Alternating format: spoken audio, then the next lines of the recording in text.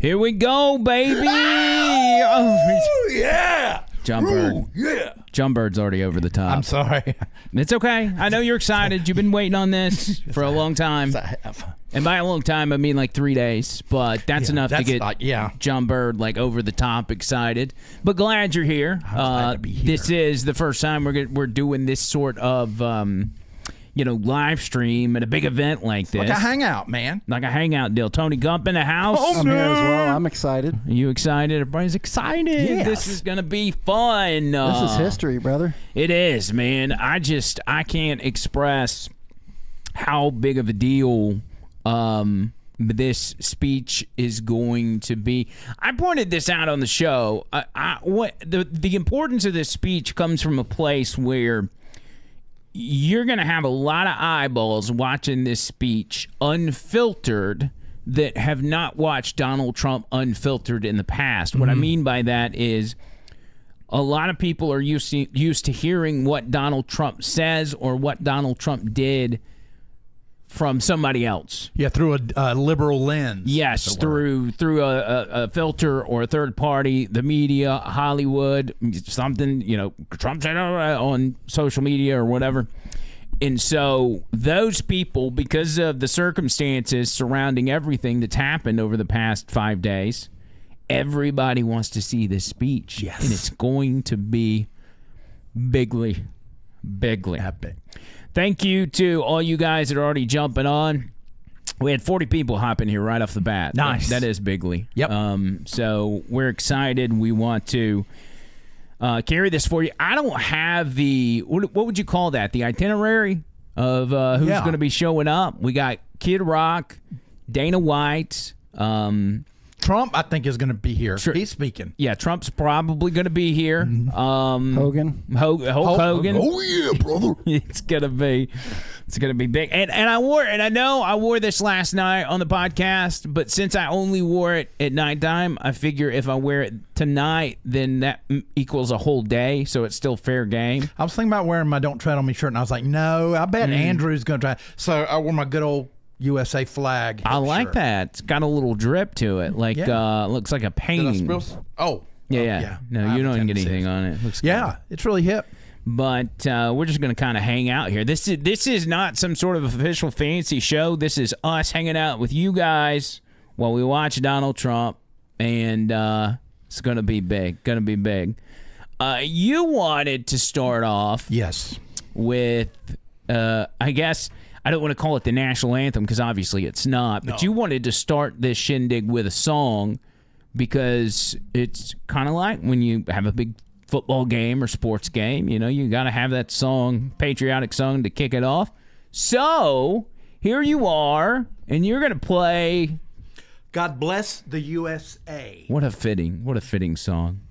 Because we're going to see Troy. We're not going to see like radical religious Trump, but we're going to see a Trump that's going to be a little more different Trump. Yeah, a little bit more of a believer than we. It's not going to be. What did he call it? 2 Corinthians Trump. Remember when he said that? Yes. Yeah, this is going to be 2 Corinthians Trump. This is going to be fun. And full disclaimer, there is liquor in the house. Look, show a live shot of this is everything we've got over here. Look at all this. Yeah. We got peanut butter whiskey, Jose Cuervo, Bacardi. What is that? Chivas? Chavas. We've got obviously I'm not cultured enough to tell you what we got here. I just drink whiskey and a little bit of vodka on the side. Enough to do the job for sure. Yes, it's going to do some kind of job. I'm actually going to pace myself because I hate getting tipsy on air because I end up going back and I'm watching. I'm like, you sound stupid. I'm going to have a drink, but I'm going to wait. I'm going to give it a few. We're going to listen to you sing. You're going to do wonderful. I know you are. You always do. Thank you. There has not been a John Bird Plays the Guitar in 2 weeks, maybe longer. When's the last time you did John Bird Plays the Guitar? It's been at least 2 weeks. And something that's interesting is I've decided that tomorrow's John Bird Plays the Guitar is going to be God Bless USA for the radio. Okay. I mean, it's just so fitting with everything that happened. That's good. Oh, I forgot. Yeah, we're getting lots of that. Look. When we were on the radio today, we said in order to let us know that you were listening to the show today, you got to type JJJJJ in the chat and look at all those JJJs. Yeah. And there is a couple John Bird is sexy in there, which was the. Yeah, y'all keep it up. JJJJJ. Y'all just keep doing that. Y'all do that all during this song. And we'll enjoy it's the this. most patriotic letter of the alphabet. We're that audience is the best, man. I love you guys. Yeah, for real. All right, here we go. John Bird, take it away, my friend. Bless us with God Bless the USA.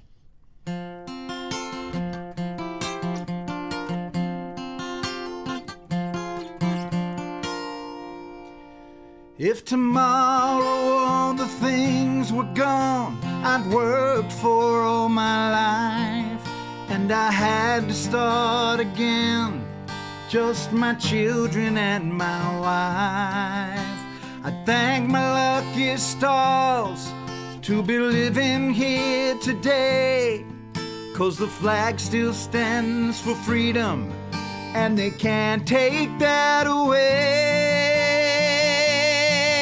And I'm proud to be an American, where at least I know I'm free. And I won't forget the men who died and gave that right to me. And I'd gladly stand up next to you and defend her still today. 'Cause there ain't no doubt I love this land. God bless the USA.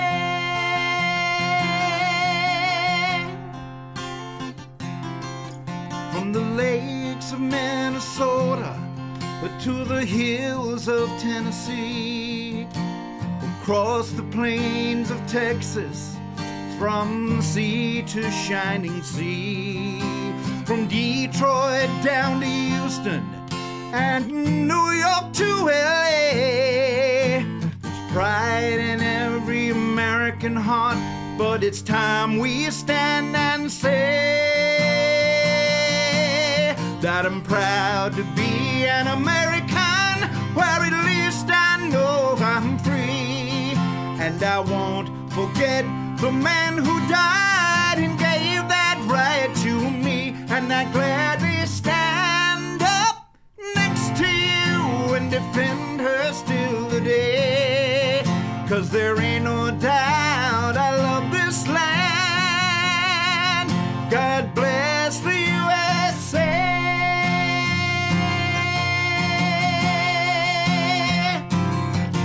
And I'm proud to be an American, where at least I know I'm free. And I won't forget the men who died and gave that right to me. And I gladly stand up next to you and defend her still today. 'Cause there ain't no doubt I love this land. God bless the USA. God bless the USA. Hey, wow, what a kickoff, baby. Now let's have some fun. That was good. That was really good. Yeah. Wow, that might have topped all the John Bird plays the guitars that I've ever heard. Ooh, I got the At least goosebumps. they, I'm feeling good. Any of them that have been under my umbrella, I like that. That's good. You're going to bring the heat tomorrow. Oh, yeah. Especially I'm everybody. after not. You kidding me? Yeah, everybody's going to be on that high. Oh, my gosh. Everybody's going to be on that Trump high and say, hey, that's good. JJJ to everyone. Thank you Yes, for your JJs. I can imagine what it's like for somebody who has never come across this channel before, coming into the live chat and seeing everybody type in JJJ. It would be funny if they knew what fish tank was, and they're like, "Oh, look, they're doing it here too." But yeah, it's just a gimmick. So Yeah, you just be a part of the hipness. You know, you can be a part of the hipness. thank y'all and I can't promise that I'm going to see or that we're going to see everybody's chat because we're on so many different platforms. But we got y'all on YouTube, Facebook. We're seeing the YouTube and the Facebook, Twitter. Twitch, and Rumble. So for everybody that's on every one of those platforms, thank you. And as a matter of fact, hey, share it. Tell your people, hey, hop on here and hang out, and we'll try to make it happen. Let me see. I'm gonna make some moderators in here. There's a lot of props going out to Bird right now. Wow, I wish I could read them, but Andrew hurt my feelings earlier.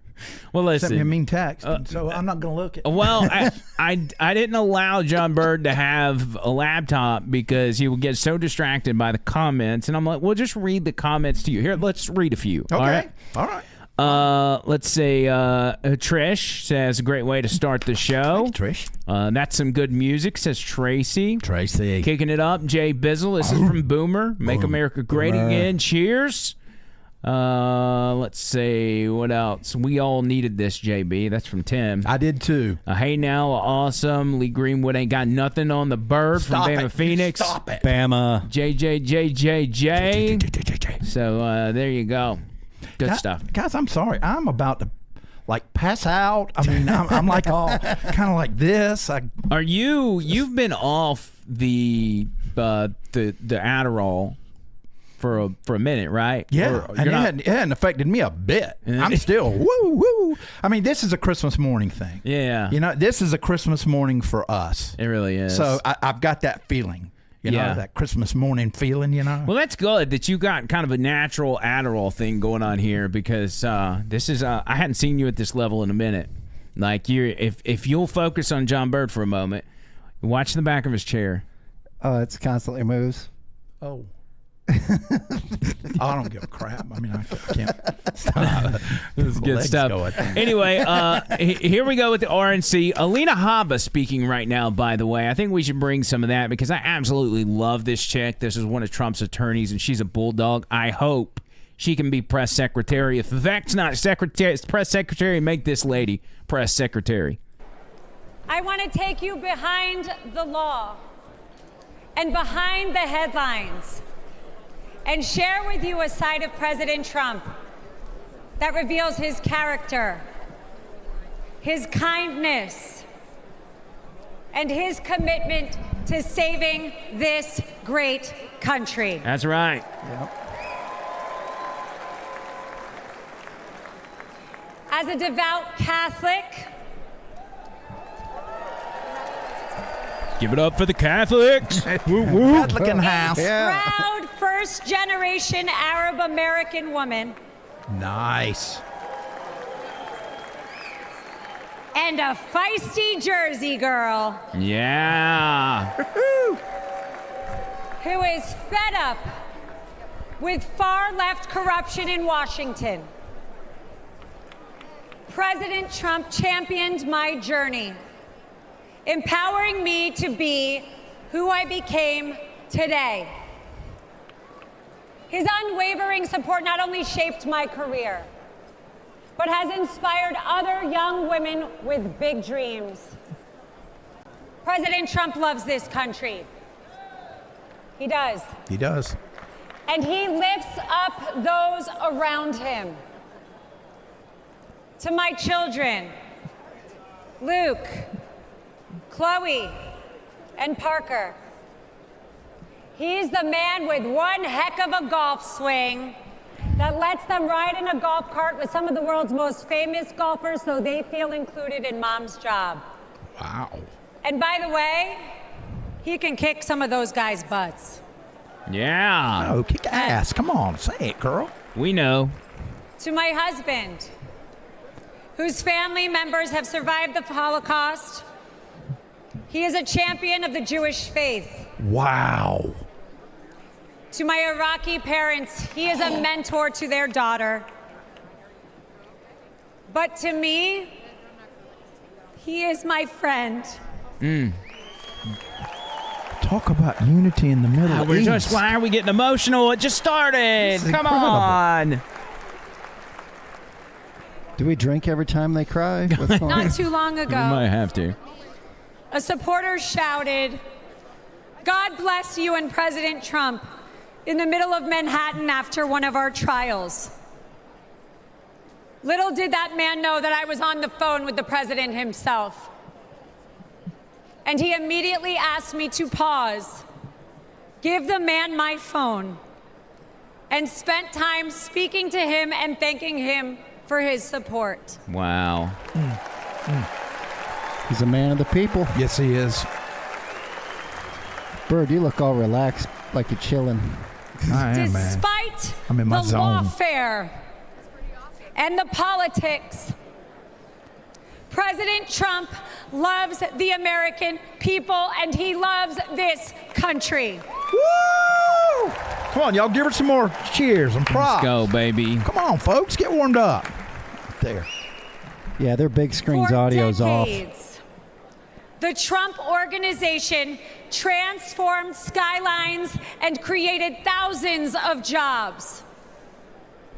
His buildings and businesses are a testament to his commitment to excellence and his drive to turn dreams into reality.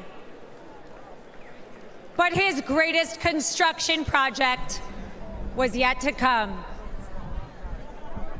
The left has tried to demolish President Trump, but there is no bulldozer big enough or strong enough to remove the legacy that he has built or the future he is creating. There you go. Go ahead, girl. Preach it, girl. Preach it.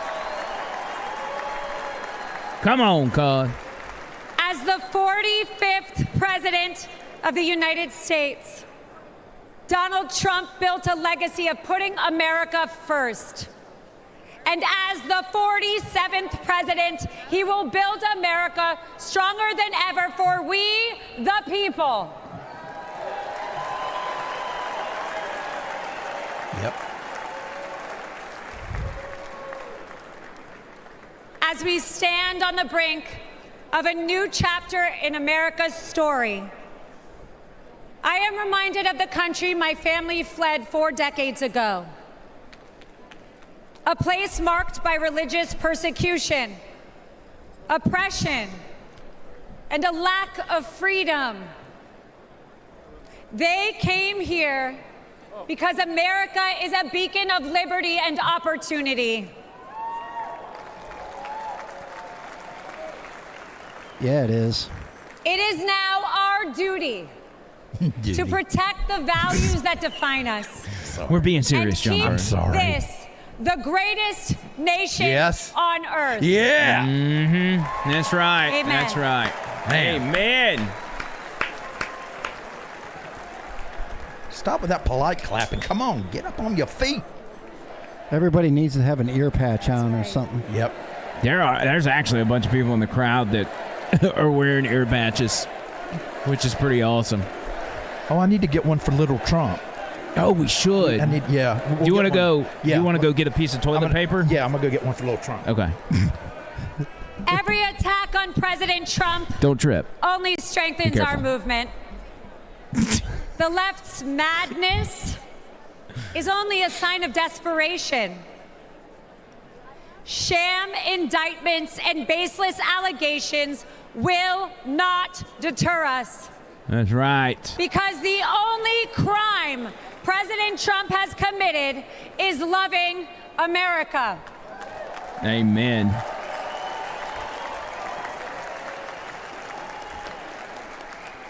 And America, we are winning.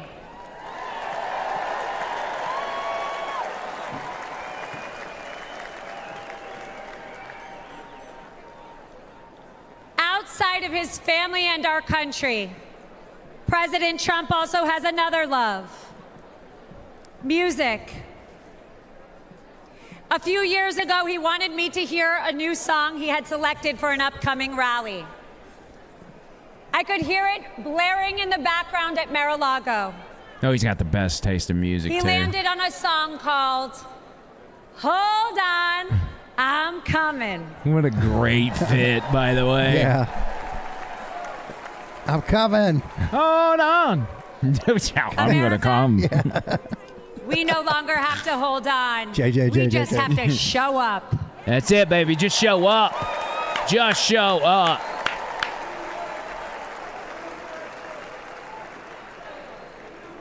Patty says John Bird is so sexy. Hey now. Hey now, Patty. She's just following the rules.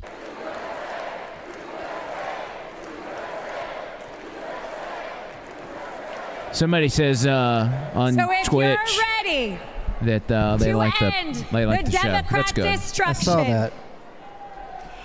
and if you're eager to unleash the best America has to offer, then let's send Donald Trump and J.D. Vance to the White House in November. Yep. That's it, baby. Yeah. Richard the cop in the house. Richard.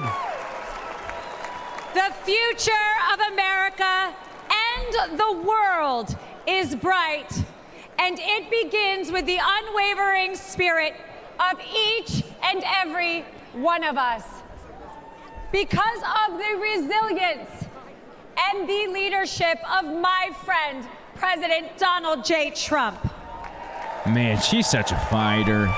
You got to get her in the White House with you. So let us not forget that President Trump did not just take a bullet in Butler, Pennsylvania. He has and will continue to take them for each and every one of us. Right. Amen. God bless President Trump. God bless you all. And God bless the United States of America. Man. That was good. Look at it. All right, so there's Alina Haba. Fantastic. John Bird, I see you got a new style going here. Solidarity. You got an ear patch. We also have Little Trump. Little Trump now has his own got ear one. patch, Yep. as you guys can see here. And so everybody's set up with that actually looks pretty good. Look at that. I used to love to build models when I was a kid, so I've got that gift. You did phenomenal with that, by the way. One thing we have to do, or we have to be cautious of during this live stream, is Music. We get booted. Like, YouTube loves booting us when we play unauthorized or copyright music. So in the in-betweens, we're going to try to be, even though it's live music, it shouldn't be dinged as copyright since it's covers. We still, we're not going to take the chance. Now, if Kid Rock comes out and starts doing American Badass, I think we got to risk it. I think we have to. Maybe like every 10 seconds we can turn it off for a second.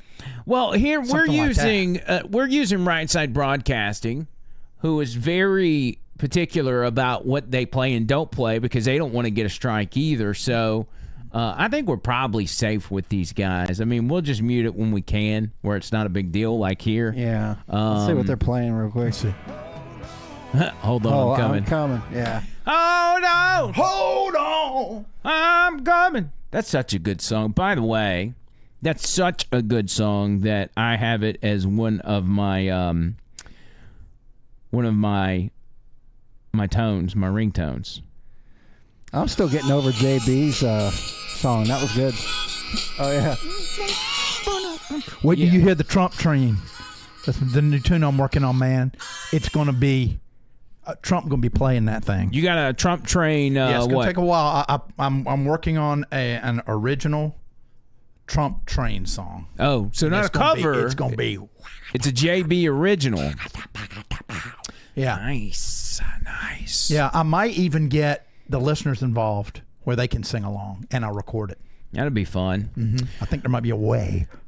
Shout out to who do we got? We got Preston. We got Winter Shade with the JJ. Zach. Who else? Michael Tolbert. Sherry, Bobby, and everybody else. Natalie, Jane, JJ. Yeah, y'all keep it up with the JJJs.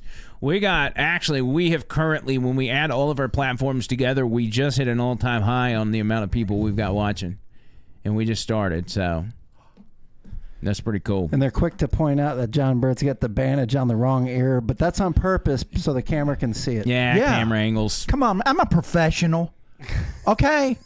I know what angles work best. But how many people are, because we're obviously one of many outfits that are broadcasting this or streaming this, how many of them are wearing a patch on their ear in solidarity? Exactly. Probably zero. And their little friend is wearing a patch as well. Come on. Yeah, make sure you tilt him a little bit so the camera can see his patch there. Yeah, there you go. That's perfect. And that's on the right side of his head. So. Yep, that's in the right spot. Looks good. I was wondering if, like, once we got to this point, I was like, is Trump's ear going to be healed enough where they take the bandage off? Because you know he doesn't like wearing that. Yeah, but it's probably going to be crusty and icky looking, probably at its worst right now. I mean, I don't mean to be morbid or gross, but haven't we all wondered, like, what does it look like? And I don't like that stuff. That stuff makes me nauseous. Well, I'll tell you something to be cool, and I wish...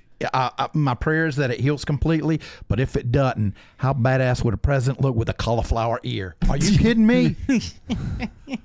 Every time he does a speech, you just see that missing ear, that missing piece of ear, and it's like, man, it is a constant reminder that this dude got shot in the face and came back from it. Dang. We've got, I don't know if it's in our wide shot, but we've got the Trump mugshot over here in the corner. Yeah, you can see it top left of the screen, and that's something we've had in here for a while. But what we have to do now is we have to get the fist in the air Trump deal and make that. I don't want to take down the mugshot, but maybe we can put the fist in the air on the other side or something, or put it somewhere else. Put it right up here, man. Yeah, we'll find somewhere to put it. Maybe right there, dead center. We could raise the TV a little bit and put it perpendicular to the other one. Or how about this? I've got a great idea. Okay, all right. We get it printed, but we put it on like cardboard, and you cut it out, and you put him behind there. And what you do is you pull a string, and he comes out like that, and then you let go, and he goes back down behind the screen. Oh my gosh, I'm a genius! Little over the I'm top. on fire tonight. What is going on? That's a little over the top. I don't know how I feel about that. Oh man, because that sounds like what do they call it when they hang people? They call it well, no, he won't have anything around his guillotine. neck. He'll just come up. I know, but like that, and you'll see the fist first. And you'll go, oh my God, here comes Trump again. Here comes Trump again. Seems a little strange. By the way, when we swap to the wide shot and it's doing a close up of the people playing the guitar, it actually looks like I'm playing the guitar. I just want to point that out. Okay. Rock band. It does. I was like, am I playing guitar? And I had to look, just make sure. But yeah, we've been anticipating this a while. I'm glad we're finally doing it. We only had one big podcast this week, which is the one we did last night. And if y'all haven't watched that, you really need to watch it. That's a good one. It's a good one. It was a good one because it wasn't too goofy, and we talked about the shooter stuff. And really, there's more stuff that's come out about the shooter today that we didn't even know at the time. And news about Joe Biden that we didn't know at the time when it comes to him dropping out or staying in. We got news today that they're expecting him to drop out by the weekend or as early as the weekend. Do y'all think that's actually going to happen? I think it is, and I think they're waiting for this whole convention to be over because right now wouldn't be the time to do it. Yeah, because they want to have the. Well, they wouldn't want the focus. No, they might want to steal the show. What if it comes out that Joe Biden, right before Trump goes on stage, the news hit, Joe Biden drops out? I mean, there's no way that you would can. be so obvious. Yeah. Such an obvious ploy. And there's no way you're going to be able to take the attention away from Trump. Not at this point. I think after getting shot in the ear and almost dying, I think he's well focused that he could give a crap less who's running against him at this point. Well, and he's old, but he's really said that because they said we don't know who we're running against, but we don't care. We're ready to make America great again. Yeah. Crazy. Well, that's what you do. You don't focus on what's going on to the left and the right. You get your eye on the prize, and that's what you go for. Well, also, as we've stated, this is such a well-oiled machine of a campaign that they've probably got ads and attack maneuvers in the hopper for every possible candidate already. Like, if it came out and they skipped over Kamala Harris and they're like, all right, Gavin Newsom's going to be our nominee, Trump's team will have a Gavin Newsom ad out within an hour. They've probably already got him made. I was getting ready to say they probably got 4 or 5 already ready, depending. All right, so here's Tucker Carlson. All right. Remember what I said? I said they got to bring Tucker, and they did. Oh, my God. I love Tucker so much. Take your shoes off for this one. I've been John Bear's taking his shoes off. It's getting weird already. Thank you. Yeah. Tucker needs Secret Service like protection, too. Yeah, he does. Seriously. Half the people in the room. This is wild. What are you doing? Justin Wells. Thank you, guys. Nice. Okay. Can I just say, Peter Navarro is back. Yes. Welcome to Peter Navarro. Suffering the fate that has happened to so many who are friends with Donald Trump. Thank you for having me. I have This is already the best night ever. The best night of the RNC. I have been to many conventions. I have never been to a more fun convention or a convention with better vibes. They literally let Navarro out of prison. First of all, thank you. I think he came straight from prison, a lot different too. from what I thought it was going to feel like. I can't hear you, but I know it's something good. So, I watched the video of what happened in Butler, Pennsylvania about 50 times. I think I was one of about 8 billion people around the world who watched it. And the more I watched it, the more it struck me that everything was different after that moment. Everything. And this convention is different. The nation is different. The world is different. Donald Trump is different.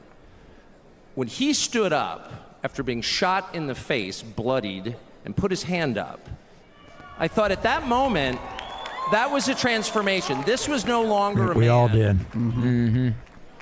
Well, I think that. I think it was divine intervention. But the effect that it had on Donald Trump, he was no longer just a political party's nominee or a former president or a future president. This was the leader of a nation. And I think there's a difference. I've spent most of my life in Washington where the president is at the top of the pyramid, everyone wants to be the president. But if you think about it, the presidency comes with great power, obviously. But if you think about it, that is a title that is bestowed by a process of some sort that can be subverted. And in the end, it does not confer by itself, as no title does, legitimacy.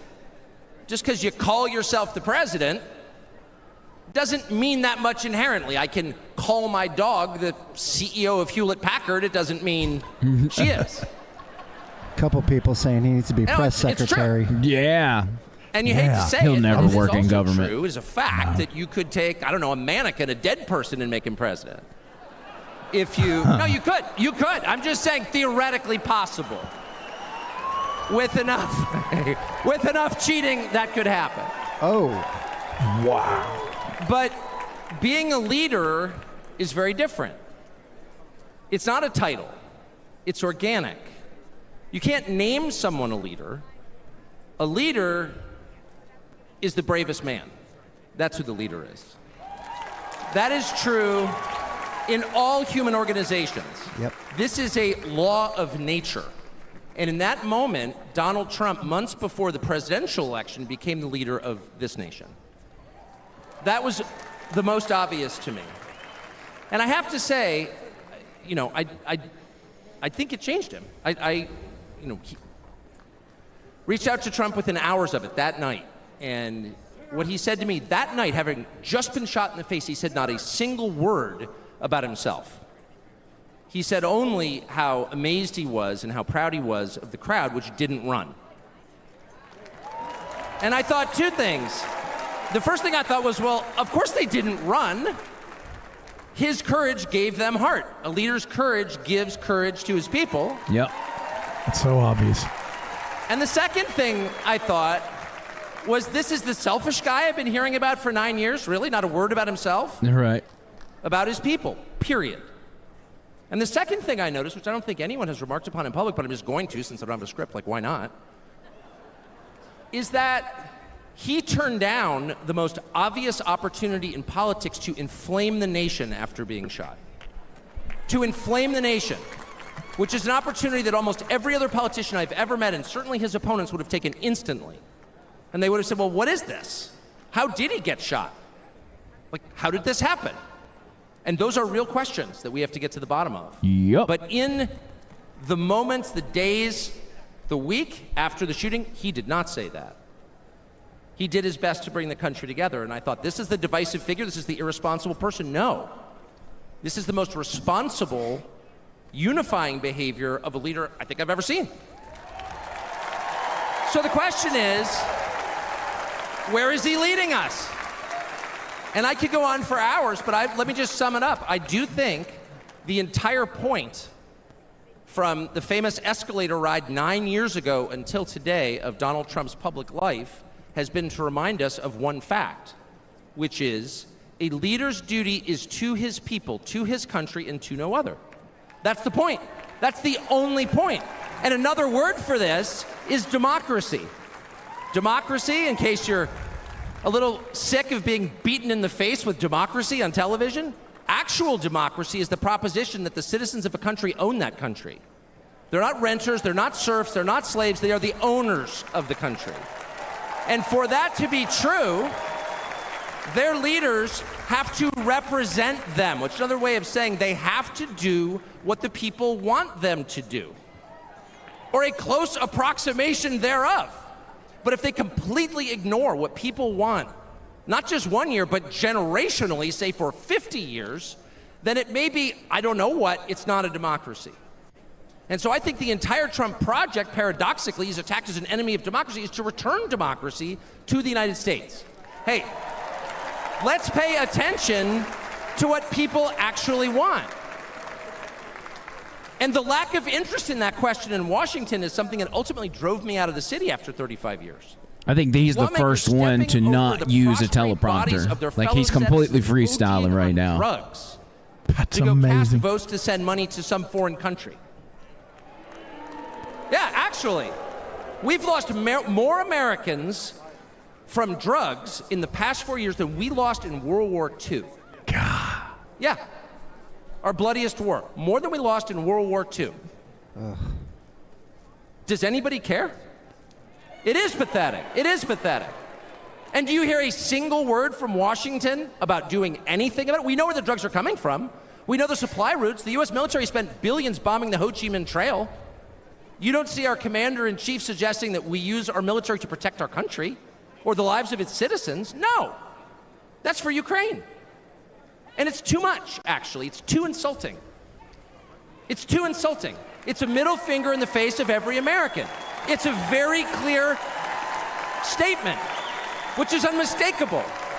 And that is, we don't care about you. And Donald Trump, whatever you say about him, and I think he's a wonderful person. I know him well. By the way, the funniest person I've ever met in my life, actually. I can see that. You can't be funny without perspective or without empathy, which is true. And humility. But everything else about Trump aside, he actually cares because he's interested in the people who live here because that's his job. A father's job, his duty is to his family. An officer's duty is to his men. A president's duty is to his citizens. And he seems to be the only one who thinks that. And in his choice for vice president, J.D. Vance, he's made that really clear. J.D. Vance, I'll say this about him, is a thoroughly decent man, and I'll just admit it, a friend of mine, one of the very few politicians in Washington who actually is very close to his own wife, which is wonderful to see. Oh, man. And she's wonderful, actually. But J.D. Vance has views that are closer to Trump's voters than anyone else in Washington in office. Therefore, he's the vice president. That's called democracy. Tracy says Tucker's tie looks So like I will a stop at caution just one strip. point.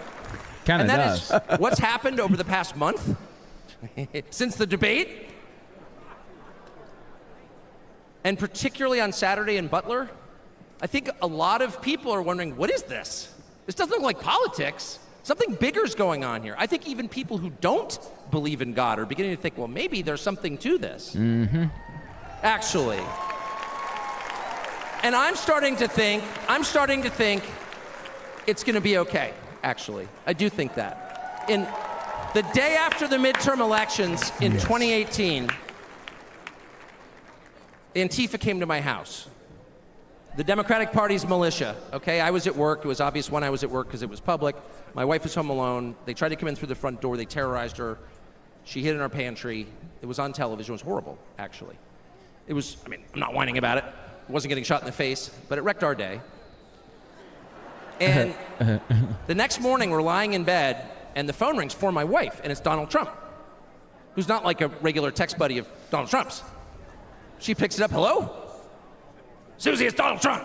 And it's coming through. I can hear it. You know, I'm lying in bed. Oh. And the first thing he says is, I'm going to stand guard outside your house. And she goes, oh, it's so nice. And he says, I'll never forget this as long as I live. He says, you know, there's a lot of hate out there. And she said, you know, there is, Mr. President. And then he says, but there's a lot of love. There's a lot of love. Yep. Wow, that's And we are seeing that love. I don't think it's human love. And I'll just stop with this. I'm not always convinced that I'm on the right side. I've been on the wrong side many times. You'll never hear me say, I'm on God's side, or God's with me, or even I'm with God. I want to be, not sure I am. But I will say this unequivocally and conclusively. God is among us right now. Come And on! I think that's enough. God bless you. God bless you, Tucker. God bless you, Ladies and Tucker gentlemen, Carlson. Please welcome Golf General Manager, Trump National Doral, Carrie Tomasco Ruiz. Okay. Michael asked if you're going to be on Leland after this. Yeah, we're gonna wing that and see. We can actually pipe into the station from here while we keep this going. So we'll do that. Man, Tucker is just such a boss. I mean, I just realized something. If you take the name Trump and you combine it with the name Tucker, you have trucker. What is more American than the truckers of this country? And I'm proudly wearing a trucker-style hat. that's actually a really good It just point. came to me. That's a really good Simply point. genius. Thank you. By the way, those of you that are coming across our channel for the first time, please subscribe. Thanks for the comments and everything else. We would love to have you as part of the family. For those on Come YouTube, on in. Twitch, and everything else, this is kind of our first big-time live stream that we've done. So if I miss you in the chat, I'm sorry. I'm trying to pay attention to y'all. What's up to Grantham, Oddmont. That's a weird name. I like it. Who else? I've only got YouTube chats over here. So if you see Facebook and Twitch and Twitter people, thank y'all for hanging out. Trucker man. Bobby's here. Of course, Jack from- Trucker Bobby would vote for a Trump Tucker ticket. Oh, all those T's. By the way, again, shout out to Tony for the open bar, cashless bar that we have tonight. You see all that? There's 1, 2, 3, 4, 5, 6, 7, 8, 9 different types of alcohol. Wow. Not that we need that. No. I'm always prepared and 12 steps ahead, you say. I will actually. This is one of my favorite whiskeys. I'm scared of those. That goes down way too smooth. I think. What did I give you when you were at the house last time? What did I give you? That's what you gave me. Was it peanut butter or was it pecan? No, it was pecan. Yeah. Yeah, that went down too smooth. Well, you could see that. Yeah, that pecan flavor whiskey's bad news. It can get bad real quick. This stuff's just as good, maybe better. It's a little more sweet than the pecan. Yeah, but I'm a little more old school. I like to get the shudders after I drink a shot. You know, like this one, you go, this is good. If I'm just like, if I don't go, it doesn't warn me. It's no warning. Yeah, It's like a couple shots and you've done the shudders. Like, okay, I'm gonna slow down. Well, that stuff, you're just guzzling it. Yeah, this should be like special occasion stuff. And we're not big time enough to like cover up the label so you can't see it. So we're just going to tell you until we start getting sponsored by whiskey companies, which has got to be coming soon. Yeah. I would imagine that's going to happen soon. All right, let me see if I can move without knocking out all the equipment. Yeah, go ahead. Michael said he's a trucker himself too, as well. Come on, Michael. Let's There go. you go. Yeah. Tony Gup, you got a cup over there? Yeah, I got a cup for you. I got a red Solo cup if you want one. Red Solo. Oh, you got cup. your own over there. We're see. going clear, John Bird, so everybody Okay. can see how much you're drinking. Yeah. So Now you don't have to fill this up. No, I won't. I wouldn't. Yeah. I won't. I don't. Don't you worry. All right. We could even do. I got a beer pong set at the house. We could do beer pong one night. This is going to turn into an interesting night if you whip that out. I don't know. That's what you said. Sorry. Don't whip it out, John Bird, please. All right, here. Give me your glass. Thank you, my kind Also, sir. give me a Donald Trump, mini Trump, Little Don. What do we call him? Little Trump? Little Don. Little Don. What does Little Don got to say? From this day forward, it's going to be only America first. Yeah. Oh my gosh. Yes. You know what? I wish that if President Trump had a little Donald that could go out and speak before he came out, that would be awesome. Or have little Donald as a VP. I mean, I don't want to go back on J.D. Vance, but like a Donald, like a Trump ticket. Mm-hmm. Double Trump. I mean, I wouldn't be against that. Well, he's had little Donald put away for a while because I think it got him in trouble some years ago. That's true. That's where the Stormy Daniels gimmick came up. Don Willie Donald. Winker. Yeah. Horse face. Stormy Daniels. So anyway, again, thank y'all for hanging out with us. This is not Donald Trump coming out live. That must be an old clip, but we can go to that real quick and see what's going on. Okay. Yeah. Hates our country. We will rout the fake news media, and we will liberate America from these villains once and for all. Oh, this is that new ad we played last night, isn't it? Yeah, it's one of the new ones. Yep. That was so good last night. So I didn't know. I'm assuming most people didn't know who the head of Trump's golf course was, so I just kind of talked over that last one. But once the next person comes out, if it's big time, then we'll go. I can't wait for Hulk Hogan, and I know I've said this before, but I actually knew that guy, and I was friends with his son. So did we get booted off YouTube just now? Oh no. Let me see. What? No, I don't think we did. We should be good. Okay. I cut the music. It was like a few seconds, and I cut it. Yeah, I just get nervous. I feel like we get booted sometimes. I'm still live over here, so we're good. I bet you if we were a liberal podcast, they wouldn't boot us every time we do something just off, you know? That's true. Well, people start calling me on Messenger, like an audio phone call, and I don't answer Facebook Messenger phone calls, just for a heads up for everybody. Yeah. Like, I don't answer those. So you don't have to call me. You send me a message, but I don't have the time and the energy to look at a lot of Facebook message stuff because there's so many. I've got like 100 Austin, unread Richard, message. Robert, Tom, they all say we're still on. Yeah, we're on. Good. Yes.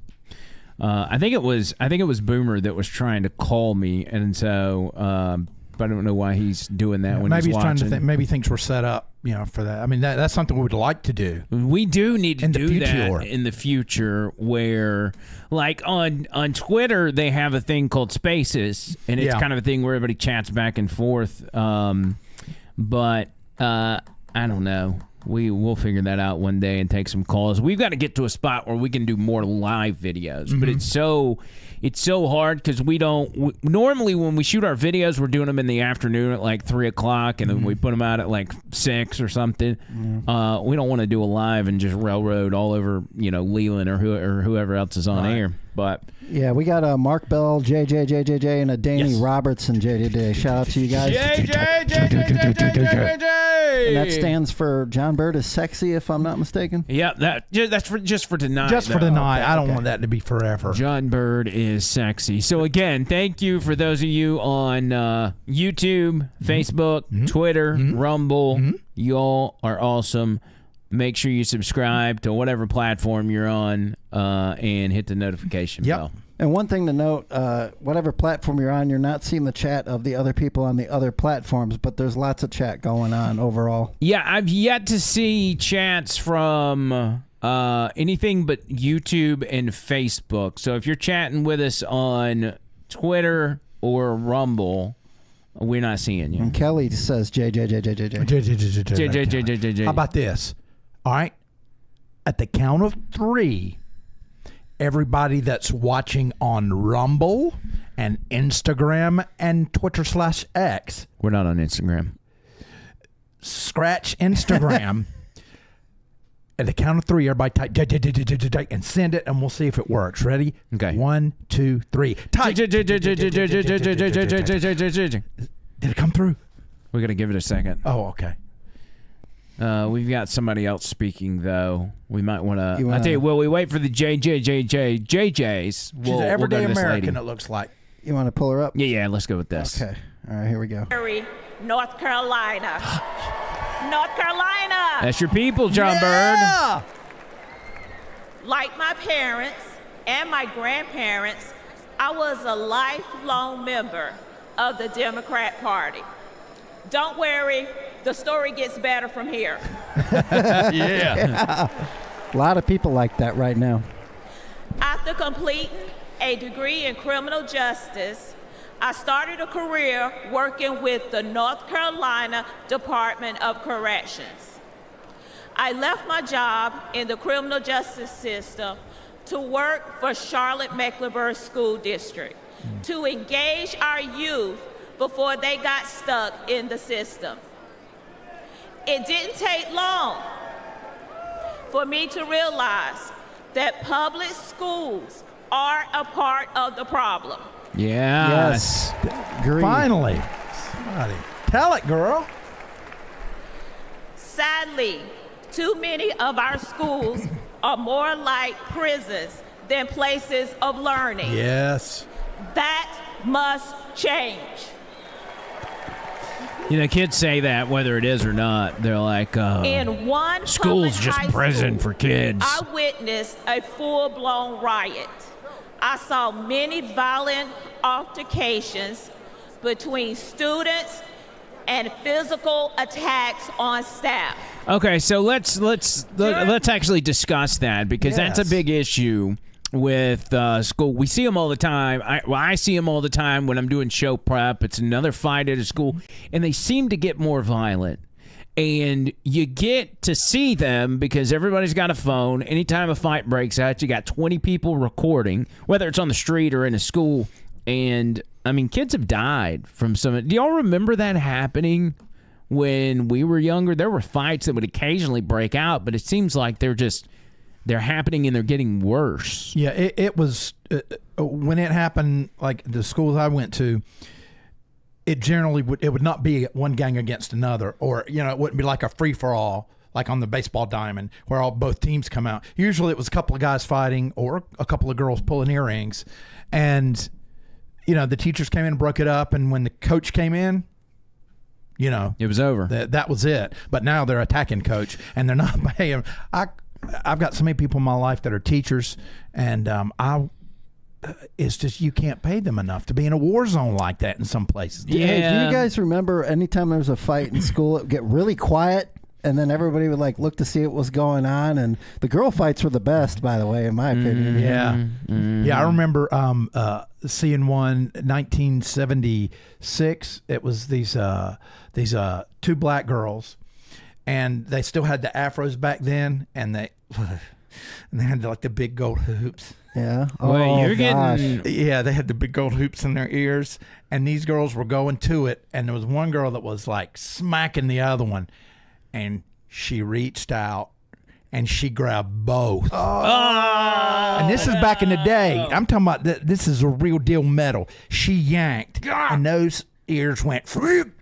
I mean, man, it was traumatizing. Oh God, that's gross. Yeah, That's but I mean, gross. and that was about the worst. But see, back in your day, and I got some of my day as well, you'd have two people, they'd duke it out, and then that would be it. That solved the problem, Yes. whatever the issue was. But now it's like a fight breaks out, somebody gets seriously hurt, and criminal charges are pressed, and then it ruins a kid's life. Not that, I mean, these kids still have to learn. You can't do that. You can't go around beating people up, and it does seemingly get more dangerous. Especially when it's a situation of a kid that's just getting picked on because of who they are. Yes. We've seen, racial divides of kids beating up one another, or, special needs kid getting picked on. Socioeconomic. I mean, yeah. it's just, you name it. So that's kind of what she's preaching there. Well, one That's thing a big about problem. the education system, she was saying, remember in the communist handbook that you have in your backpack, in there it actually says take control of the education system in the country. You Right. know? I mean, that's all part of the plan. They've gotten a hold of the healthcare system. That's why it sucks so bad. The education system sucks really bad, but all of this is towards globalism is what they've wanted, and that's why we need Donald Trump. It always seems to. By the way, did you bring Doritos like you said you would? I'm sorry, I ran out of time. Dang. I have some Doritos somewhere around here. Okay. All right. So we're good. I was just thinking, if we get too far off into this monstrosity over here I'll on the let table. everybody down. I'm sorry. What was I saying? I forgot. You were saying stuff about America and the. But to Tom in the chat, Hogan has not spoken yet. We'll pull him up as soon as he does. Oh yeah, we're gonna be all over Hulk Hogan. Yeah, not in that way. We're talking about schools and racial divide and socioeconomic and all that. So, how many sips have you had? Just one. I don't know where I was going. I had like a good point. Teachers need to be paid more. Oh my God. Yeah. My ex-wife, my baby mama, is a teacher. Mine too. And she deserves to get paid more than she gets paid, and just across the board. But there's government-run schools have the government running schools is what's ruined it. Just like any other business that's run by the government running anything always ruins it. Always. There's nobody better to run a business or a corporation than the private sector. And that's true 100% of the time. Now, when I went back to college the second time to get my extra degree, I noticed that every test I took, like the first question was, what is our strength? And the answer was always diversity. So all this new crap was put in the books. After the first time I went back to in school in the 90s, it all changed and it became all inclusive and all that. And that's our strength, you know? Yeah, DEI is our strength. When I have to, so we work for Cumulus. Cumulus is the second largest radio company in the whole country. Mm-hmm. When you work for a large company like that, they have you take certain classes like online, like, email safety or whatever. My favorite. And then they have DEI ones we have to take. Oh, man. And usually what I'll do, actually, I probably shouldn't even say that. I think you get away with it. I know what you're going to say. Usually when I take those classes, I do them over here, and Tony Gump and I will play a game, and we'll try to guess together. And we fail sometimes and have to redo it, but you learn anyway. Now we found out if you think like a liberal before you answer the question, you usually always get it right. Yes, that's the thing. When you take those classes, you think like a liberal, and you'll always get it right. Yeah, but it has to be. You got to hide it a little bit, just a little bit. Where it's not like in your face. It's like you're watching blah blah blah. Why would they say that? That kind of thing. Yeah. And before you know it, you've got blue hair. You're, oh God, I don't know. Don't get me going. I need a shot. Well, that reminds me of the first time, this is 2006. I opened the door for a woman at a Logan's Roadhouse, and she had purple hair, and she got disgusted by me and called me a pig because I opened the door for her, and that was like the beginning of everything else that I saw coming. Yeah, you got, man, at the end of the day, we talked about it. There's it's not a pecking order, but there is an order of like male and female roles. Mm-hmm. You know what I'm saying? And especially when it comes to the family, but just in society, like men are meant to protect the females, and with that comes things like opening the door, being courteous, always treating the females as somebody just based on their gender. You deserve to have the door open for you. You deserve for us to treat you nice because you play a very important role in society, which is bearing children. And if we didn't have somebody bearing children, guess what? We would all cease to exist. Yes. And it's just, you deal with these feminists or whoever, like he's talking about, to get pissed off at you because you open the door. Nice gesture. Well, I always do the killing them with kindness. Whenever someone does that to me when I open the door and they're going like into a store, I will follow them. Yeah. And the next time they approach a door, I will run in front of them and open the door. Now, I have had the police call on me before, but it made a point. It made a point. And I probably shouldn't have followed her out to her car and tried to open the door. Yeah. That was where it went wrong. But I was trying to make a point. Yeah, that's a bad move right there. That was not good. Do not follow females out in the parking lot. That is not good. Well, I'll never forget the door incident because I was literally in shock. I opened it up and I was like, hey, here you go. And she said that, and I just kind of stood there like, did this just really happen, Yeah. Well, I've noticed, down south, it doesn't matter whether you're male or female. Really, in a lot of places, people would just open the door for you. Yeah. If it's a guy for a guy, if it's an older for younger or whatever. And I think maybe that's a way that they can, accept it. I'd like to say this about the South. I grew up north, and up there, you didn't wave to your neighbors. You were kind of, like, what do you want from me kind of thing. When I moved here, it was shocking to me, but I've learned to love the place so much. I love the state. I love the people. I've become an Alabamian, as you call it, and I feel like I'm at home now, and I spent most of my life up north, but this is where I want to be. Yeah. It's, it's just good people. Not to mention all the people in the chat. Love you guys. Yes, you all must be from Alabama. And they keep saying we need pizza. A big JJJJJ to you, and that doesn't mean I'm sexy. That means God bless you. We're changing it. Changing it right now. No, it means you're sexy. Okay, all right. I'm trying to help you boost your self-esteem here. So they're saying we need pizza? Yeah, I heard a bunch of calls for different types of pizza or something. Like we need to order pizza. Tony always gets the boys at Vapor Forge pizza all the time. And at one point, you build up points at Domino's, and every so many orders you get a free pizza. He had like 136 free pizzas at one time. Wow. I don't think it was that many. It was a lot. I think I peaked out at 24 pizzas.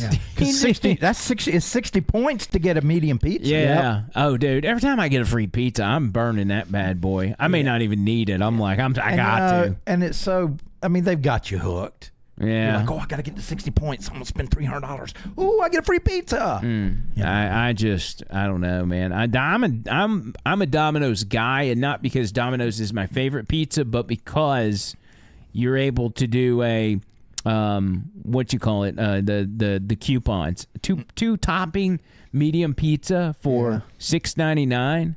And if you want one of the fancy 5-topping pizzas, it's only $9.99. Yeah. Nobody else is that affordable. Now, that's the ones I get the guys all the time is the 2 for pizzas. Yeah. And all the Domino's delivery drivers shop at our place, so they're like super excited if they get our delivery, and we tip really big. That's like 40% right. or something. Well, I've had to change a little bit. I'm doing some Papa John's because my son Mason now works for them as assistant marketing manager for the greater north central area of Alabama. Wow. So he got me a lot of free little cards. Don't put that out in the open, dude. We're telling people. You're going to get your son busted. No, that's his job. Oh. It's part of his job. Well, that's cool. Is he liking his job? He loves it. Good. He really does. Tony, we might hit refresh on our feed if you would. No. I meant on the video we're watching. What do we call this? The RNC. Okay. We need to refresh that because it keeps lagging. I want to make sure we stay live. Well, I just hit refresh on the chat, and we saw a whole bunch of different things pop up. Yeah. So are we trying to be? Or is someone trying to suppress us? No. I don't know, but I will refresh this feed. Boy, I wish I could read all those, but I don't have all right, my iPad. We're running on, again, Right Side Broadcasting. Shout out to them. Mm-hmm. They do a phenomenal job. They do. If there's an event going on, Right Side Broadcasting is the way to go. The only thing I don't like about them is, well, first of all, they're run off of donations. I think they got a handful of advertisers, but it's a strictly donation deal. It was created by some guy in Auburn who was going around to all the Trump rallies and wanted to be able to broadcast them online. That's cool. So they started doing that. Now they do every, major Republican or Trump event. And the only downside is the reporters that they have, and I don't know if these guys don't get paid or what, they're green. They're very green, and they're hard to watch. And maybe not for most people, but for me, being in the broadcast industry, it's hard for me to watch them. Especially they may be doing it like an internship kind of thing, or just earning hours. It's got to be something like that because it makes it even harder because when you're at a Trump rally, you're waiting on Trump, like he's supposed to speak at 3:00, and he really doesn't come out till 4:30. Yeah. So you've got two reporters that have to figure out something to talk about for an hour and a half, and they just kind of go into repetitive mode. Yeah. So, by the way, Jennifer Dungan says, Tony Gump, I grew up near Chicago. I moved here 8 years ago. Alabama is my home. I love it here. Y'all are my people. I was from Illinois as well, St. Clair County near St. Louis. Oh, St. Clair County. We got one of those. Yeah, we do. Hey, now. Sister county. Well, she's from Cook County, technically, from Chicago, but We'll so still glad you're take here. her. Chicago, man. come We'll on, take girl. anybody Come that's on, got a girl. heart and welcome. Thank Yes. God you're out of Chicago, my friend. Ooh, I know you're glad. Chicago is it's a mess. But hey, guess what? When Trump becomes president, he's even going to make Chicago great again. Man. Who else would do that? Democrats. Obama, who's from Chicago in Kenya, And it's would not even make Chicago great I know, again. it's a hell. It became a hellhole under him. I understand. I don't know if he's from Kenya. I mean, this rumor has it. I just, they really made a big deal about that. That it makes me think it was almost offensive. Well, the government wouldn't lie to us about anything. I mean, Right. you know. And it's, if he's from Kenya, that's fine. We were just looking to see if he should be disqualified from being president, where he was dramatically hurting our country. I actually lean towards that he was born outside the country, whether it be Kenya or wherever, because when Trump says something that's perceived as crazy and like way out there, he always turns out to be right. And so since he believed in that, I'm like, there's probably a good chance he knows what he's talking about. I mean, right now, it's like which way is up. It's just a giant comedy of errors with the government. Did y'all hear that clip I played of George Carlin today? Oh, that was classic. And I remember when he did that years ago, We, I'm going to send it to you real quick via email. He's like a thinking man's comedian. He always was. That's what I liked about him. It wasn't just always just a cheap laugh. It always made you laugh, but think at the same time. To me, him and Richard Pryor were, Yes. were the goats, and then Dave Chappelle came along, and then he, kind of went the same route. Yeah, Dave Chappelle's kind of in that camp too, but wouldn't it be nice if we still had comedians like Carlin? Yeah. Because he wasn't a conservative, he wasn't a liberal, he was just a guy calling it like it was. Yep. And making fun of it, having fun with it, making people laugh about very real and serious issues. And by doing that, you were able to laugh at yourself as well, and you didn't take yourself as seriously. Yeah, that's the beauty of comedy too. For not just the audience, but for comedians as well. Like making sure you can laugh at yourself, have a little bit of humility, and that makes it more fun. I've told the story about how I ended up getting into watching the comedy with David Lineham and all that. I never gave these people enough credit. Yeah, go to the likes and just scroll down, Tony. I'll show you where it's Okay. at. Just keep going. I don't know why the email's not working. Yeah, I was looking for it. Getting close. Keep going, and almost there. We're getting close. Oh, here he we is. go. Yeah. Okay, one Yeah, second. so just hit him. This is the clip that I played earlier today. Offensive language, by the way, so be prepared. We've got Turn that other off, too. That must be his intro music. that's George Carlin's intro music, Glad which we got it before YouTube dinged us on that one. which is hopefully royalty free anyway. But those guys are doing cover songs. All right, here's George Carlin that we played on the show. Assassination. You know what's interesting about assassination? Well, not only does it change those popularity polls in a big fucking hurry, but it's also interesting to notice who it is we assassinate. Do you ever notice who it is? Stop to think of who it is we kill. It's always people who've told us to live together in harmony and try to love one another. Jesus, Gandhi, Lincoln, John Kennedy, Bobby Kennedy, Martin Luther King, Medgar Evers, Malcolm X, John Lennon. They all said, try to live together peacefully. Bam! Right in the fucking head. Yep. Apparently, we're not ready for that. Yeah, that's difficult behavior for us. Yeah, it is. We don't as a society know how to live in harmony. Allegedly. So it is what it is, man. I do wish we still had comedians like that. Here's the way I look at, and I was talking to Trish about this. Cancel culture got big over the past few years. Big time. And there is a circle of life where things come and things go. And I think cancel culture is one of those things. I think we're entering an era where cancel culture is no longer working, where people push back and people are getting tired of cancel culture. Here's an example. Hulk Hogan's supposed to speak at this thing tonight. Yes. Hulk Hogan years ago was caught on camera saying the N-word. and saying some pretty derogatory things that, made people freak out. Well, time has gone by. He's, he lost his WWE stuff. He got called all kinds of heat. But here we are in 2024, and Hulk Hogan's about to speak at a political rally. I say bring all the people. I mean, if you say something just purely awful and you're just abusing your freedom of speech, which you have the freedom to say whatever you want, no matter how offensive it is, then if it's like, hey, we just don't want to hear from this guy anymore, fine. Don't listen to him. If he's saying stuff that's that derogatory, guess what? People are going to stop listening to him. Yeah, he'll cancel himself. He'll cancel himself. So just let the marketplace work itself out.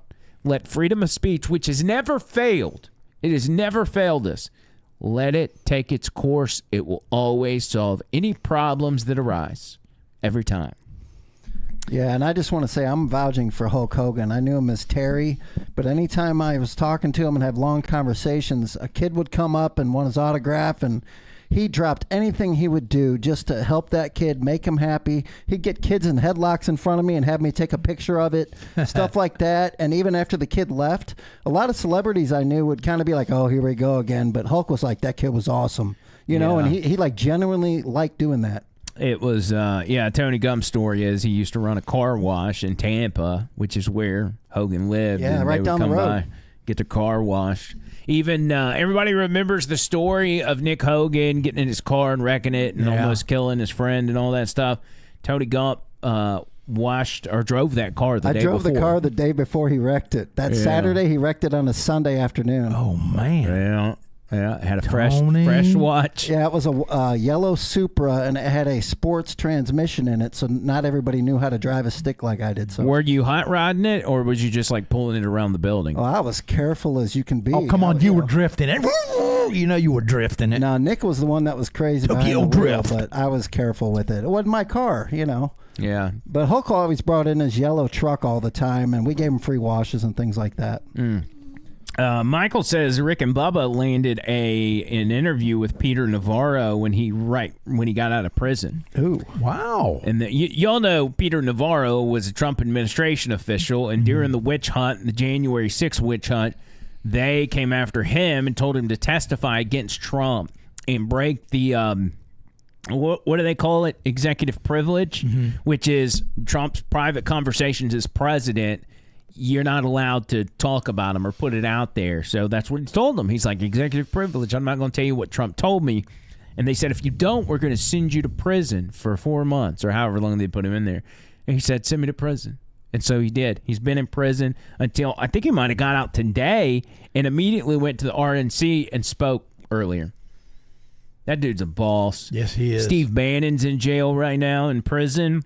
It's a badge of honor at this point. It really is. God, man, your rap sheet with going to prison for MAGA. Come on. I mean, all of us here, we'd all go to prison for that time just to make sure he gets in or whatever. Think about it too. It's stuff like that. The fact that Trump officials have been put under the gun, have been sent to prison, and shown that type of strength was probably the same kind of strength Donald Trump showed on Saturday when he stood up with blood running down his face and he pumped that fist. It's the exact opposite of the other side. Yeah. I mean, they could send me to prison, but you know what? I'm crazy. Nobody mess with me. Won't be no shanks coming my way. Yeah. I'm crazy as hell. I would not want to pod with you. No, you wouldn't. I'd be terrified. You'd wake up and I'd be staring at you. Oh, man, I'm crazy. I'm crazy. Do you think you would snap? Like, if you got put in prison, you think you would snap? Yeah, I would snap and take a few out. Unfortunately. Yeah, I can see that. Yeah. I think John would just go in and pick the biggest guy right away and just beat the crap out of him just to make a statement. Or just to kill myself. Yeah. No, actually, probably if they would let me take my guitar in, I would probably unify everybody, and it'd be like Johnny Cash at Folsom Prison, and they'd ask me to do a concert, and then they would record it, and it would go to #1, and then all of a sudden, I'd be like a jailhouse boss. Yeah. That can happen, right? You would be like the Johnny Cash of prison because you would be the musically inclined, You know, not just playing covers, but making music. Oh, yeah. Like writing your own songs. From real life. If you're in prison right now, and you can write one song, and you know this is going to be a hit in the jailhouse, what would be the name of that song? Come on, you can think of, we got all night. Please don't rape me. I thought a little Nirvana or something. I'm sorry, Please that's don't just a rape me. fear. That's kept me on the straight and narrow. Please don't rape me. Oh, man. You wanted the rape truth. me. I'm speaking truth here. No, I mean, it's good. Yeah. I like it. I got to say, Andrew Holt says, hey, Tony, I said go Cards. Go Cardinals, by the way. Go Cards, baby. Good We've team. got a lot of Cards representation in the studio Yes, that we people do. can't see on the camera. But Yeah, I got lots of bobbleheads up here. Lot of bobbleheads. 92 of them, to be exact. I'm actually I'm a Braves guy. Mm-hmm. And so Braves are all right. you're A Braves. You're Braves When as when well. I was younger in North Carolina, I was a Yankees fan. I don't know why. Don't hate me. That's weird. That was just because I wasn't really into baseball. But I was like, okay, I've got to have a favorite from every sport. Yeah. So I did that, and then when I got up older, and especially when I moved down here, I was like, no, we'll go with the Braves. Yeah, that's Especially in the '90s, man. Yeah. Maddox. I mean, come on. Oh, dude. I've still got my ticket stubs for the World Series. In '96, we went to Game 2, was it? Blue Jays and the Braves. Yeah. And we won that game, but I think we lost the series. But I did not, back then, I did not appreciate it. You know, I didn't understand the gravity of going to a World Series game. Like, looking back, that's kind of a big deal. And so my grandpa ended up, I think he's the one that got him framed, and a little plaque in there talking about World Series, yada, yada, yada. That's awesome. Yeah, it's pretty cool. I got it somewhere. I hope I hadn't lost it. Because I got to have something to hand down to the kids. That's right. Bird, do me a favor. Yeah. Scoot this way. Oh, yep. Nope, too far. Right there. Oh, yeah, that's perfect. There you go. I just got to get you back in the middle there. Someone cousin. commented, don't put John Bird on a sloped roof. That's actually funny. That's really funny. Let me tell you something. When I was younger, I had the whole world set out for me, but I decided to go with my love of music. And by doing that, I decided on a path for myself. If you're going to be a musician, you have to be a carpenter. If you're going to be an actor, you have to wait tables. So I did a lot of carpentry work. And there were many, many, many times that I was the man on top of the 4-story building, the A-frame, with a 20/20 angle, thank you. And that was me up there just loving life. Never fell. Ever. You know, I used to have a fear of heights, but you know what? You've got to work on that. You've got to take those things, and you have to, the older you get, you've just got to embrace them. Embrace the fear. That's what Donald Trump did. You know? Yeah. Maybe it was in the back of his head, I hope I don't get shot. And you know what? He embraced that fear, and look at him. So me and Trump, just like that. We should have had John on the Secret Service, so that way he could have went on that roof. Now, I could have gotten up on the roof, and I would have taken that kid out. But you know what? I wouldn't have shot him. I would have got him. He's like, oh, and I'm like, just like that. Not a shot fired. And nobody would have even known. I would just take him and drop him over the side. Have y'all gone back and seen, there's an interview out there with an ER doctor,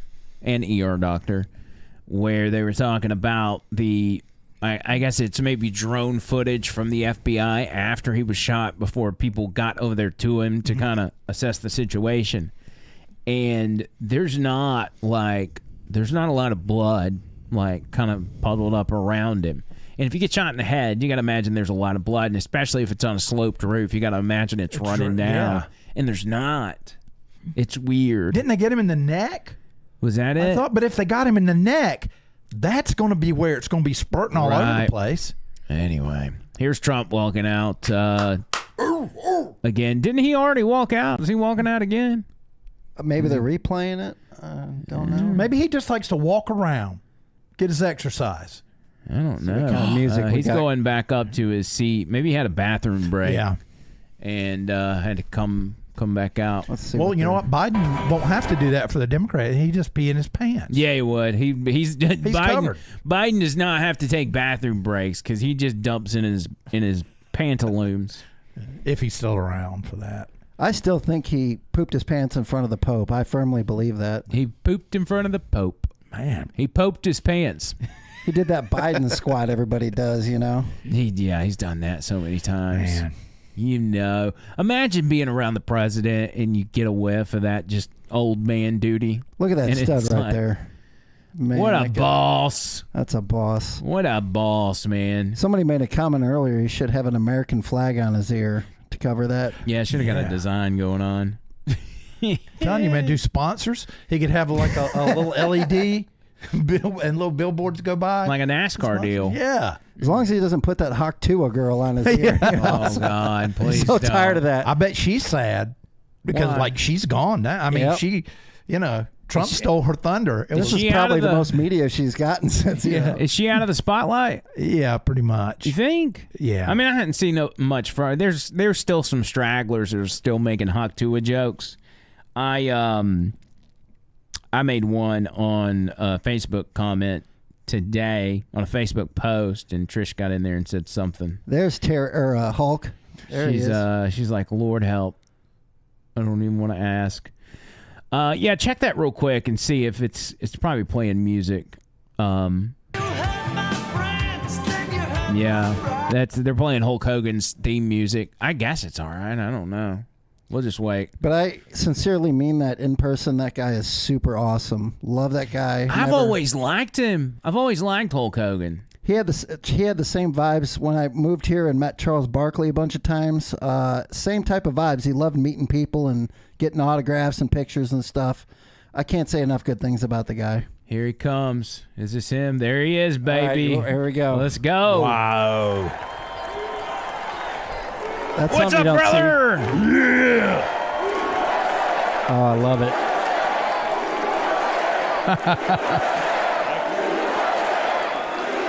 Now, when he's in WCW and he was the bad guy, the NWO Hollywood Hogan, I hated his Yeah, guts. he had the dark, close crop beard. I got so mad at him when I was a kid. We've washed his car at least 100 times, easy.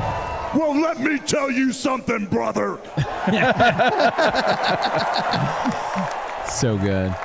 You know something? When I came here tonight, there was so much energy in this room. I felt maybe I was in Madison Square Garden getting ready to win another world title. Or maybe I thought. The vibe was so intense. The energy was so crazy, it felt like maybe I was gonna press that no good stinky giant over my head and slam him through the mat, brother. But what I found out was I was in a room full of real Americans, brother. That's right. Yes. That's right. And at the end of the day, with our leader up there, my hero, that gladiator, we're gonna bring America back together. One real American at a time, brother. That's right. All right.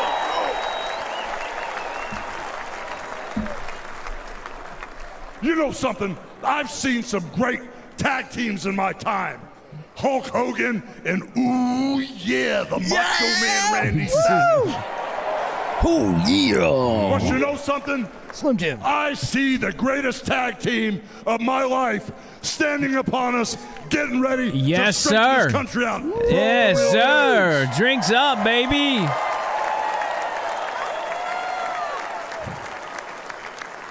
This is awesome. You guys are real Americans. You better get ready.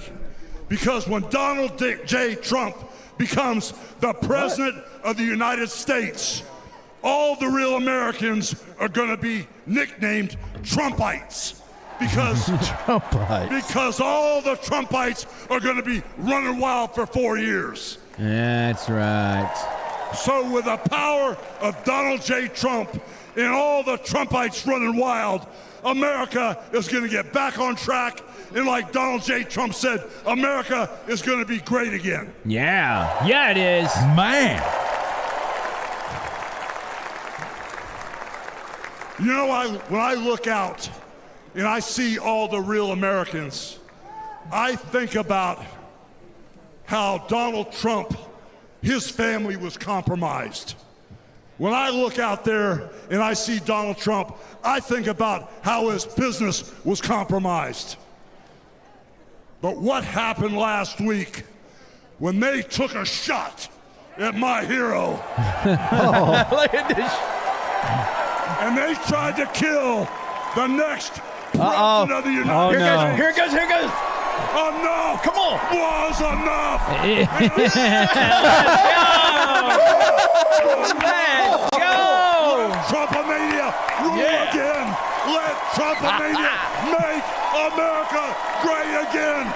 Yeah. Come on, That baby! was fire. Oh, that's so good.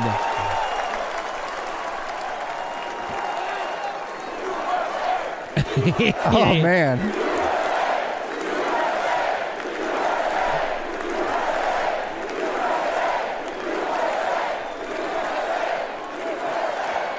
This is awesome.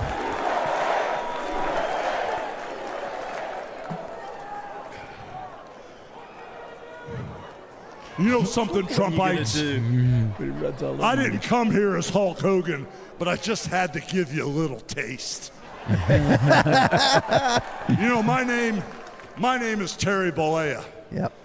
And as an entertainer, I love you too. And as an entertainer, I tried to stay out of politics. But after everything that's happened to our country over the past 4 years, and everything that happened last weekend, I can no longer stay silent.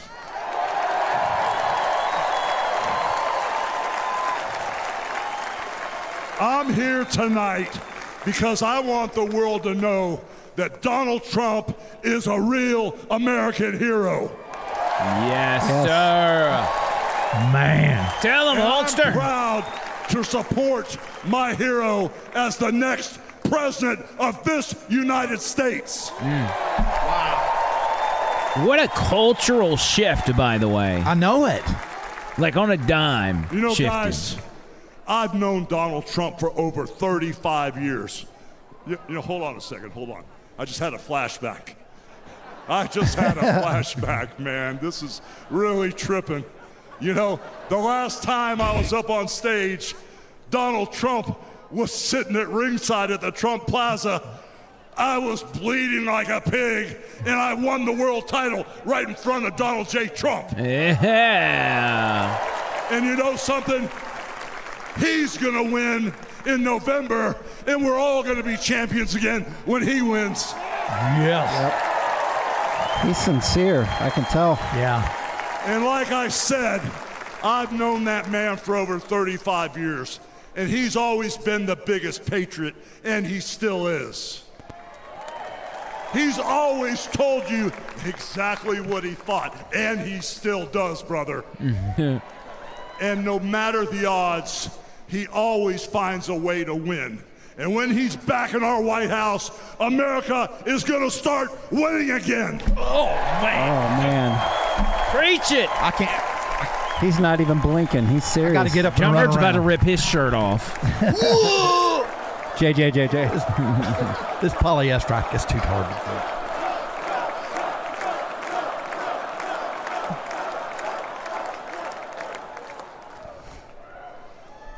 You know, guys, over my career, I've been in the ring with some of the biggest, some of the baddest dudes on the planet. And I've squared off against warriors, ooh yeah, savages. And I've even, like I said, body slammed giants in the middle of the ring. And I know tough guys. But let me tell you something, brother. Donald Trump is the toughest of them all.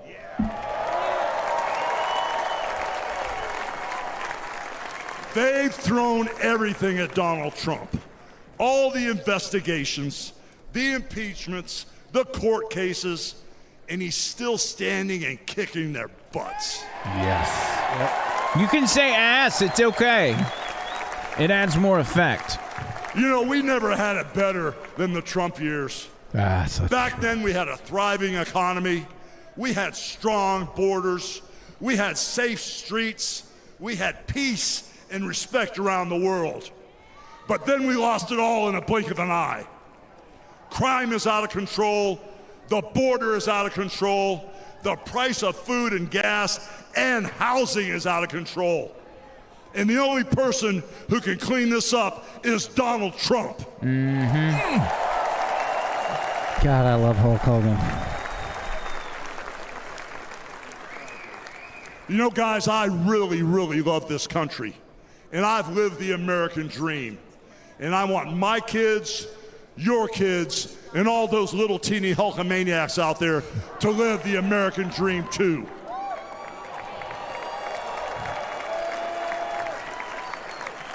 This November, guys, we can save the American dream for everyone. And Donald Trump is the president who will get the job done. I'm about to start flexing my man-do Go muscles. ahead, bro. Go ahead. All you lowlifes, Look at all that. you scumbags, all you drug Panthers. dealers, and all you crooked politicians need to answer one question, brother. What you gonna do when Donald Trump and all the Trumpomaniacs run wild on you, brother? Yeah! Come on, baby. Bless you, and thank you. God bless you, Hulk Hogan. Yes, sir. I got to run. Oh, Bert's gone. Bert is gone. Is he going to make bird droppings? What's he doing? Oh, here he comes. He's back. Oh, man, this is great. This is Christmas morning keeps giving. Earpiece given out. Ladies Yeah, and gentlemen, cover that ear up, buddy. please welcome the President and CEO of the Billy Graham Evangelistic Association and President of Samaritan's Purse. Stay with him or go? Franklin Graham. Franklin Graham. Oh, it's actually Franklin Graham. Yeah, let's carry this for a minute. All right. Gosh, I remember when he wore a leather jacket and he was so young and virile. Looks just like his dad. Good evening. I've got the hardest job tonight. I have to follow Hulk Hogan. But I stand here tonight as a private citizen who loves this country. I've been asked to say a few words and then to pray, and we're going to do that. Last Saturday in Butler, Pennsylvania, President Trump had a near-death experience. No question. But God spared his life. Yeah, he did. Yes. And when we go through those experiences, it changes us. It can cause us to examine our lives and to reevaluate our priorities, as you should. When President Trump rose from that platform, he rose with his fist raised in strength, showing America his unshakable resolve to fight for them in this nation.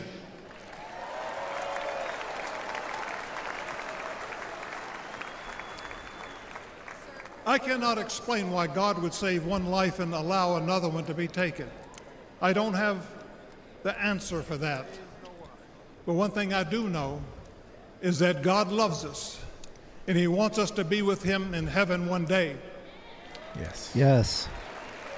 And that's through faith in his son, Jesus Christ. You see, the Bible says that God so loved the world that he gave his only begotten Son, that whosoever believeth in him shouldn't perish but should have everlasting life. For as long as I've known President Trump, I've found him to be a man of his word. Things that he said he'll do, he did. When he told me and our country in 2016 that he was going to appoint conservative justices, guess what? He did. That's right. In Well, 2016, one of the he rear said end. he would Biggest defend things he religious did. liberty. And guess what? He did. A lot of people saying he looks just like his dad on the In chat. 2019, I was with him at It's the eerie. United Nations when the first president of history of this country stood there to advocate for religious liberty worldwide.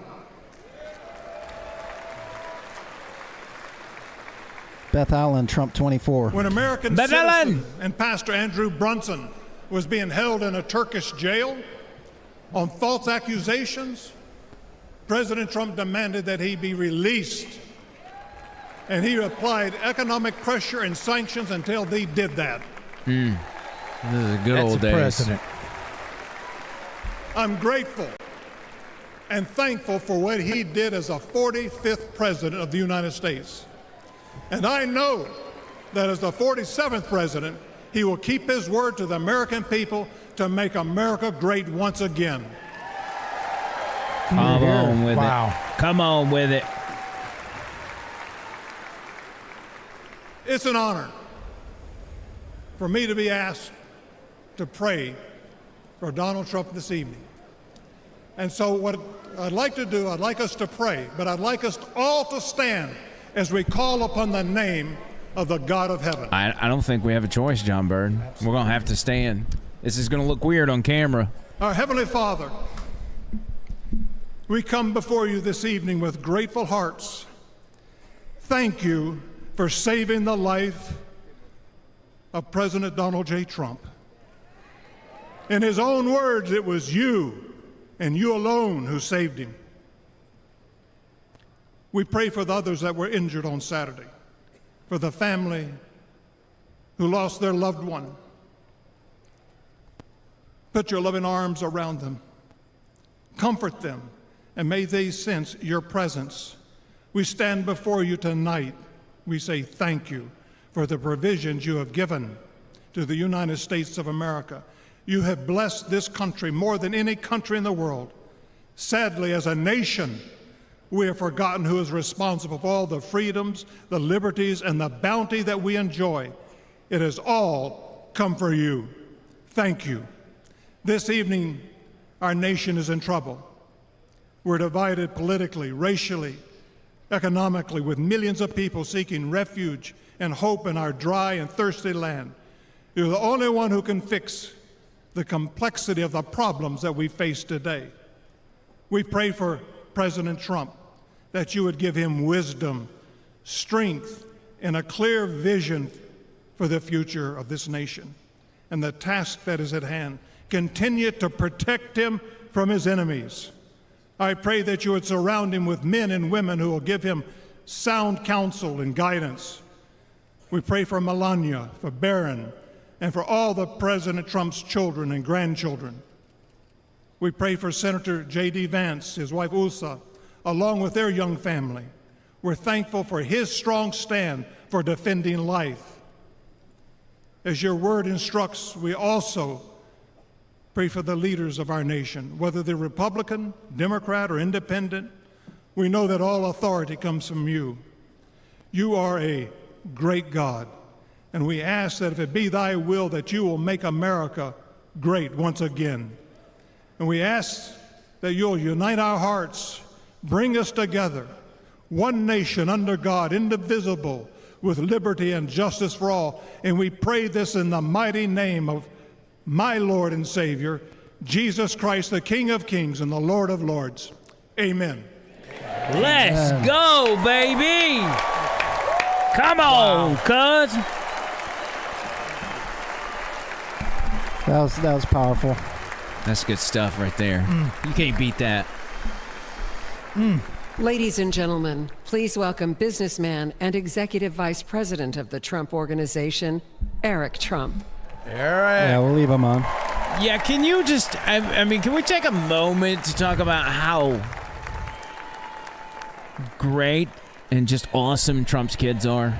Yeah. And how the job he's done as a dad in raising these kids with so much going on in his life. Yeah, it's a reflection of how he did. Yep. Bingo. Good That's evening, it. America.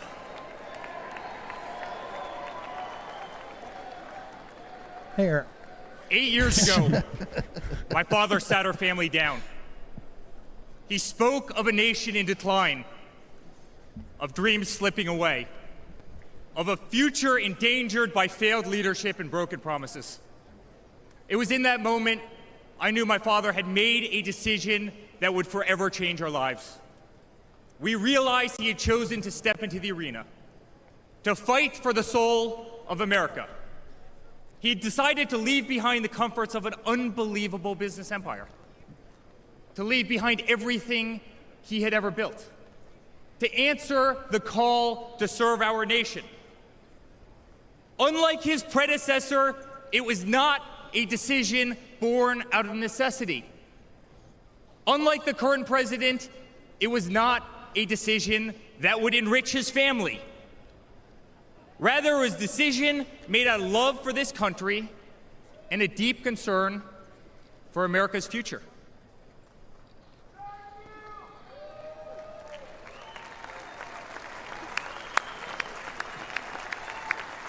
Look at that ad for Angel Paste Miracle Cream. My father was clear it would not That's be for easy. Bird. That there would be Would you a like huge some Miracle price to Cream? pay, I would. and Look that on the these attacks bags. would be vicious. Looking back, that was an understatement. The made-up Russia hoax. He's the rocking sham that close crop impeachments, beard. The I like efforts that. Yeah, to it's a good destroy an look. It's a good unbelievable look. company, a company that I run today.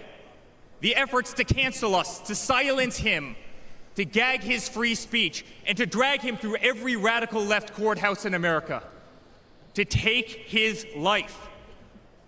Yet through it all, he's shown unwavering courage and determination, not just in public, but in every private conversation with me and our family.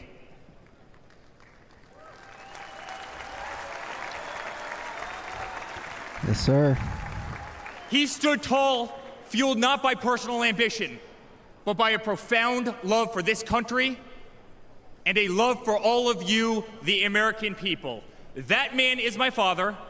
That man is the 45th president and soon to be 47th president Come of on. the United States. Yes. Come That on. man is Donald J. Trump. Trump, Trump, Trump, Trump, Trump. Could you imagine Biden kids trying to speak like this? No. Reflection of Biden. Crackhead? Is that what you're talking about? A crackhead? Trailer trash, whatever. 4 more years. 4 more years. 4 more years. 4 more years. Woo! I feel like I'm there. This is awesome. This is awesome. Each time I've stood on this stage, America has been at a dire crossroads. In 2016, many people began to doubt the promise of America. Our economy was struggling. Jobs were scarce. Our standing on the world stage was weak at best. Veterans were forgotten. Our military was in shambles. Our educational system was broken, ranked 30th in the world. He could no longer tolerate an inept administration that handed $150 billion to Iran, a country that chants death to America, or witness the continued attacks on our Constitution and our religious liberty, or see the disrespect shown to our unbelievable law enforcement officers who are being disarmed, defunded, and persecuted each and every day. He could no longer stand to see words like Christmas stripped from public use or the Pledge of Allegiance removed from our schools. But my father saw potential where others saw despair. Donald Trump built the New York City skyline. He did so during a time when businesses were turning away from the city he loved. Crime was rampant. The streets were dirty. But he had the Midas touch, and he turned those streets and neighborhoods into gold. He faced every challenge with tremendous vision and grit. As he did during the 2016 election, he rolled up his sleeves. He remained unapologetic. He did not care to be politically correct. That's right, John Bird. Yeah. Hey now. Best Christmas morning ever. Yes. He restored hope. He restored a voice to millions of Americans who had been ignored. He restored the American dream. Under my father's leadership, the economy climbed to record heights. Jobs were created at an unthinkable pace. Unemployment reached historic lows across all demographics. Wage growth soared. He cut taxes for hardworking families and businesses. He slashed regulations. We saw the greatest 401k increase in American history. That's right. That's why you call Ernest Financial, baby. That's right. Yes. Get in touch with David Ernest. Get it protected. Ensure your People financial bought their future. first homes in an environment that saw 2 to 3% interest rates. They started their families. My father made the United States energy independent with the lowest gas prices in decades. Here you go, Tony Gump. You got to try this. My father made the United States safe. Our borders were closed. There was peace in the Middle East. Soleimani, al-Baghdadi, the terrorists were dead. Dead. D-E-D. Dead. My father made the United States respected again, with the courage to walk into countries like North Korea, with the courage to impose tariffs on China, and with the courage to tear up trade deals that cost Americans their jobs. Boomer says the DNC will be like SNL now. He brought manufacturing dude, it's gonna be back such to a America. snooze fest there. Can you imagine? Flourished. I think it's virtual too, by the way. Oh, no. We were winning. Donald Trump made America great again.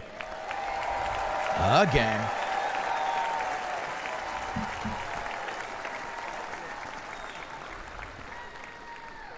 But he also created a movement that threatened the special interests in the political elites, a movement that cast a bright light on the institutions weaponized against the American people. You see it in our schools. God bless the moms who fought back. Yeah, shout out to all the moms. Yes. Thank you, Mom, if you're watching. You see it in your workplace. You see it on every news station, in every newspaper. You see it in the military. The most iconic military installations on planet Earth are stripped of their identity and renamed. Fort Bragg, Benning, Fort Hood. You see it in Hollywood. You see it in our two-tier judicial system. They don't even hide it anymore. My father has been censored. The former president ripped off Twitter, Instagram, and Facebook while terrorist organizations remain intact. My father has been persecuted, targeted by far-left Democrats, funded by special interest groups, and hand-picked judges. My father has been pulled off the ballots of states, radical justices attempting to defy the will of millions of Americans who adore who he is and what he stands for. God, it's easy to forget how much they have done to him. I know it. You know, thinking about that. Killed America's single greatest hope. We need to put together a comprehensive list. Yes. Show The how this slump man's is been terrified persecuted. Of this incredible movement. They're terrified of it. Andrew, is that whiskey? They're terrified of you. Peanut butter and the whiskey. Tens Okay. of millions of Good people stuff, isn't watching it? Mark us Bell on TV asked. right now. They've tried everything to keep him from you. Everything. To destroy his legacy, to destroy his family. They have failed, and they will not win. We're going to win this time. That's right, baby. They're Let's going to go. cheat, and we're still going to win. Y'all got to stop it. I'm going to have to start running around again. Beat the cheat. Calm down, Bird. There will be a watch I love party my November Florida 5th. delegation right Yes. here. Eric almost looks like he's getting ready to run for something. I know. Very presidential. My father stands before you with the most votes of any Republican candidate in the history of our nation. He has defied the predictions of every political pundit. He fills stadiums across our country. He energizes Americans to the issues facing this nation and does so with unvarnished honesty. Yep.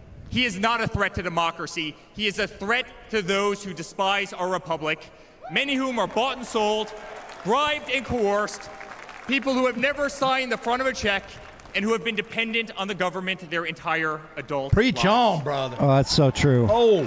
And shout out to all 200 people watching right now. Thank you so much. Yes. Today, as it was in 2016, America's at that crossroads again. Energy prices are soaring. Interest rates are crippling. Everything is unaffordable. The U.S. dollar has been diminished. Inflation has made it impossible for Americans to live, to save for their future. Our infrastructure is crumbling. Our border is out of control. Millions are dead and displaced in Russia and Ukraine, a war that has no end and a war that we are funding. The Middle East has become a hornet's nest. Our greatest ally, Israel, totally under siege. Fentanyl is killing our youth and destroying families, while the current administration stands idly by, Nothing. hoping their inaction will import illegal votes. Crime terrorizes our cities and our suburbs as far-left policies handcuff police. Male athletes, guys my height, 6'5", are swimming in women's sports. Boo! Get the bulge out of the pool! The dreams of young girls who have trained every minute of their lives. We no longer trust our elections. We no longer trust our judicial system. And we no longer believe that our government is working in our best interest. Tom says Trump mania. Trump-a-mania, brother! Not to be confused with Trump derangement syndrome. Where we are today which as a we're doing a nation, little I'd like to speak documentary to the on later on. Yep. To the homeless veteran sleeping under a bridge as illegal immigrants are housed in the most expensive hotels in Europe. You believe we're doing that as a country right now? I'm sorry. We know it's wrong, and we will fix it.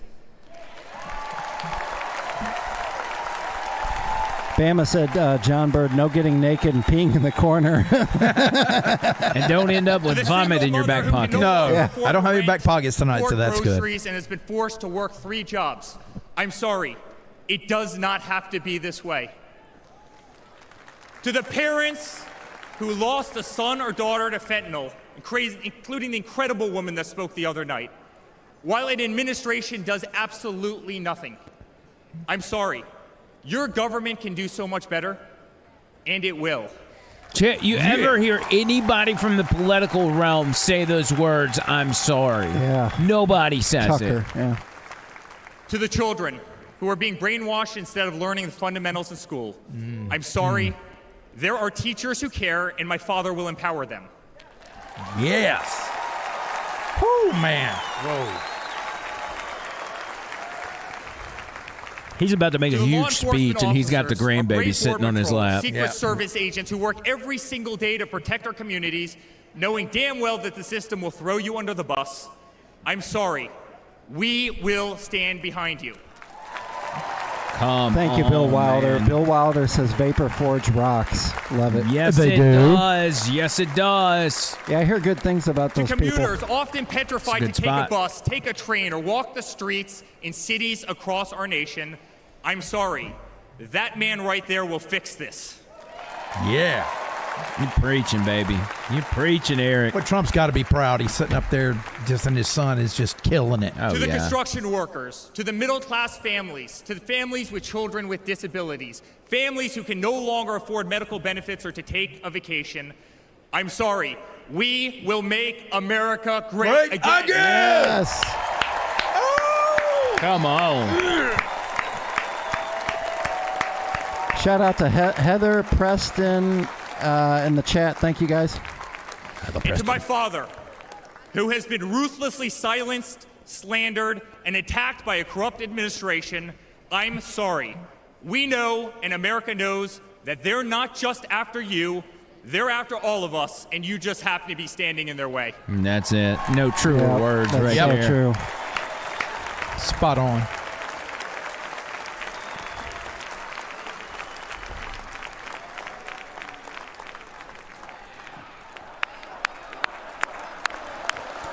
Trump, Trump, Trump, Trump, Trump, Trump, Trump, Trump, Trump, Trump, Trump.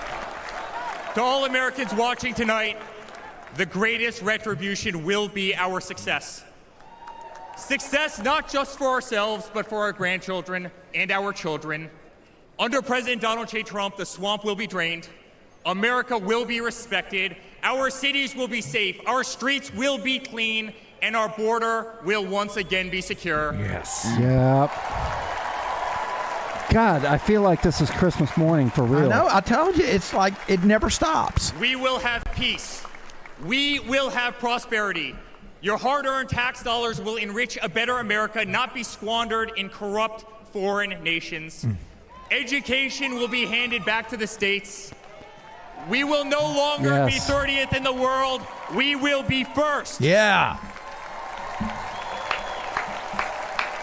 Yeah, here on that.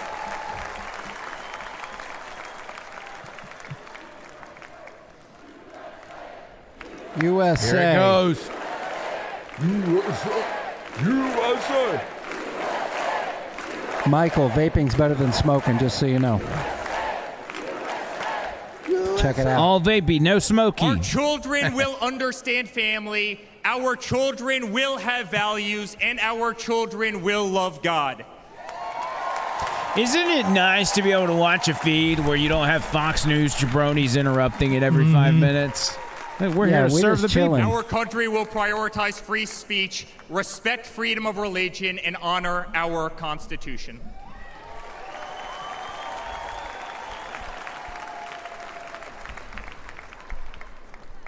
Bird's As his chilling. son, I've never been more proud of a person in my life. I can't wait to hear Hunter A speak. man who has defied all odds more than once. Give us some crack. Do I have a 20? When others turned away. A man who saw a nation in need of a champion and answered that call with unwavering determination and courage. A man who survived a bullet that was intended to eliminate him permanently from our future and from our family. Never have I been more proud to be a Trump. Oddmont says, I've literally never voted. I've signed up 2 weeks ago. I'm registered now. I bet I'm not alone. I agree with him. Absolutely. You are not Bravo. alone. Thank you, Never brother. have I been more proud to stand by my father's side. I remain incredibly honored to be part of this journey, a journey with all of you. A journey to save the greatest country on earth. A journey with the most incredible people I have ever met. Dad, 5 days ago, Laura, Luke, Carolina, and I held our breath as we saw blood pour across your face. Oh, man. That's hard. Oh. By the grace of God, divine intervention, and your guardian angels above, you survived.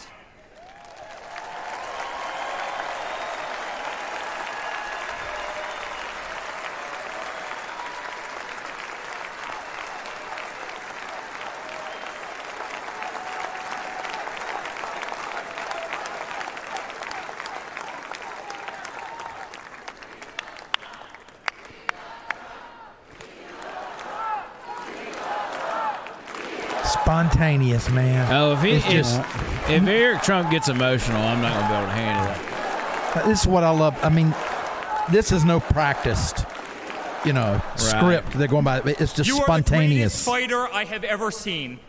You are strong, you are full of life, and you are unapologetic. Your optimism is contagious. Your backbone is unbreakable.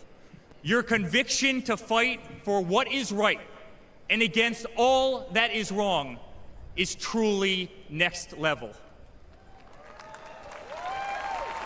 Bird slouch in his chair is next level, too. Yeah. That means he's really into it. Y'all be quiet. I'm The whole world saw listening. your strength as you stood up. You wiped the blood off your face, and you put your fist in the air in a moment that will be remembered as one of the most courageous acts in the history of American politics. Yes. You shouted, "Fight! Fight! Fight! Fight! Fight! Fight!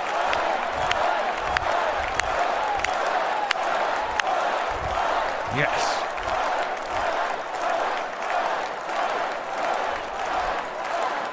Yes. One little word means so much now. I'm honored to be your son. I'm honored to speak to our great nation tonight. You are a true leader. You epitomize strength. Our country loves you. Our country appreciates you. Our country misses you. And on November 5th, our country will re-elect you as the 47th President of the United States of America. There goes Bird again. He's gone. He's gone. Good night, Milwaukee. God bless you all. Thank you, Eric. Oh, he's coming back. Here he is. He's back again. Here, All things right. coming down. All right, There's the mute that. music. Yeah, we don't want to. We don't want to get dinged. Yeah, get to fix your deal there, John Bird. There, how's that? You almost got it. Yeah, that's fine. Just leave it like that. What a speech, by the way. Are you guys as pumped up as I am? I mean, I'm loving this. It's just, here's one thing that, and this got me yesterday. when the granddaughter Kai came out and spoke. I just couldn't help but watch her and think about what she dealt with on Saturday, in the sense of watching or finding out that her grandpa got shot. The grandpa that she loves very much had just been shot. Don't know what's happening. The Trump kid said it took him about 90 minutes to get confirmation from him that he was okay. We had the whole thing where you can tell John Burt's been running around because he's breathing heavy into the mic. He said it took him like 60 to 90 minutes to find out that Trump was okay. And I remember in the aftermath of it, when I got word it was Trump's been assassinated, and I was like, you got that? I was like, no, that can't be right. So I turn on the TV, I see what happened. They carry him off. We don't know how bad it is. We don't know that he just got hit in the ear. We just know he's bleeding from his head. Right.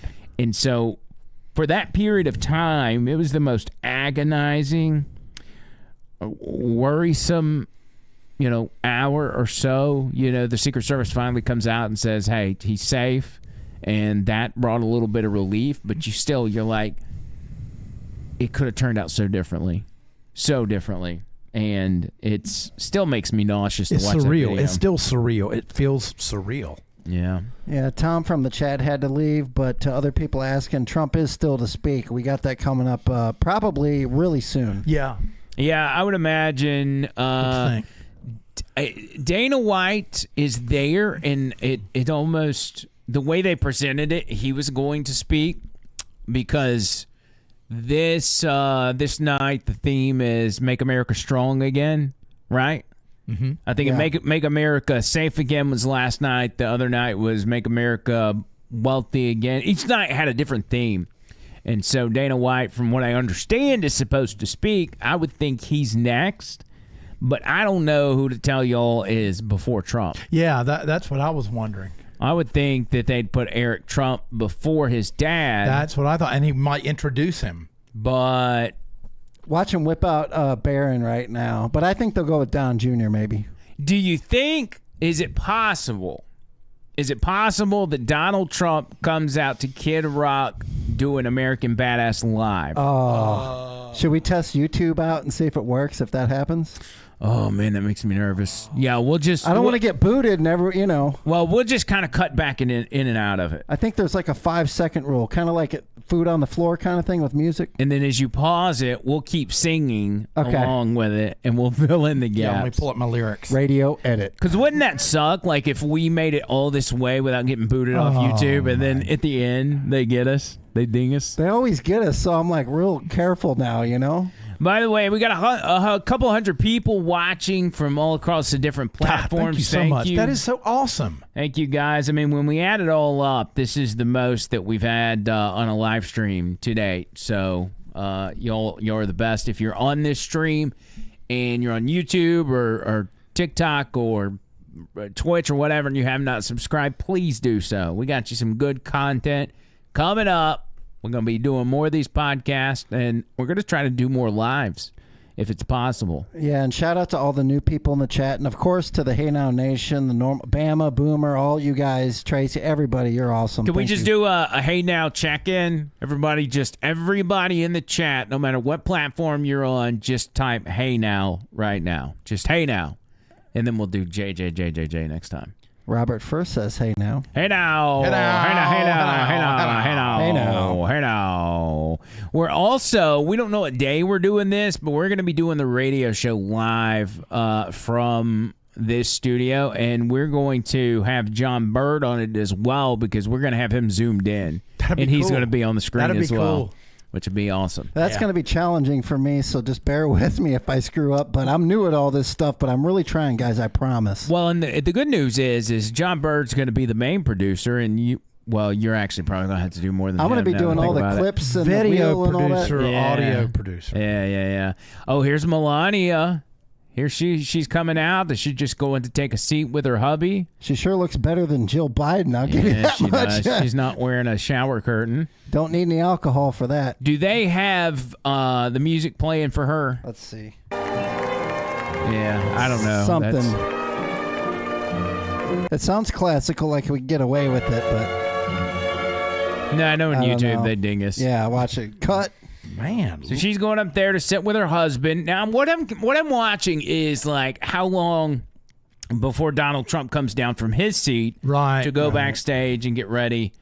I actually don't see him there, so maybe he's gone. Maybe that's why she came up to take his spot. Yeah, good point. We've got 1 million Good point. hey nows. This is wow. Yeah, this is awesome. And I know my wife's watching, but Melania looks really pretty, by the way. She looks prettier than when they first got in.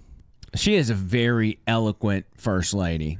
I mean, more so Class. than any we've had. And such an ambassador. By the way, the first lady is not a public official. She's not making laws or anything like that. But she is supposed to be a representation. And she's got her own project. She's going to schools, trying to help kids out with whatever. They get their own projects or whatever. But, I mean, she's just so good. I know she speaks multiple languages, and she's so smart. That's the best thing about her, in my opinion. She does. Let's go to this Trump ad real quick and see what we got. Story about giving back to the people in his beloved city.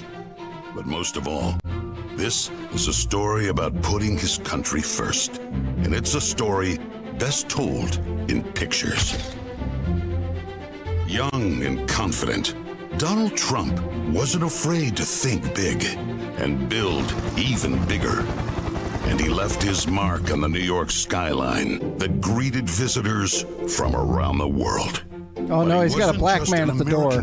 Oh, my gosh. How did that happen? That was an accident. He's an English guy. Celebrities and sports stars wanted to be seen with him. Politicians sought his approval. And the media loved him. Just loved him. And he loved them back. And he gave back. Just one example. Saving the Woolman skating rink. Yeah.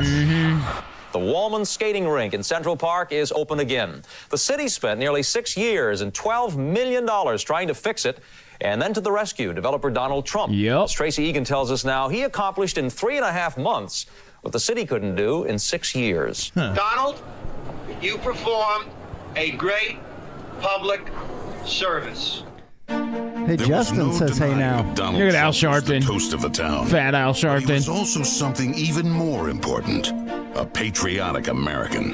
And like many Nancy, others, he Ronald. was becoming increasingly troubled by the direction of our country. Because I really am tired of seeing what's happening with this country, how we're really making other people live like kings and we're not. You've said, though, that if you did run for president, you believe you'd win. Well, I don't know. I think I'd win. I tell you what, I wouldn't go in to lose. I've never gone in to lose in my life. And if I did decide to do it, I think I'd be inclined. I would say that I would have a hell of a chance of winning because I think people, I don't know how your audience feels, but I think people are tired of seeing the United States ripped off. But who would ever run for president and leave such a glamorous life? Appearances in movies, best-selling books, a widely popular TV show. But for Donald J. Trump, the calling to save his country was even stronger. The mission, more important. The number of Americans being left behind, too large. And so, in Donald Trump fashion, he announced he was running for president, in it to win. And he did. Yeah, baby. Come on, let's go. Justin Bailey says hello now. From hey, his Justin. first day Hey now, in hey now. office, the Washington politicians learned something about President Trump. He's not afraid to fight for what he believes in. They call that having the courage of your convictions. First up, the Trump tax cuts, largest in America's history, and it led to higher take-home pay for working families. Unfortunately, today, taxes are up and incomes down. The politicians just never learn. Next for President Trump, secure our border. Check. Miles and miles of wall built. ISIS and other terrorists deterred. Look at that wall. Love it. It's beautiful.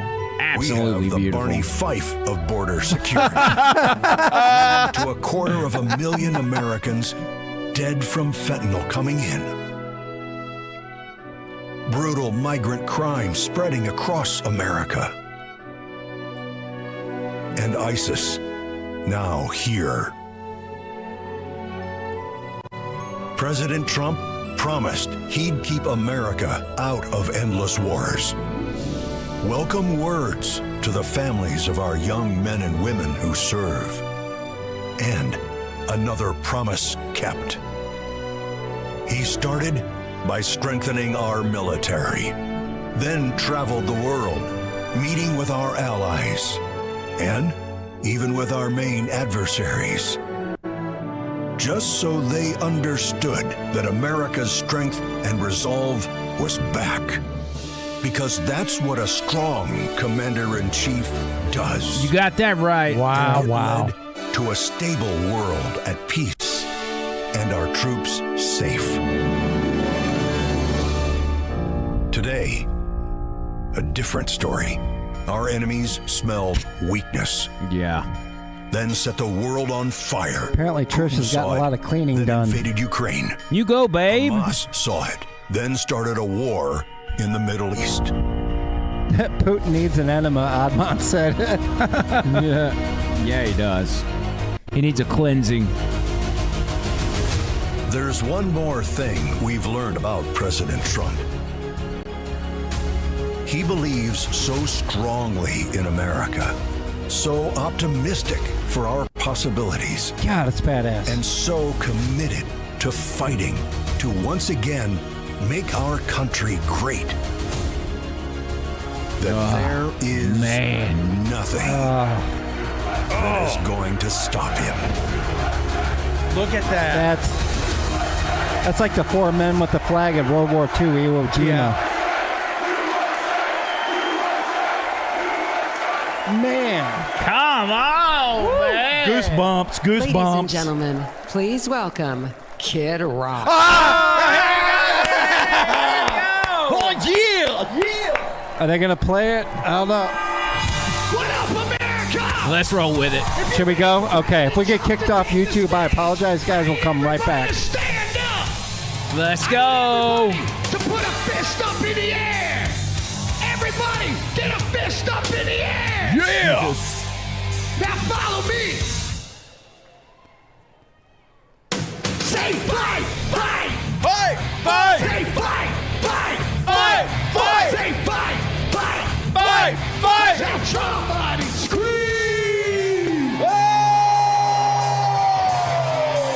Oh, yeah. Yeah! Devil without a cause! I'm back with the beat. Let's go. Ben Davis slacks, 30-pack of stroll, straight rock. Please, YouTube, I swear. Rogaine in the propane flow, the chosen one. I'm the living proof with the gift to gab from the city of truth. You know I jab, stab, and knock critics back. And I did not start a win. I said that I'm going platinum, selling bright. Can y'all, I mean, just still the ill and wanna take in the gravity of Kid Rock is playing at the Republican National Convention right now.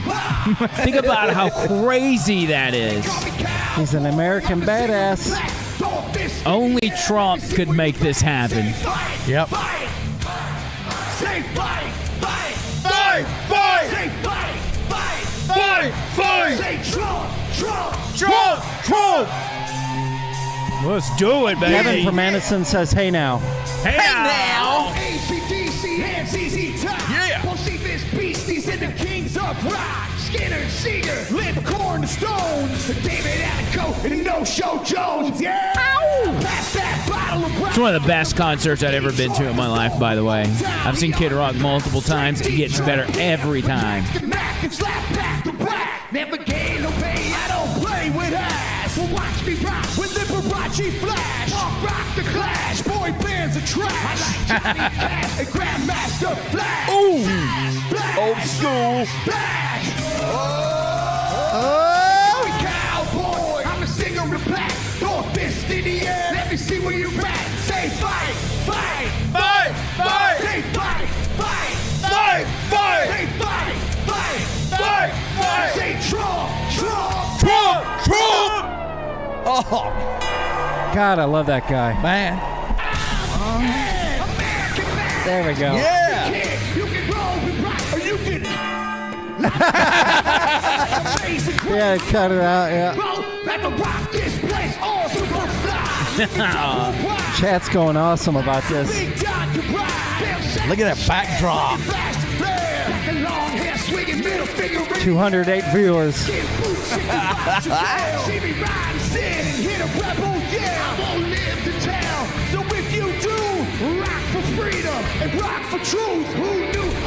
I like the lyric change on the real nasty ones. Check my hit. I know it stinks in here because Trump's the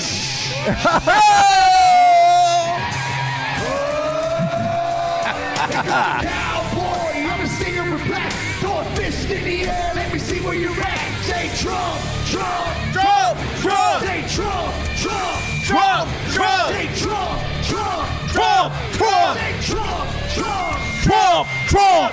I need to hear you louder than that. One more time. Badass and black, you say Trump, Trump, Trump, Trump. From side to side, from front to back, come on, Trump, Trump, Trump, Trump. Put Detroit City back on the map. We sing Trump, Trump, Trump, Trump. Big rocks in the house. This is where I'm at. Michael says he's about to call off work tomorrow. Yeah, baby. Shout out to you, Mike. On Earth, President Donald J. Trump. Oh! But first, another American badass. My brother, Dana White. Yeah. Oh, yeah.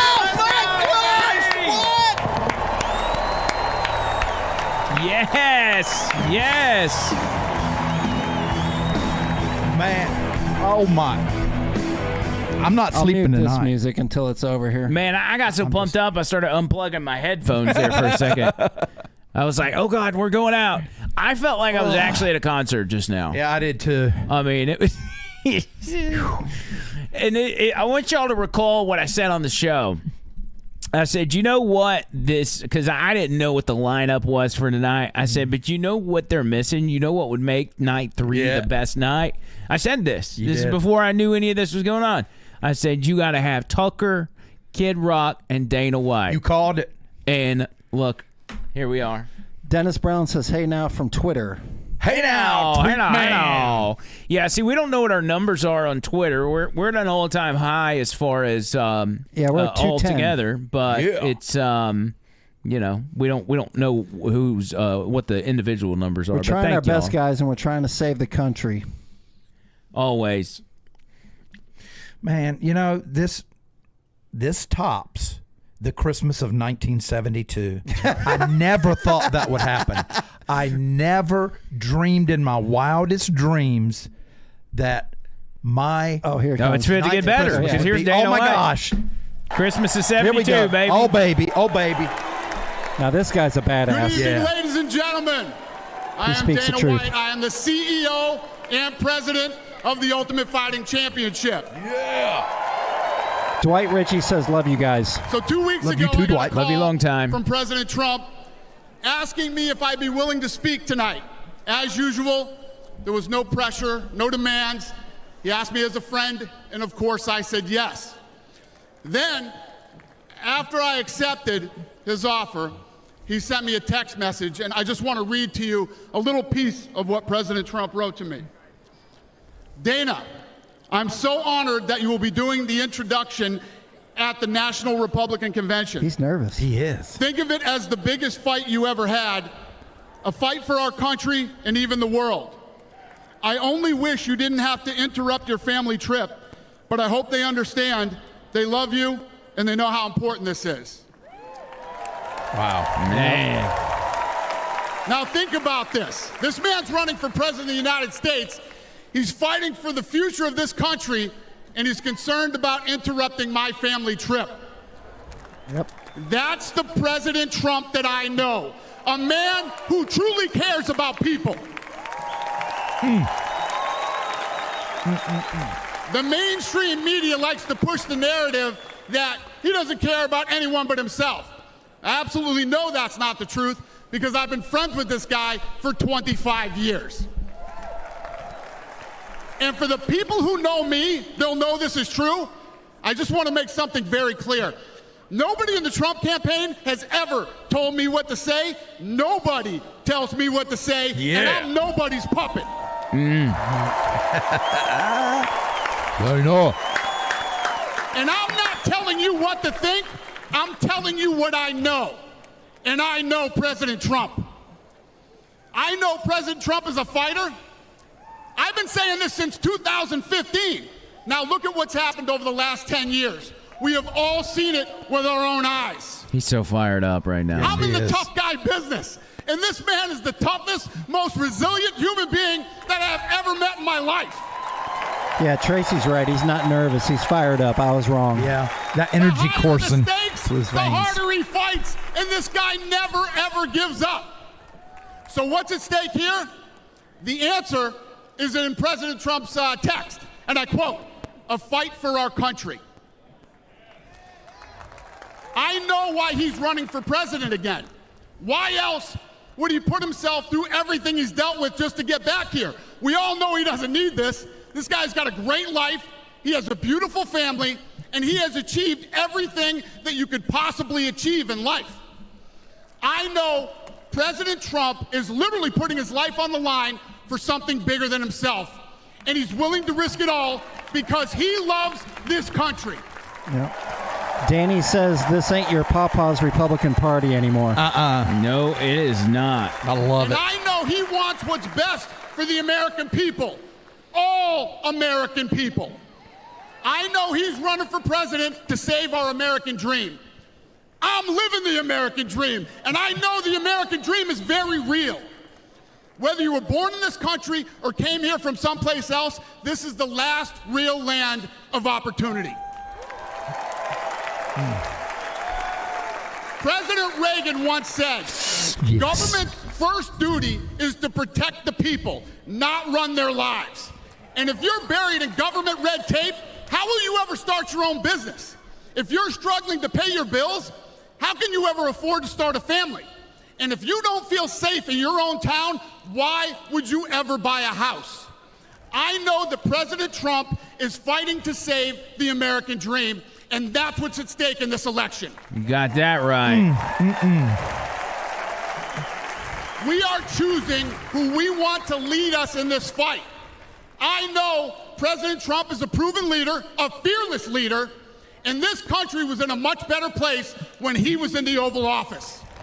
He should be in the administration. He really should. In my mind, press secretary. The choice is clear. But this election, we all get to choose. I know I'm going to choose strength and security. I know I'm going to choose opportunity and prosperity. I know I'm going to choose real American leadership and a real American badass. Yeah. Let's go. Badass. And I'm not telling you what choice to make, and I'm not telling you what to think. I'm telling you what I know. I know America needs a strong leader, and the world needs a strong America. Yep. I know Donald J. Trump is the best choice for President of the United States. My fellow Americans, it is my honor to introduce the 45th. Whoa, here we go. Here you go, Oddmont. United States, Donald Trump. Here it comes. Here we go, baby. Here it goes. This is it. What's the music going to be? We'll let it ride. Let's let it go. Yeah. Okay, we get kicked Proud off. to be an We'll back. American. We've already done it once with John Bird. Yeah. Oh, and Lee Greenwood. Wow. John Bird's was good. All the things were gone. I'd worked for all my life. Sing it, Lee. Oh, I man. had to start again. Just my children and my wife. Thank my lucky stars to be living here today. 'Cause our flag still stands for freedom, and they can't take that away. And I'm proud to be an American, where at least I know I'm free. And I won't forget the men who died, who gave You gotta drink up. to me. And I Cheers, everybody. Cheers. next to you, and if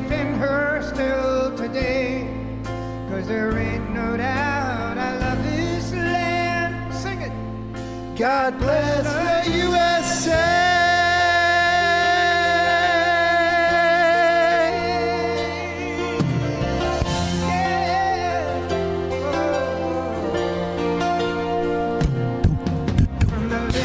Minnesota to the hills of Tennessee. It should have been the hills of Birmingham. Man, look at this. Texas, from sea to shining sea. Oh, man. Wow. Detroit, He's not surrounded by a bubble. and New York to LA. Aw, I love that guy. In every American heart, and it's time we stand and say, Cheers, Justin Armstrong. Cheers. Where at least I know I'm free, and I won't forget the men. Elvis says he's getting a chub. Oh, no.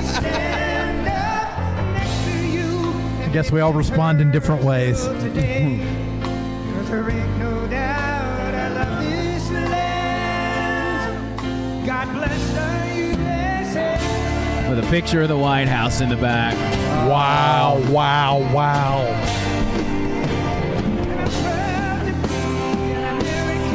Play the mare drums, Tracy said, JB.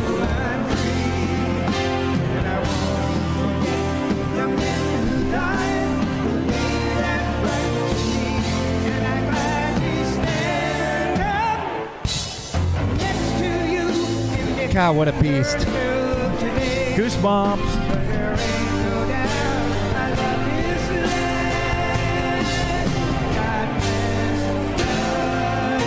Oh, man. All right, here we go.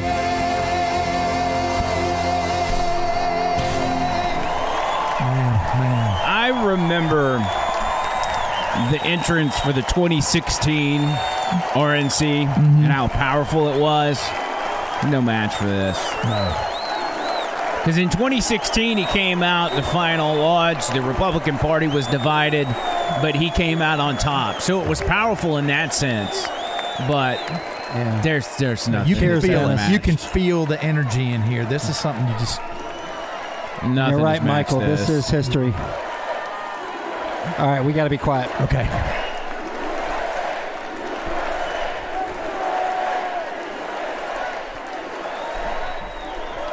Thank you very much. Thank you very, very much. Wow. And thank you, Dana. Thank you, Kid Rock, sometimes referred to as Bob. And thank you, Lee, right from the beginning. Thank you very much. What a talent. What a beautiful, beautiful song. Thank you. Friends, delegates, and fellow citizens, I stand before you this evening with a message of confidence, strength, and hope. 4 months from now, we will have an incredible victory, and we will begin the 4 greatest years in the history of our country. Together, we will launch a new era of safety, prosperity, and freedom for citizens of every race, religion, color, and creed. The discord and division in our society must be healed. We must heal it quickly. As Americans, we are bound together by a single fate and a shared destiny. We rise together or we fall apart. I am running to be president for all of America, not half of America, because there is no victory in winning for half of America. So tonight, with faith and devotion, I proudly accept your nomination for President of the United States. We accept. He's the one that's supposed to accept. We offer it. What We all he accept. said, he accepts.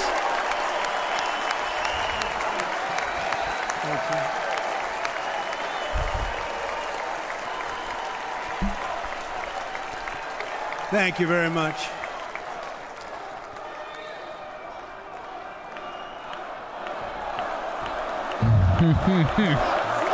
Jeremy says he's like a piece of titanium steel. Yep. Thank you very much. And we will do it right. Gonna do it right. Let me begin this evening by expressing my gratitude to the American people for your outpouring of love and support following the assassination attempt at my rally on Saturday.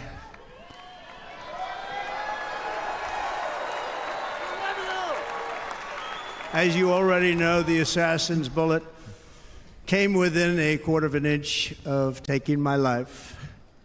So many people have asked me, what happened?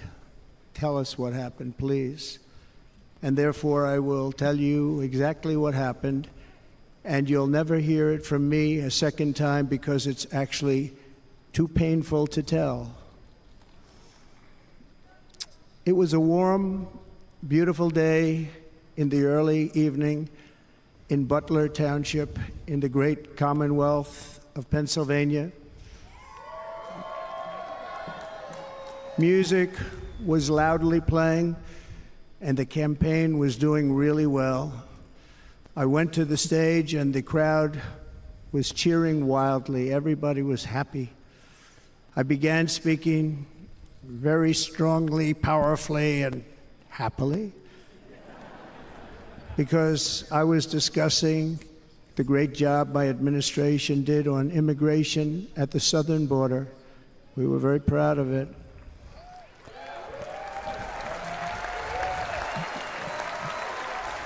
Behind me and to the right was a large screen that was displaying a chart of border crossings under my leadership. The numbers were absolutely amazing. In order to see the chart, I started to, like this, turn to my right and was ready to begin a little bit further turn, which I'm very lucky I didn't do, when I heard a loud whizzing sound and felt something hit me really, really hard on my right ear. I said to myself, wow, what was that? It can only be a bullet.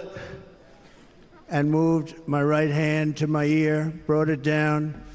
My hand was covered with blood, just absolutely blood all over the place. I immediately knew it was very serious, that we were under attack, and in one movement proceeded to drop to the ground. Bullets were continuing to fly as very brave Secret Service agents rushed to the stage, and they really did. They rushed to the stage. God, that picture. You notice he has not criticized Secret Service either. Not one bit. These are great people at great risk, I will tell you, and pounced on top of me so that I would be protected. There was blood pouring everywhere, and yet, in a certain way, I felt very safe because I had God on my side. I felt Yes. Amen. Yeah, drink to that. Yes.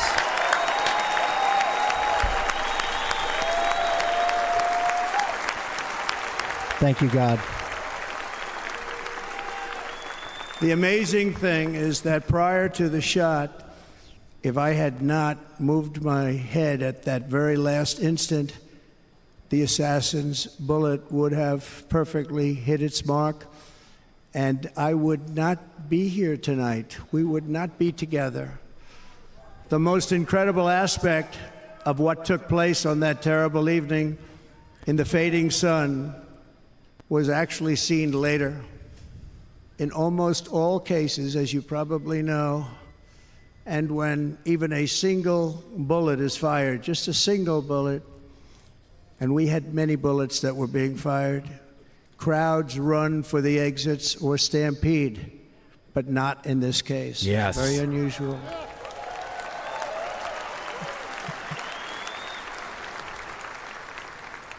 This massive crowd of tens of thousands of people stood by and didn't move an inch. In fact, many of them bravely but automatically stood up looking for where the sniper would be. They knew immediately it was a sniper. And then began pointing at him. You can see that if you look at the group behind me. That was just a small group compared to what was in front. Nobody ran, and by not stampeding, many lives were saved. But that isn't the reason that they didn't move. The reason is that they knew I was in very serious trouble. They saw it. They saw me go down. They saw the blood and thought, actually most did, that I was dead. They knew it was a shot to the head. They saw the blood. And there's an interesting statistic. The ears are the bloodiest part. If something happens with the ears, they bleed more than any other part of the body. For whatever reason, the doctors told me that. I said, why is there so much blood? He said, it's the ears. They bleed more. So we learned something, but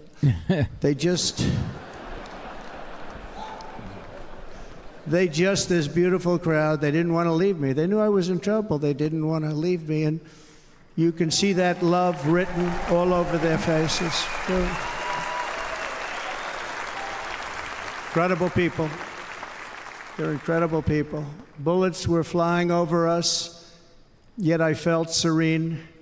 But now the Secret Service agents were putting themselves in peril. They were in very dangerous territory. Bullets were flying right over them, missing them by a very small amount of inches. And then it all stopped.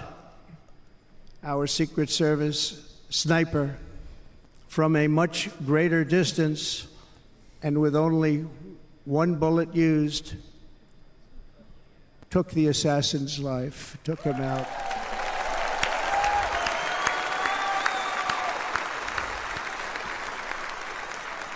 I'm not supposed to be here tonight. Not supposed to be here. Wow.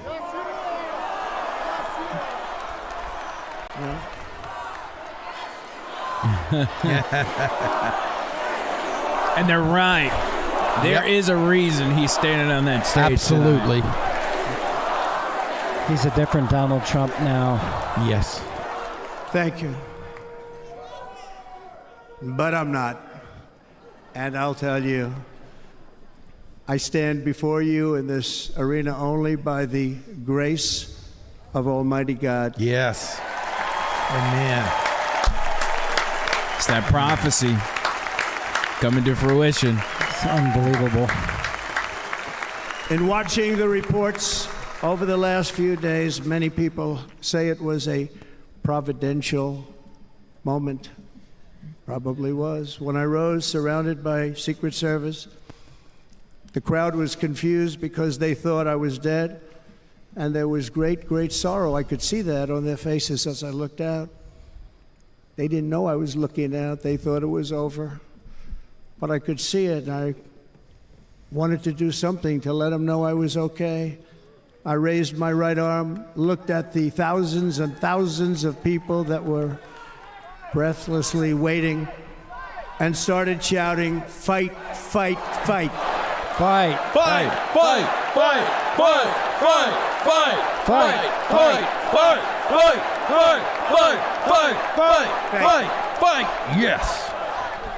Once my clenched fist went up, and it was high into the air. You've all seen that. The crowd realized I was okay and roared with pride for our country like no crowd I have ever heard before. Never heard anything like it. For the rest of my life, I will be grateful for the love shown by that giant audience of patriots that stood bravely on that fateful evening in Pennsylvania. Tragically, the shooter claimed the life of one of our fellow Americans, Corey Comparator. Unbelievable person, everybody tells me. Look at the left side of the stage. It's Corey's firefighter jacket. Two other great warriors, spoke to them today. David Dutch and James Copenhaver. Two great people. I also spoke to all three families of these tremendous people. Our love and prayers are with them, and always will be. We're never going to forget them. They came for a great rally. They were serious Trumpsters, I want to tell you. They were serious Trumpsters, and still are. But Corey, unfortunately, we have to use the past tense. He was incredible. He was a highly respected former fire chief, respected by everybody. Was accompanied by his wife, Helen, incredible woman. I spoke to her today, devastated, and two precious daughters. He lost his life selflessly acting as a human shield to protect them from flying bullets. He went right over the top of them and was hit. What a fine man he was.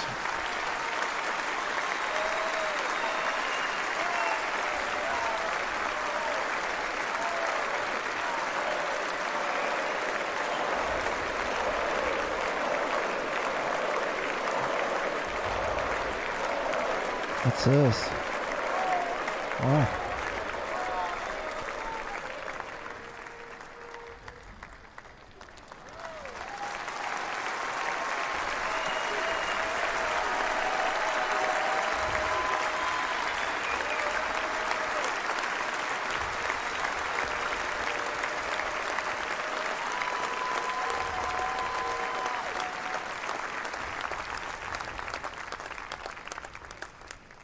I want to thank the fire department and the family for sending his helmet, his outfit, and it was just something, and they're going to do something very special when they get it. But we did something which cannot match what happened, not even close. But I am very proud to say that over the past few days, we've raised $6.3 million. Wow. Yes. For the families of David, James, and Corey, including from a friend of mine, just called up. He sent me a check right here. I just got it. $1 million. Wow. From Dan Newland. Thank you, Dan. And again, when speaking to the family, I told them, I said, well, I'm going to be sending you a lot of money, but it can't compensate. They all said the same thing. You're right, sir. We appreciate so much what you're doing, but nothing can take the place in the case of Corey and the other two. By the way, they were very, very seriously injured, but now they're doing very well. They're going to be okay. They're going to be doing very well.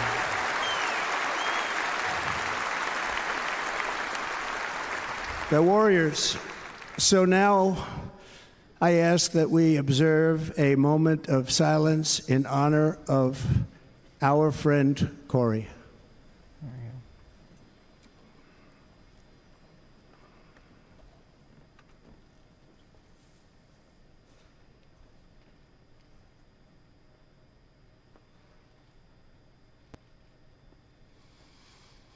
There is no greater love than to lay down one's life for others.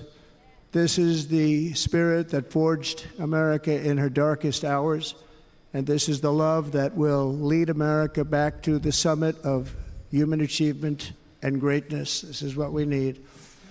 Despite such a heinous attack, we unite this evening more determined than ever. I am more determined than ever, and so are you. So is everybody in this room.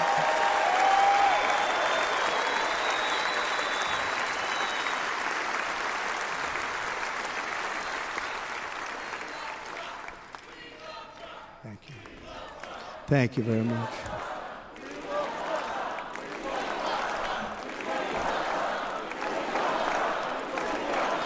We love Trump. Yes, we do. We do. Our resolve is unbroken and our purpose is unchanged to deliver a government that serves the American people better than ever before. Nothing will stop me in this mission because our vision is righteous and our cause is pure. No matter what obstacle comes our way, we will not break, we will not bend, we will not back down, and I will never stop fighting for you, your family, and our magnificent country. Never. Justin Bailey says Brandon would have been checking his watch and rolling his eyes. Yep. And everything I have to give with all of the energy and fight in my heart and soul, I pledge to our nation tonight. Thank you very much. I pledge that to our nation. We're going to turn our nation around, and we're going to do it very quickly. Thank you.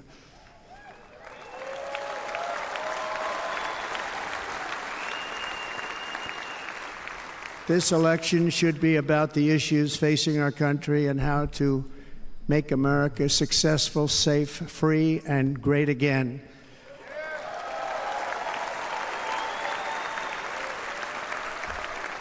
In an age when our politics too often divide us, now is the time to remember that we are all fellow citizens. We are one nation under God, indivisible, with liberty and justice for all.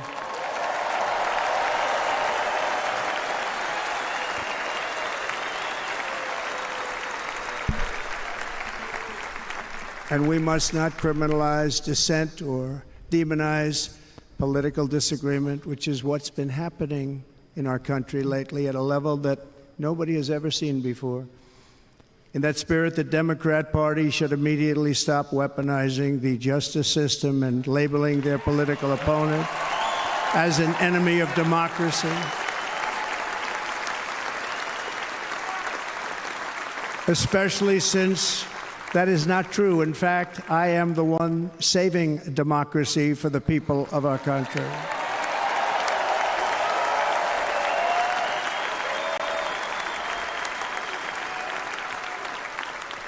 And very big news, as you probably just read, on Monday a major ruling was handed down from a highly respected federal judge in Florida, Eileen Cannon, finding that the prosecutor and the fake documents case against me were totally unconstitutional, and the entire case was thrown out of court.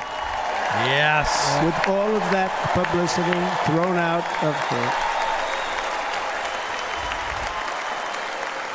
If Democrats want to unify our country, they should drop these partisan witch hunts, which I have been going through for approximately 8 years. And they should do that without delay and allow an election to proceed that is worthy of our people. We're going to win it anyway. Yeah. But worthy of our people. On this journey, I am deeply honored to be joined by my amazing wife, Melania.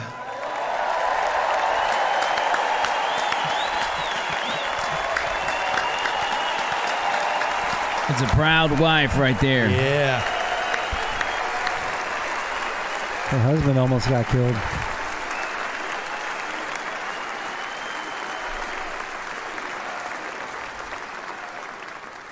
And Melania, thank you very much. You also did something really beautiful, a letter to America calling for national unity, and it really took the Republican Party by surprise. I will tell you, it was beautiful.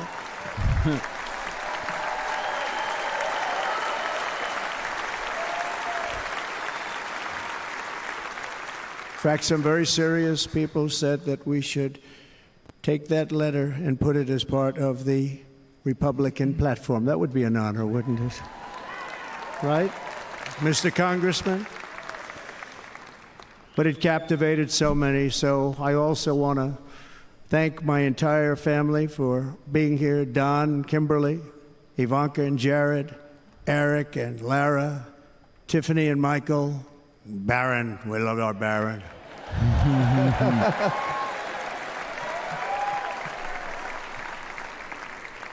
And of course, my 10 wonderful grandchildren. You saw a few of them up there on my lap before.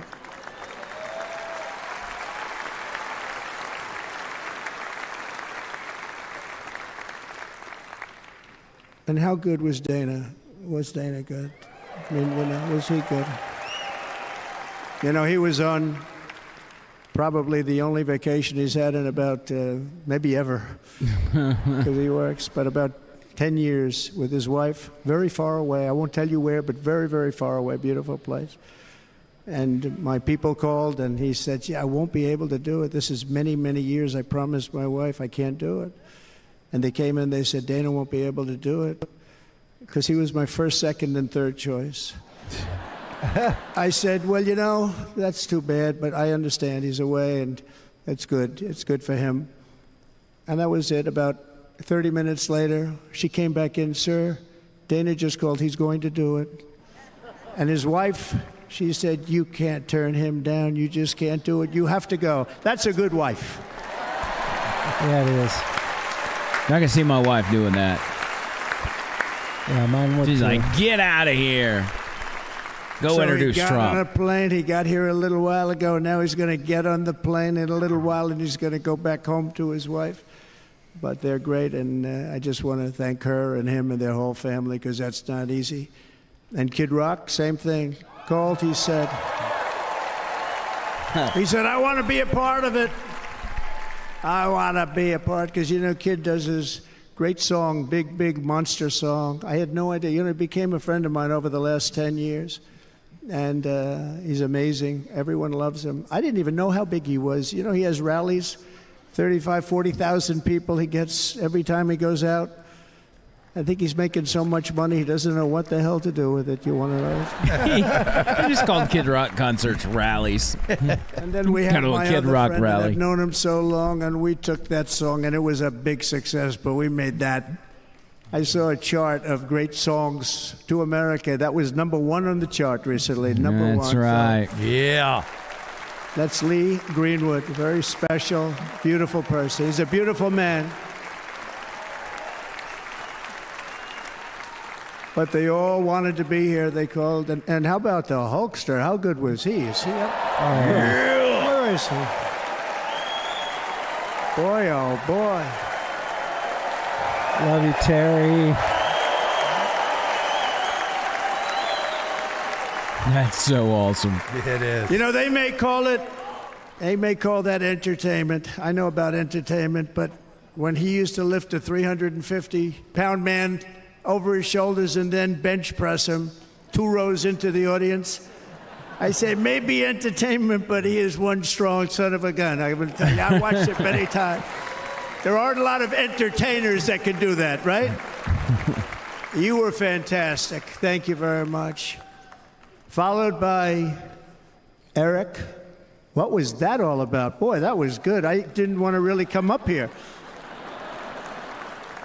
But he was so great, and he's such a good young man. He went through a lot of trouble, and Don last night was incredible. They went through so much trouble. They got subpoenaed more than any people probably in the history of the United States. Every week they get another subpoena from the Democrats, crazy Nancy Pelosi, the whole thing, just boom, boom, boom. That was the first shot he took, the whole speech. They've got to stop that because they're destroying our country. We have to work on making America great again, not on beating people. And we won. We beat them and all. We beat them on the impeachments. We beat them on indictments. We beat them. But the time that you have to spend, if they would devote that genius to helping our country, we'd have a much stronger and better country. Preach it.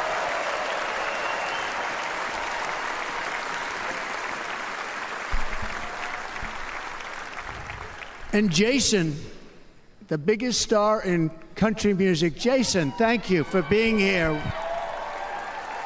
Jason, thank you very much. Jason Aldean, he's good. I like his wife even better, by the way. She's here. Thank you, Jason. But I'm thrilled to have a new friend and partner fighting by my side. The next Vice President of the United States, the current Senator from Ohio, J.D. Vance, and his incredible wife, Usha.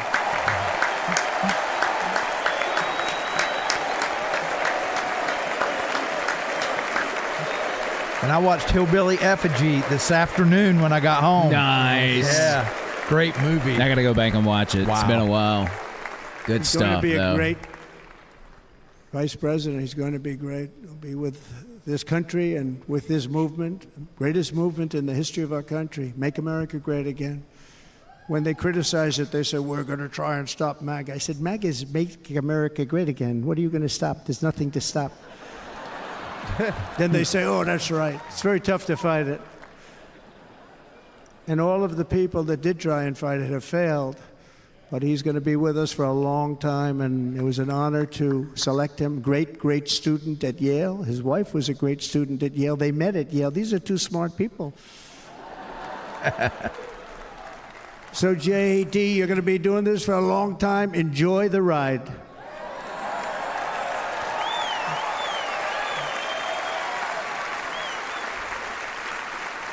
And a very special thank you to the extraordinary people of Milwaukee and the great state of... Oh, there they are. There they are. You are so easy to spot. And Green Bay's going to have a good team this year, right? They're going to have a good team. They're going to have a good team. Most of the audience doesn't like it, but it's true. You're going to have a very good team this year. And by the way, Wisconsin, we are spending over $250 million here creating jobs and other economic development all over the place. So I hope you will remember this in November and give us your vote. I am trying to buy your vote. I'll be honest about that.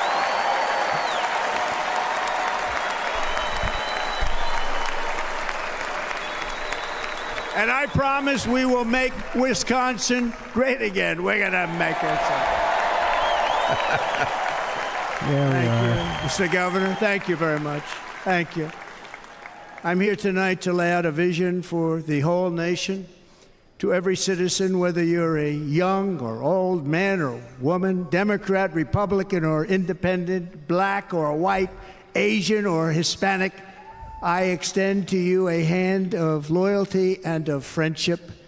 Together we will lead America to new heights of greatness like the world has never seen before. We were right there in the first term. We got hit with COVID. We did a great job. Nobody knew what it was, but nobody's ever seen an economy pre-COVID. And then we handed over a stock market that was substantially higher than just prior to COVID. Coming in, did a great job. Never got credit for that. We got credit for the war and defeating ISIS and so many things. The great economy, the biggest tax cuts ever, the biggest regulation cuts ever. The creation of Space Force, the rebuilding of our military. We did so much. We did so much. Right to try. Right to try is a big deal. We got right to try. They were trying to get that for 52 years. Somebody's terminally ill, and hopefully there's nobody in this audience, but it does happen a lot. They're terminally ill and they can't use our new space age drugs and other things that we are way ahead. We have the greatest doctors in the world, the greatest laboratories in the world, and you can't do it. They've been trying to get that approved for 52 years. Wasn't that easy? The insurance companies didn't want to do it. They didn't want the risk. The labs didn't want to do it because if it didn't work, people are pretty far down the line toward death. They didn't want to do it. The doctors didn't want to have it on their records, so I got everybody into an office. 52 years they tried. Sounds simple, but it's not. And I got them to agree that somebody that needs it will, instead of going to Asia, Europe, or someplace, or if you have no money, going home and dying, just die.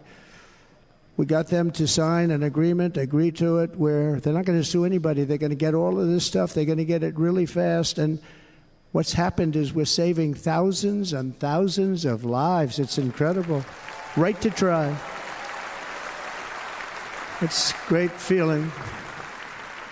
Under our leadership, the United States will be respected again. No nation will question our power. No enemy will doubt our might. Our borders will be totally secure. Our economy will soar.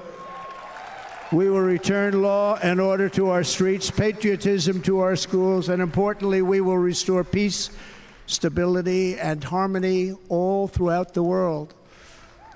But to achieve this future, we must first rescue our nation from failed and even incompetent leadership.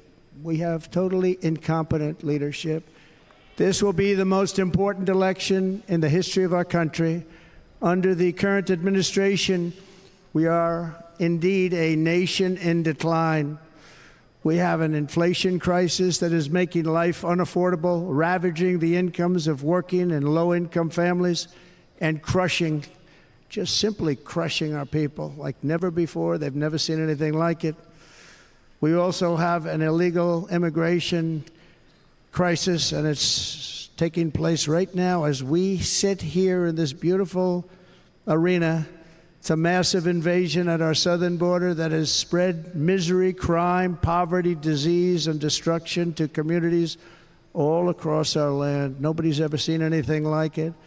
Then there's an international crisis, the likes of which the world has seldom been part of. Nobody can believe what's happening. War is now raging in Europe and the Middle East.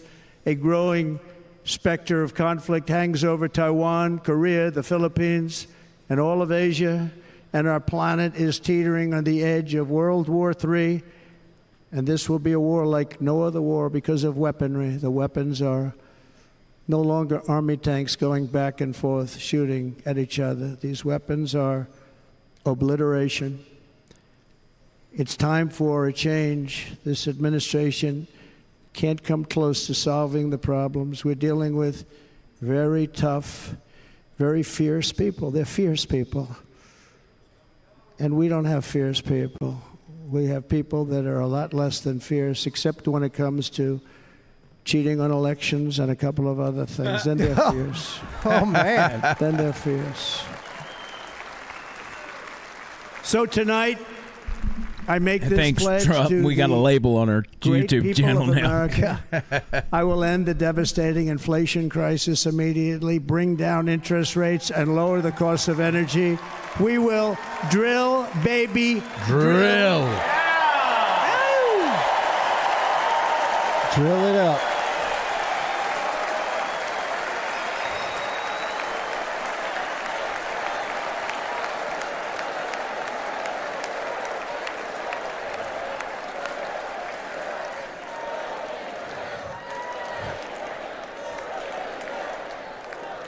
Can you believe what they're doing? But by doing that, we will lead a large-scale decline in prices. Prices will start to come down. Energy raised it. They took our energy policies and destroyed them. Then they immediately went back to them, but by that time, so much was lost. But we will do it at levels that nobody's ever seen before, and we'll end lots of different things. We'll start paying off debt and start lowering taxes even further. We gave you the largest tax cut. We'll do it more. You know, people don't realize I brought taxes way down, way down, and yet we took in more revenues the following year than we did when the tax rate was much higher. Most people said, how did you do that? Because it was incentive. Everybody was coming to the country. They were bringing back billions and billions of dollars into our country. The companies made it impossible to bring it back. The tax rate was too high, and the legal complications were far too great. I changed both of them, and hundreds of billions of dollars by Apple and so many other companies were brought back into our nation, and we had an economy the likes of which no nation had ever seen. China, we were beating them at levels that were incredible. And they know it. They know it. We'll do it again, but we'll do it even better. I will end the illegal immigration crisis by closing our border and finishing the wall. There we go. Which I've already built. Yes.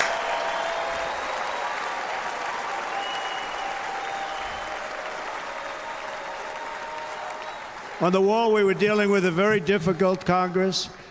And I said, oh, that's okay. We won't go to Congress. I call it an invasion. We gave our military almost $800 billion. I said, I'm going to take a little of that money because this is an invasion. And we built, most of the wall is already built. And we built it through using the funds because what's better than that? We have to stop the invasion into our country that's killing hundreds of thousands of people a year. We're not going to let that happen.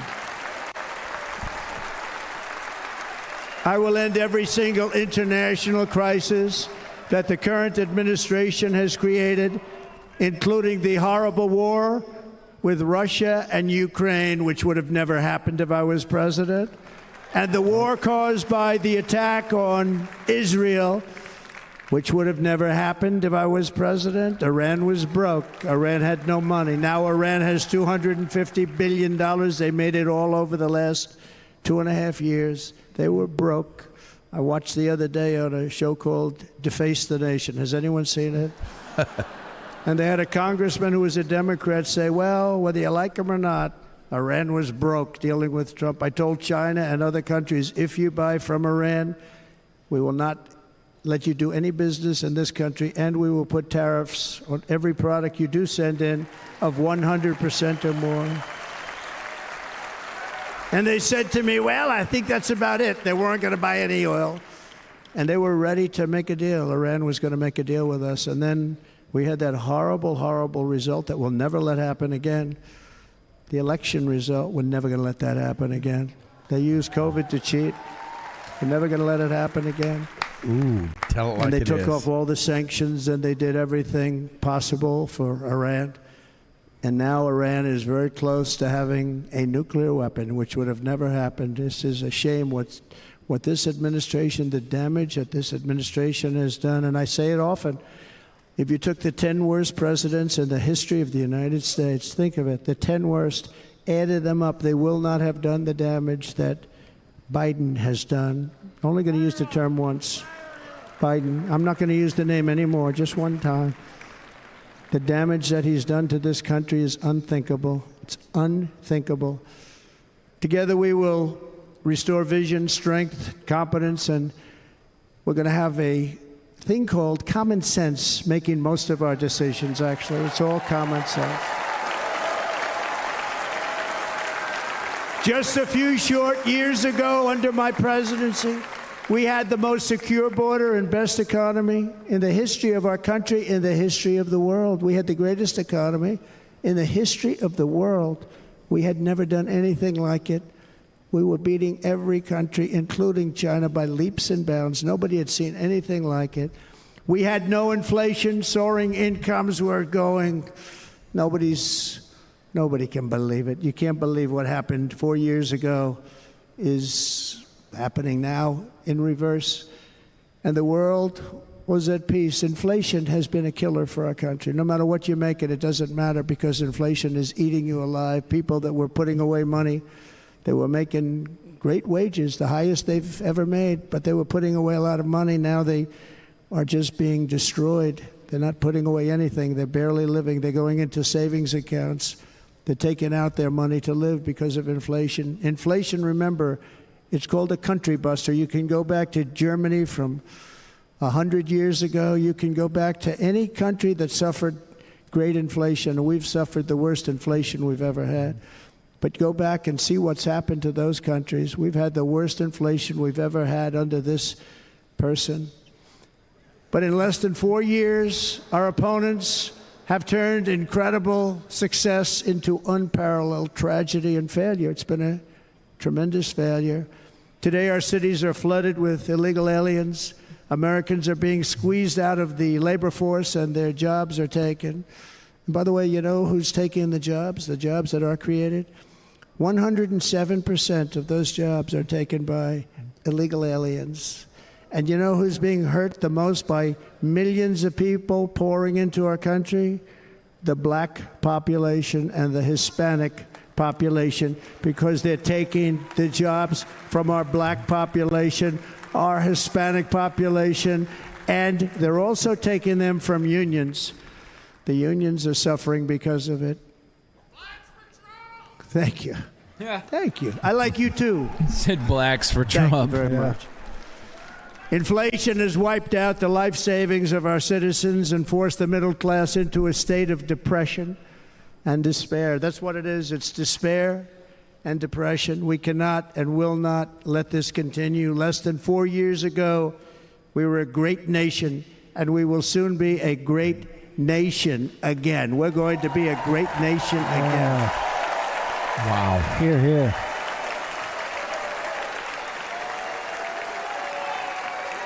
Thank you. With proper leadership, every disaster we are now enduring will be fixed, and it will be fixed very, very quickly.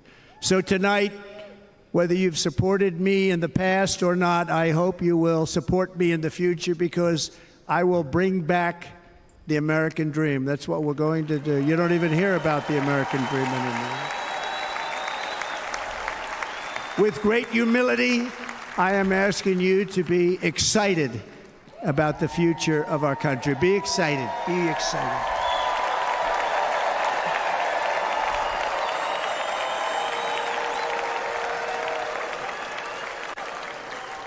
And by the way, the news reports, look at all of those big networks. Look at them. They're all here. Oh. But every one of them has said this could be the most organized, best run, and most enthusiastic convention of either party that they've ever seen. Every single one. This has been awesome. And it's true. It's true. And there's love in the room. There's great love in the room.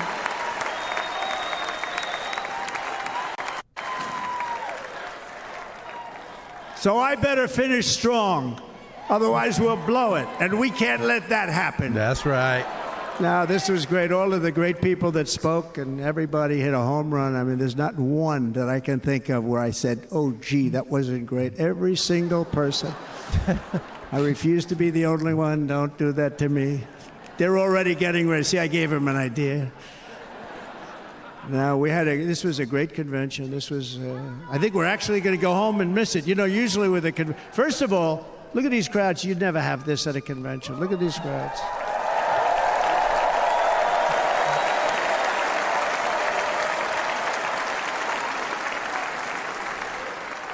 Love. It's about love. This week, the entire Republican Party has formally adopted an agenda for America's renewal, and you saw that agenda, and it's very short compared to the long, boring, meaningless agendas of the past, including the Democrats. They write these things that are hundreds of pages long, and they never read them after they're done.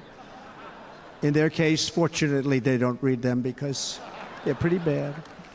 It's a series of bold promises that we will swiftly implement when you give us a Republican House. And Mr. Speaker, thank you very much. We have our great Speaker of the House with us tonight. Mr. Speaker, thank you very much. Thank you.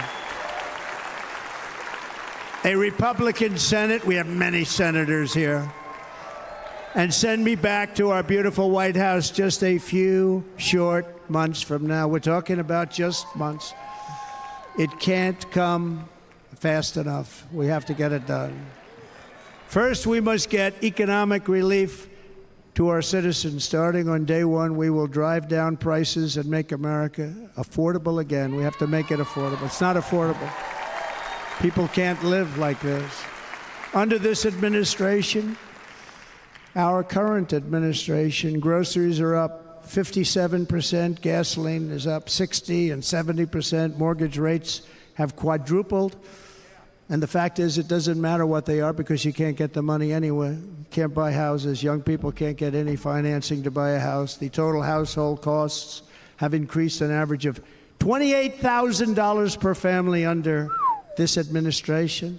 Republicans have a plan to bring down prices and bring them down very, very rapidly.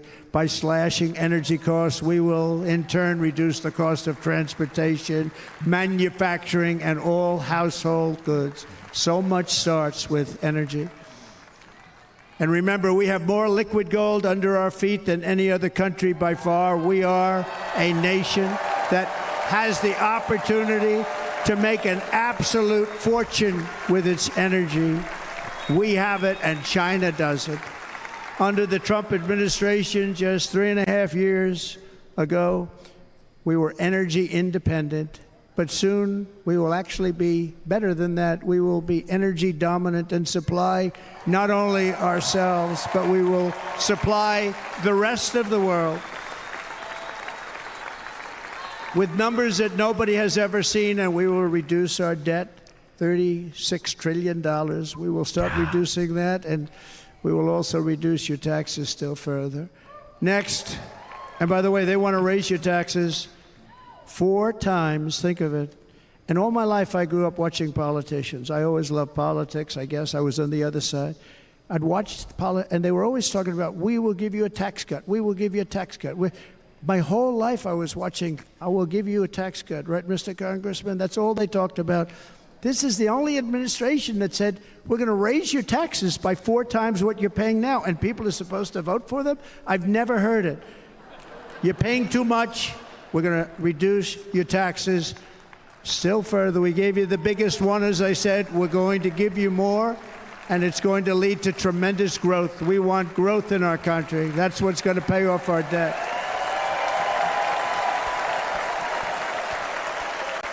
And next, we will end the ridiculous and actually incredible waste of taxpayer dollars that is fueling the inflation crisis. They've spent trillions of dollars on things having to do with the Green New Scam. It's a scam. And that's caused tremendous inflationary pressures in addition to the cost of energy. And all of the trillions of dollars that are sitting there not yet spent, we will redirect that money for important projects like roads, bridges, dams, and we will not allow it to be spent on meaningless Green New Scam ideas.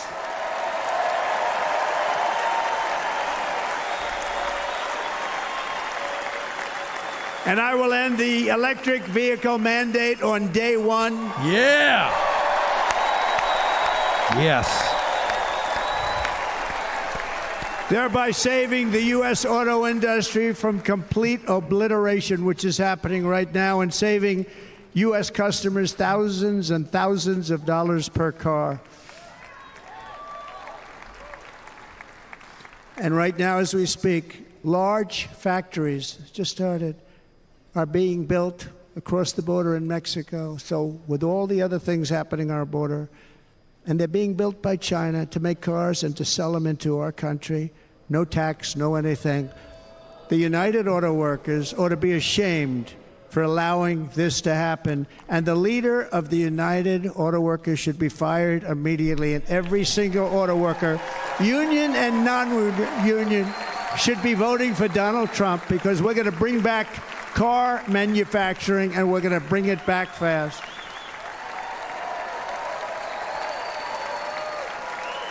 They're building some of the largest auto plants anywhere in the world. Think of it, in the world. We're going to bring it back. We're going to make them. We don't mind that happening, but those plants are going to be built in the United States, and our people are going to man those plants. Yeah.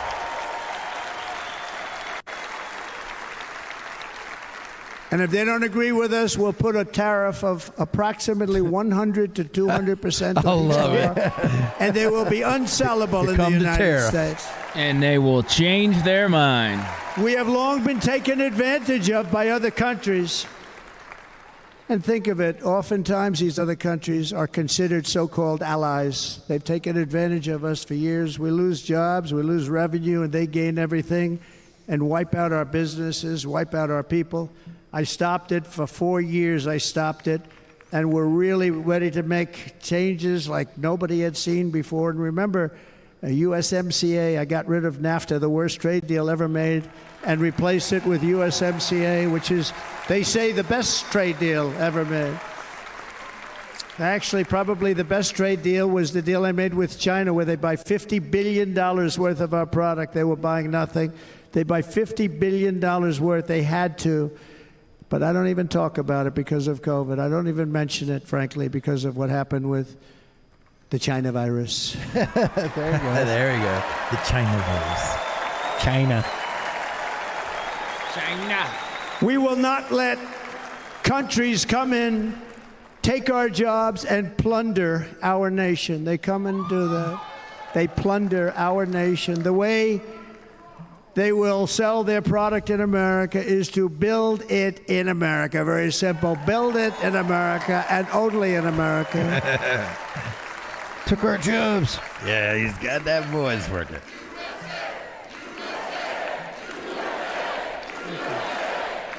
Yeah, Biden would be sleeping right now. Biden went to bed a long time ago. Yeah, And dude's this been in bed a very minute. simple formula, and Congress has to go along with us, and they will. This very simple formula will create massive numbers of jobs. We will take over the auto industry again and many, hundreds of thousands of jobs. We lost so many jobs over the years. If you go back 20, 25 years, they've stolen, going to China and Mexico, about 68% of our auto industry manufacturing jobs. We're going to get them all back. We're going to get them all back, every one of them. Yes. At the center of our plan for economic relief are massive tax cuts for workers that include something else that's turned out to be very popular, actually. Here it's very popular in this building and all those hotels that I saw that are so nice. I'm staying in a nice one. It's called no tax on tips. No tax on tips. That would be awesome. Hammer that home, man. NTOT. What? It's called NTOT.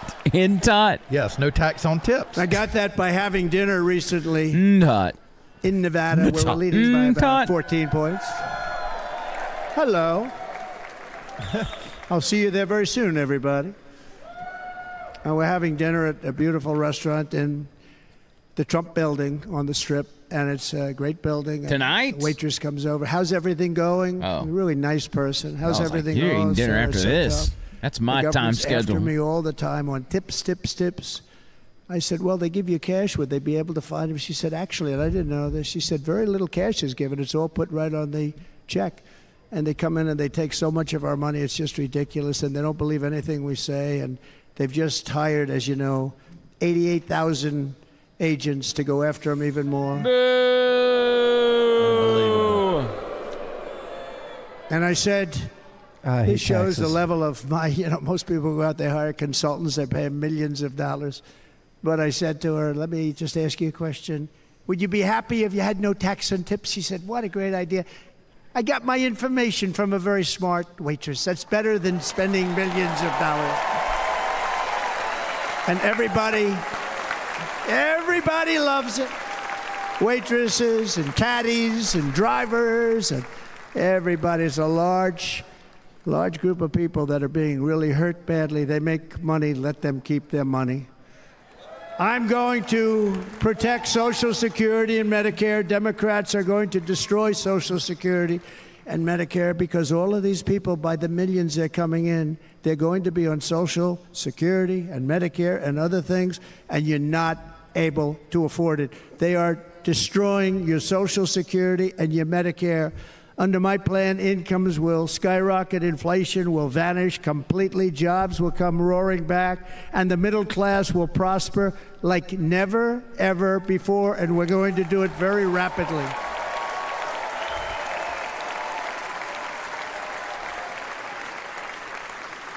But no hope or dream we have for America can succeed unless we stop the illegal immigrant invasion, the worst that's ever been seen anywhere in the world. There's never been an invasion like this anywhere. Third world countries would fight with sticks and stones not to let this happen. The invasion at our southern border, we will Let's go to the border with stop sticks. it quickly. You heard Tom Homan yesterday. Tom Get back. Homan, put him in charge. And I'm gonna hit you with a sit back stone. and watch. Get back, Jose. The Border Patrol, he's incredible. These guys, they really, their job is a lot easier if they don't have to do anything, but they want to. They're patriots. Brandon Judd, Border Patrol, ICE. ICE goes out. You have to see what ICE does with MS-13. You have these are probably the worst gang, and ICE goes in there. And I know a lot of people in these rows here, and they're very tough people, but they don't want to do this job. They'll go into a pack of MS-13 killers. They're the worst, probably the worst gangs in the world. And we have thousands of them. I moved thousands and thousands out in my 4 years. We moved them out, and it was a pleasure. But ICE would go right into a pack of these killers, and you see fists flying, you see everything flying, and then they take them. They put them in a paddy wagon. They take them back and they get them out of our country. And the other countries weren't accepting them back. And I called up and I said, tell them that we're not giving them economic aid anymore. And the next day I got calls from all of these countries that were terminated. Billions of dollars we spend on economic aid to countries that does us, frankly, no good.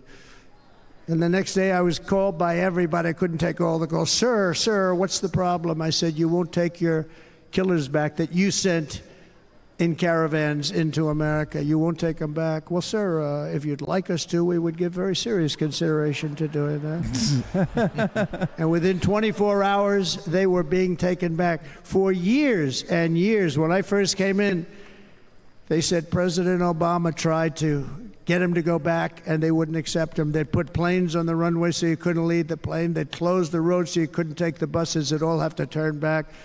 As soon as I said no more economic aid of any kind to any country that does that, they called back and they said, sir, it would be our great honor to take MS-13. We love them very much.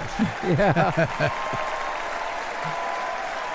It's amazing the leverage you have over people you're giving money to. At the heart of these the different Republican countries. platform is our pledge to end this border nightmare and fully restore the sacred and sovereign borders of the United States of America, and we're going to do that on day one.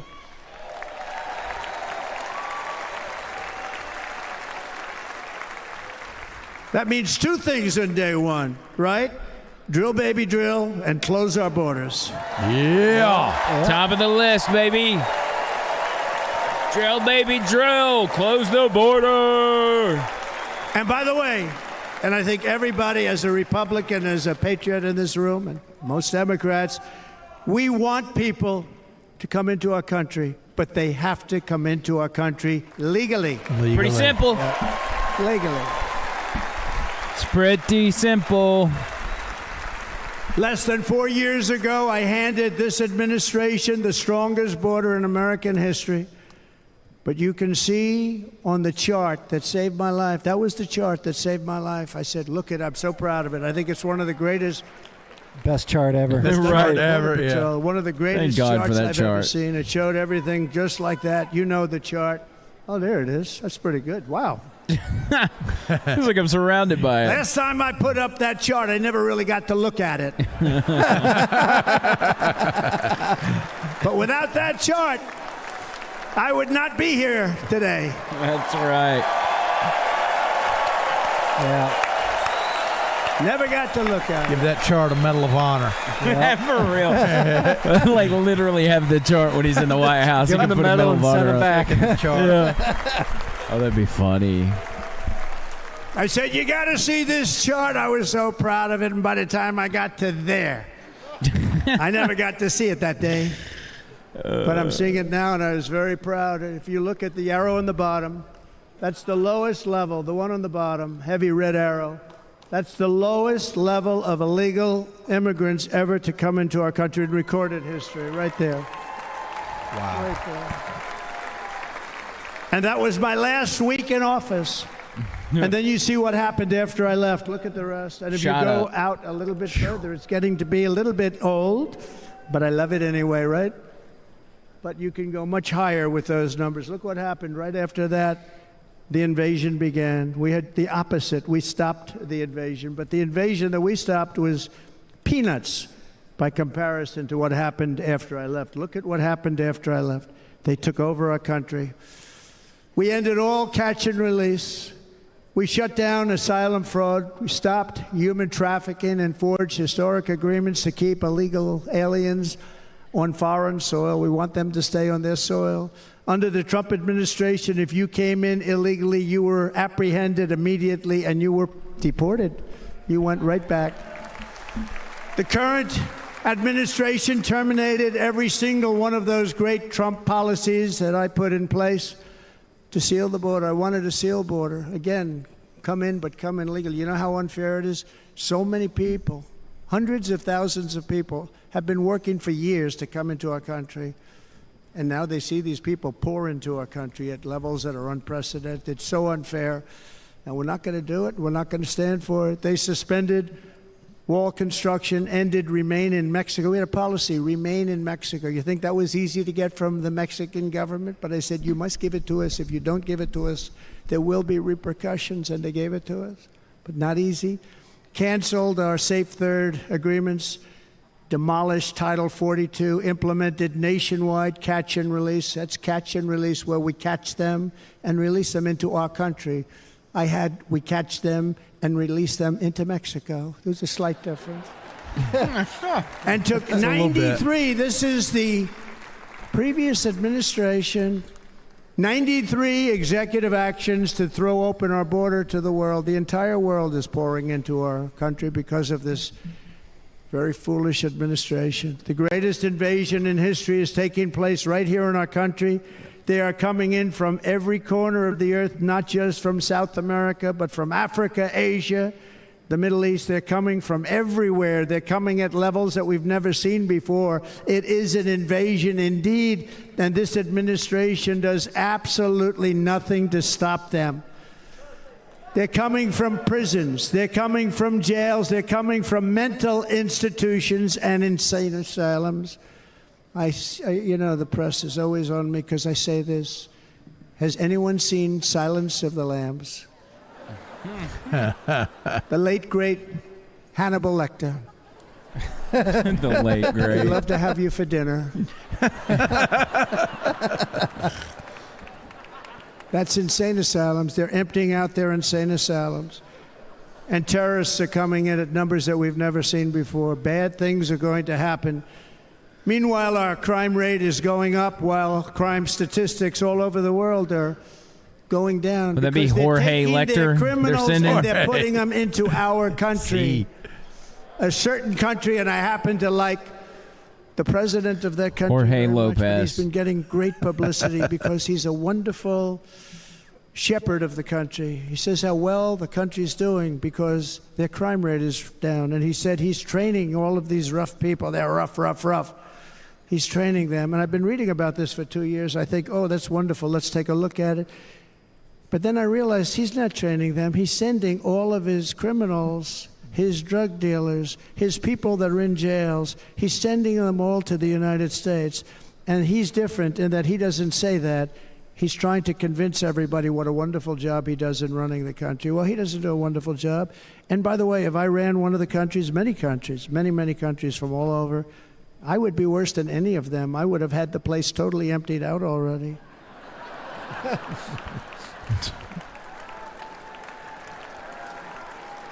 But we become a dumping ground for the rest of the world, which is laughing at us. They think we're stupid.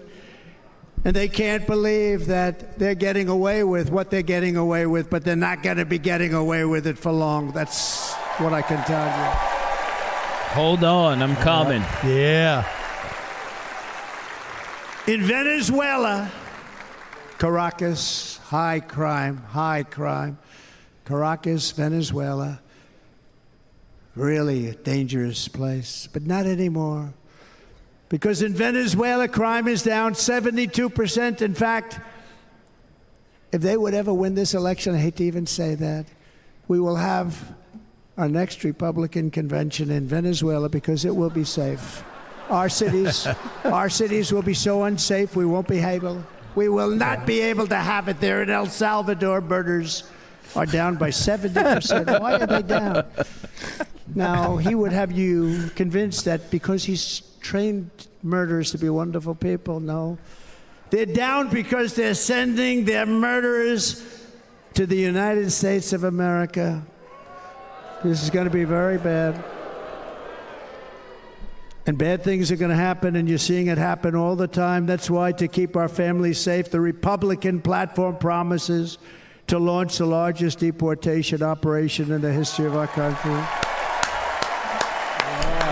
I'm here for it. Even larger than that of President Dwight D. Eisenhower from many years ago. You know, he was a moderate, but he believed very strongly in borders. He had the largest deportation operation we've ever had.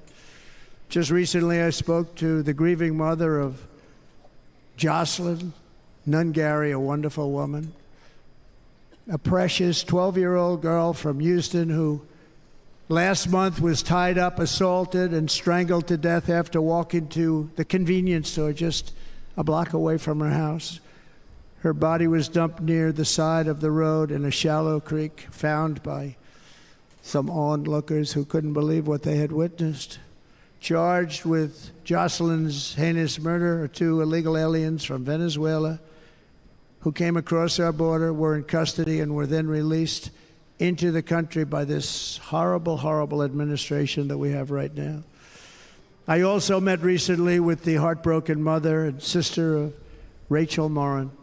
Rachel was a 37-year-old mom of 5 beautiful children who was brutally raped and murdered while out on a run. She wanted to keep herself in good shape. It was very important to her. She was murdered.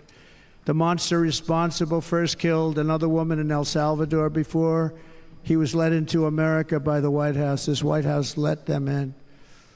He then attacked a 9-year-old girl and her mother in a home invasion in Los Angeles before murdering Rachel in Maryland. Traveled all throughout the country, doing tremendous damage. Rachel's mother will never be the same. I spent time with her. She will never be the same. I've also met with the wonderful family of Laken Riley, the brilliant 22-year-old nursing student. She was so proud of being first in her class, who was out for a jog on the campus of the University of Georgia when she was assaulted, beaten, and horrifically killed. Yet another American life was stolen by a criminal alien set free by this administration. And these were incredible people we're talking about. These were incredible people who died. Tonight, America, this is my vow. I will not let these killers and criminals into our country.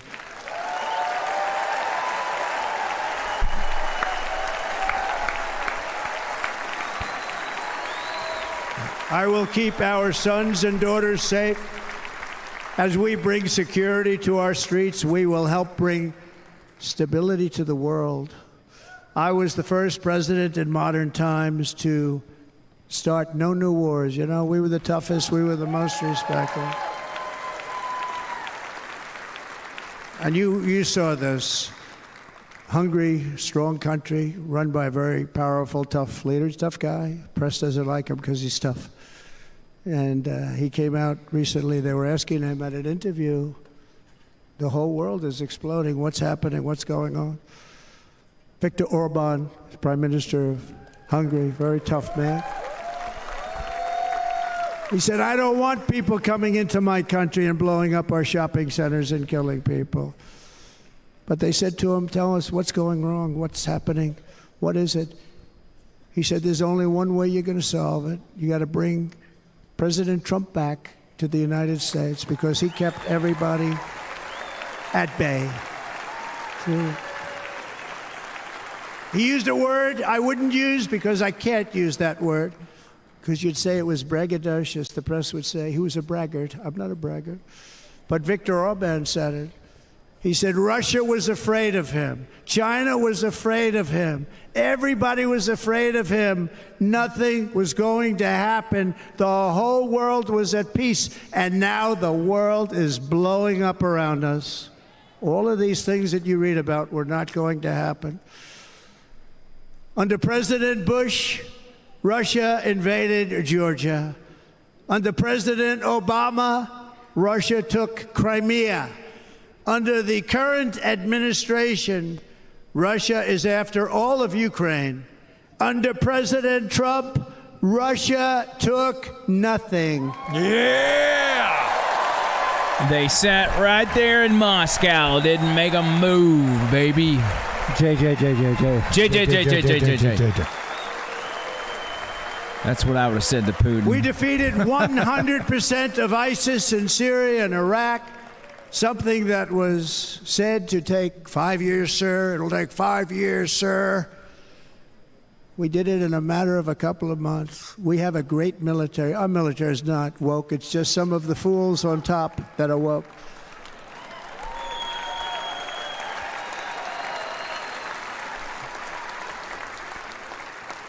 I got along very well. North Korea, Kim Jong-un, I got along very well with him. The press hated when I said that. How could you get along with him? Well, you know, it's nice to get along with somebody who has a lot of nuclear weapons or otherwise, isn't it? See, in the old days, they'd say, that's a wonderful thing. Now they say, how could you possibly do that? But no, I got along with him, and we stopped the missile launches from North Korea. Now North Korea is acting up again, but when we get back, I get along with him. He'd like to see me back, too. I think he misses me, if you want to know the truth. Our opponents inherited a world at peace and turned it into a planet of war. We're in a planet of war. Look at that attack on Israel. Look at what's happening with Ukraine. The cities are just bombed out. How can people live like that where buildings, massive buildings, are falling to the ground? It began to unravel with the disastrous withdrawal from Afghanistan, the worst humiliation in the history of our country. We have never had a humiliation like that. 13 heroic U.S. service members were tragically and needlessly killed. 45 others were horrifically wounded. Nobody ever talks about them. No arms, no legs, face explosions, horrifically wounded. And by the way, we have a man in this room who's running for the U.S. Senate from a great state, Nevada, named Sam Brown, who paid the ultimate price. Thank you, Sam. Thank you, Sam. Thank you. He paid the biggest price probably ever paid by anybody that is running for office, and I think he's going to do great. He's running against a person that is not good, not respected, a total lightweight. But Sam, I think, paid, really, we were talking about it with some of the senators that are working so hard for Sam, but he paid the biggest price of any senator ever to run for the Senate. I don't think anybody's ever what he did. He was a real hero, a really great person. And he's running, and I hope that everybody gets out and votes for Sam Brown.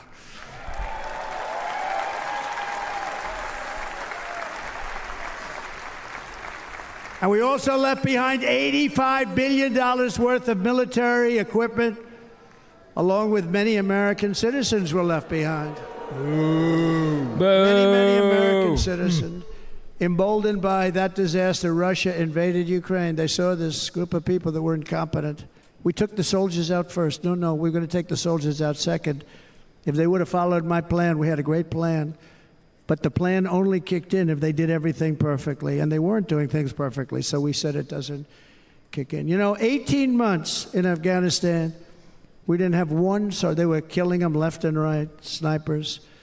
And I spoke to the head of the Taliban. You've heard this story. Abdul, still there, still the head of the Taliban. The press got on me. Why would you speak to him? I said, because that's where the killing is. I don't have to speak to somebody that has nothing to do with it. And I told him, don't ever do that. Don't ever do that again. Don't ever do that again. You've got to stop. Because during the Obama administration, many great people and soldiers, but a lot of soldiers were being killed from long distance. I said, if you keep doing that, you're going to be hit harder than anybody's ever been hit by a country before.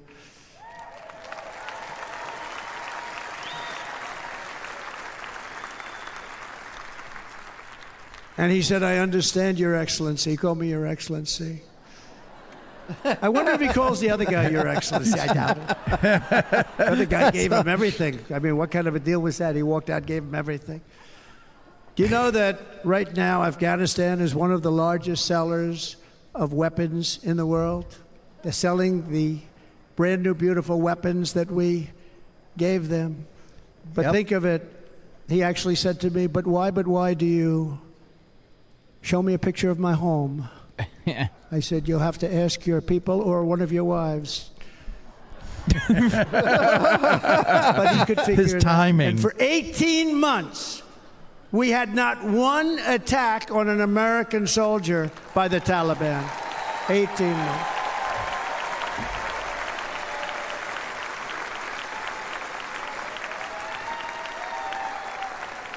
And then we had that horrible day where soldiers were killed. I was not there because of a ridiculous election. But we had that horrible attack.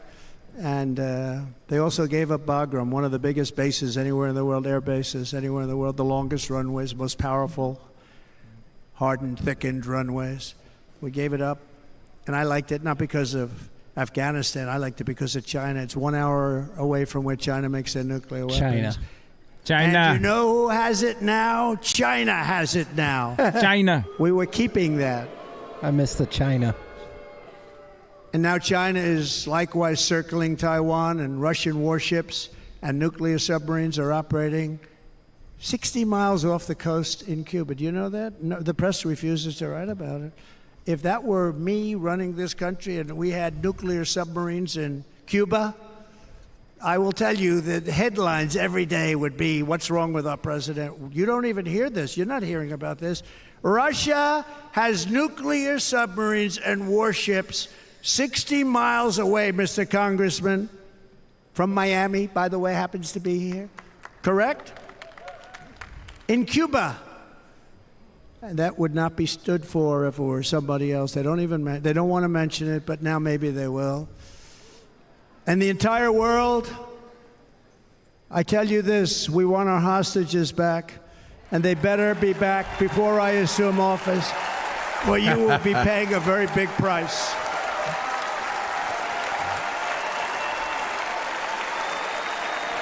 It started off so somber, and now he's worked his way up to old Trump, like stamina, getting after it. He's just getting going good, man. Instead of going the opposite With way, our victory in November, like slowing down. Listen, he's the just years fired of up. war, weakness, and chaos will be over. I don't have wars. I had no wars other than ISIS, which I defeated, but that was a war that was started. We had no wars. I could stop wars with a telephone call. I could stop wars with just a telephone call. That's so true. What a great line. If properly stated, it would never start. We will replenish our military and build an Iron Dome missile defense system to ensure that no enemy can strike our homeland. And this great Iron Dome will be built entirely in the USA. We're going to build it in the USA. And Wisconsin, just like I gave you that massive ship contract, and you're doing a very nice job, Governor, right? Thank you, Governor. And they're doing a great job. In fact, I had a little design change, and we gave them a tremendous for essentially what we used to call destroyers. These are now the most beautiful. They look like yachts. I said, we have to take the bow and we have to make it a little nicer and a little point at the top instead of a flat nose. And the people at the shipyard said, this guy sort of knows what he's doing. We have the most beautiful ships, right, Governor? And everybody's sitting over there. That's not a teleprompter. And it was a big contract that everybody wanted. I gave it to Wisconsin, but we're going to have a lot of that built right here in the state of Wisconsin and all other states. Israel has an Iron Dome. They have a missile defense system.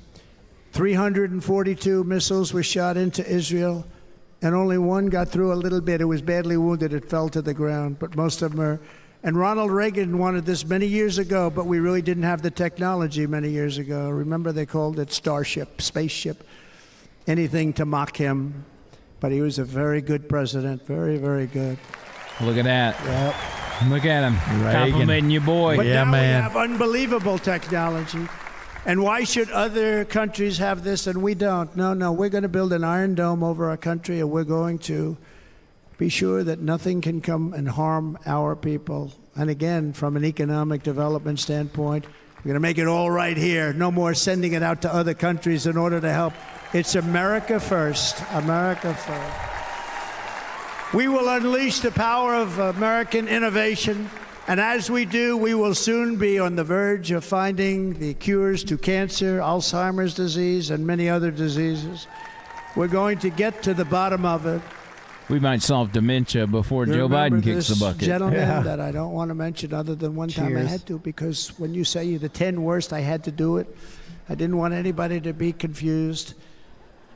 But this man said, we're going to find a cure to cancer. Nothing happened.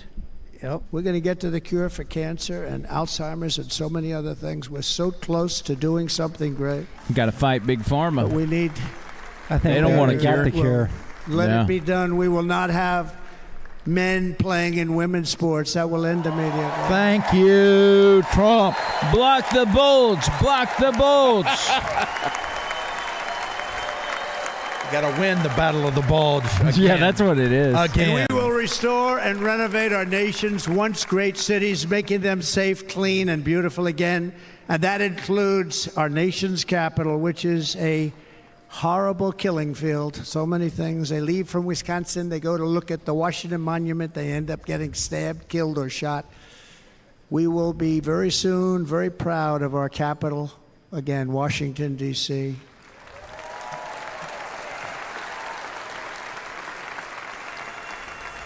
America is on the cusp of a new golden age, but we will have the courage to seize it. We're going to take it. We're going to make it a current. We're going to bring this into a golden age like never seen before. Remember this, China wants to do it. Japan wants to do it. All of these countries want to do it. We have to produce massive amounts of energy if we're going to produce the new. If you look at some of the things that have been done and some of the things that we're going to do, but AI needs literally twice the electricity that's available now in our country. Can you imagine?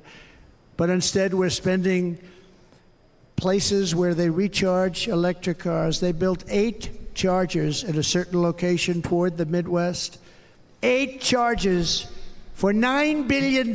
Think of that as a tank for filling up your gas. Think of it. They spent $9 billion on 8 chargers, 3 of which didn't work. And if you were going to do this all over our country, this crazy electric mandate, if you're going to do this all, and by the way, I'm all for electric. They have their application. But if somebody wants to buy a gas-powered car, gasoline-powered car, or a hybrid, they're going to be able to do it. And we're going to make that change on day 1. I don't have a car, Trump. Help me buy a car. Yeah. Buy Andrew a car. Make cars affordable again. Conclude, really? Just a few short days ago, my journey with you nearly ended. We know that. And yet, here we are tonight, all gathered together, talking about the future, promise, and a total renewal of a thing we love very much. It's called America. We live in a world of miracles. None of us knows God's plan or where life's adventure will take us. I want to thank Franklin Graham for being here tonight. He's an outstanding man. Yes. Amen. Yep. He wrote me a note recently. I have a lot of respect for him. Sir, I love your storytelling. I think it's great in front of these big rallies. But, sir, please do me one favor. It won't make any difference. Please don't use any foul language. Yeah. I was a little embarrassed. I said, he said, it won't make any difference. Actually, it does. The story's not quite as good, but I've been very good. The story is not quite as good, to be honest. I've got to have a little talk with Franklin, but he was great. Man, he's still a great going. gentleman. His father was so incredible, Billy Graham. My father used to love taking me to see Billy Graham. My father would take me to see Billy Graham at Yankee Stadium. Yeah. He had the biggest rallies you've ever seen. He was a good rally guy, too. But he'd get up, and he was a fantastic guy. My father loved Billy Graham. But I love Franklin Graham. I think Franklin's been fantastic, and I'm working so hard to adhere to his note to me. I'm working hard on it, Franklin. But if the events of last Saturday make anything clear, it is that every single moment we have on earth is a gift from God. Yep. We have to make the most of every day for the people and for the country that we love. The attacker in Pennsylvania wanted to stop our movement, but the truth is the movement has never been about me. It has always been about you. It's your movement. It's the biggest movement in the history of our country by far. Can't be stopped. It can't be stopped. It has always been about the hardworking, patriotic citizens of America. For too long, our nation has settled for too little. We settled for too little. We've given everything to other nations, to other people. You've been told to lower your expectations and to accept less for your families. I am here tonight with the opposite message. Your expectations are not big enough. They're not big enough. Yes. God love him. What a It is line. time to start expecting and demanding So the many best quotable leadership lines in the world. tonight. Leadership that is bold, dynamic, relentless, and fearless. We can do that. We are Americans. Ambition is our heritage. Greatness is our birthright. But as long as our energies are spent fighting each other, our destiny will remain out of reach, and that's not acceptable. We must instead take that energy and use it to realize our country's true potential and write our own thrilling chapter of the American story. We can do it together. We will unite. We are going to come together, and success will bring us together. Man, this guy's got stamina. I'm telling you. Unbelievable. It is a story of love, sacrifice, and so many other things. And remember the word devotion. It's unmatched devotion. Our American ancestors crossed the Delaware, survived the icy winter at Valley Forge, and defeated a mighty empire to establish our cherished republic. They fought so hard, they lost so many. They pushed thousands and thousands of miles across a dangerous frontier, taming the wilderness to build a life and a magnificent home for their family. They packed their families into covered wagons, trekked across hazardous trails, scaled towering mountains, and braved rivers and rapids to stake their claim on the wide open, new, and very beautiful frontier. When our way of life was threatened, American patriots marched onto the battlefield, raced into enemy strongholds, and stared down death and stared down those enemies to keep alive the flame of freedom. At Yorktown, Gettysburg, and Midway, they joined the roll call of immortal heroes. So many just so many heroes, so many great, great people. And we have to cherish those people. We can't forget those people. We have to cherish those people. Yep. So many sacrifices. And building monuments to those great people is a good thing, not a bad thing. They saved our country. No challenge was too much. No hardship was too great. No enemy was too fierce. Together, these patriots soldiered on and endured, and they prevailed because they had faith in each other, faith in their country, and above all, they had faith in their God. Amen to that. Just like our ancestors, we must now come together, rise above past differences. Any disagreements have to be put aside and go forward united as one people, one nation, pledging allegiance to one great, beautiful, I think it's so beautiful, American flag. Yeah. Tonight I ask for your partnership, for your support, and I am humbly asking for your vote. I want your vote. You got make my our vote. country great again. Every day I will strive to honor the trust you have placed in me, and I will never, ever let you down. I promise that. I will never let you down. Never gonna give you up. To all of the forgotten men and women who have been neglected, abandoned, and left behind, you will be forgotten no longer. We will press forward, and together we will win, win, win. All we do is win. winning. Win, win, win. Winning's fun.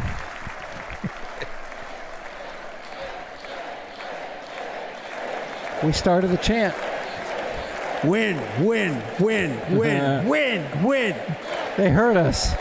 Yep. Win, win, win. Nothing will We're sway going to be us. sick of winning before it's Nothing over. will slow us. That's what he used to say. And Yeah. no one will Love ever it. stop us. No matter what dangers come our way, no matter what obstacles lie in our path, we will keep striving toward our shared and glorious destiny, and we will not fail. We will not fail. Together, we will save this country, we will restore the republic, and we will usher in the rich and wonderful tomorrows that our people so truly deserve. America's future will be bigger, better, bolder, brighter, happier, stronger, freer, greater, and more united than ever before. Yep.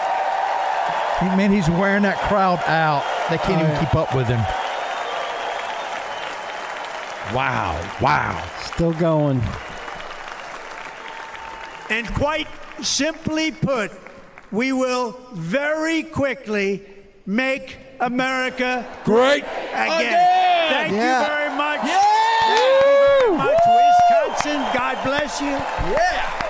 God bless you, Wisconsin, and God bless the United States of America, our great country. Thank you very much, everybody. Thank you. Yes. No, thank you, Mr. President. Thank you. Thank you, Donald. Mr. President. And there's the music. They're going with a hold on, I'm coming. And what a speech. Lengthwise, I say you can probably roll with it. I just want a few seconds. And I think his family's coming out now to join him. Because I noticed once they were at one point in the, there's Melania. Yeah. There was at one point they panned over to where they were sitting and all those seats were empty.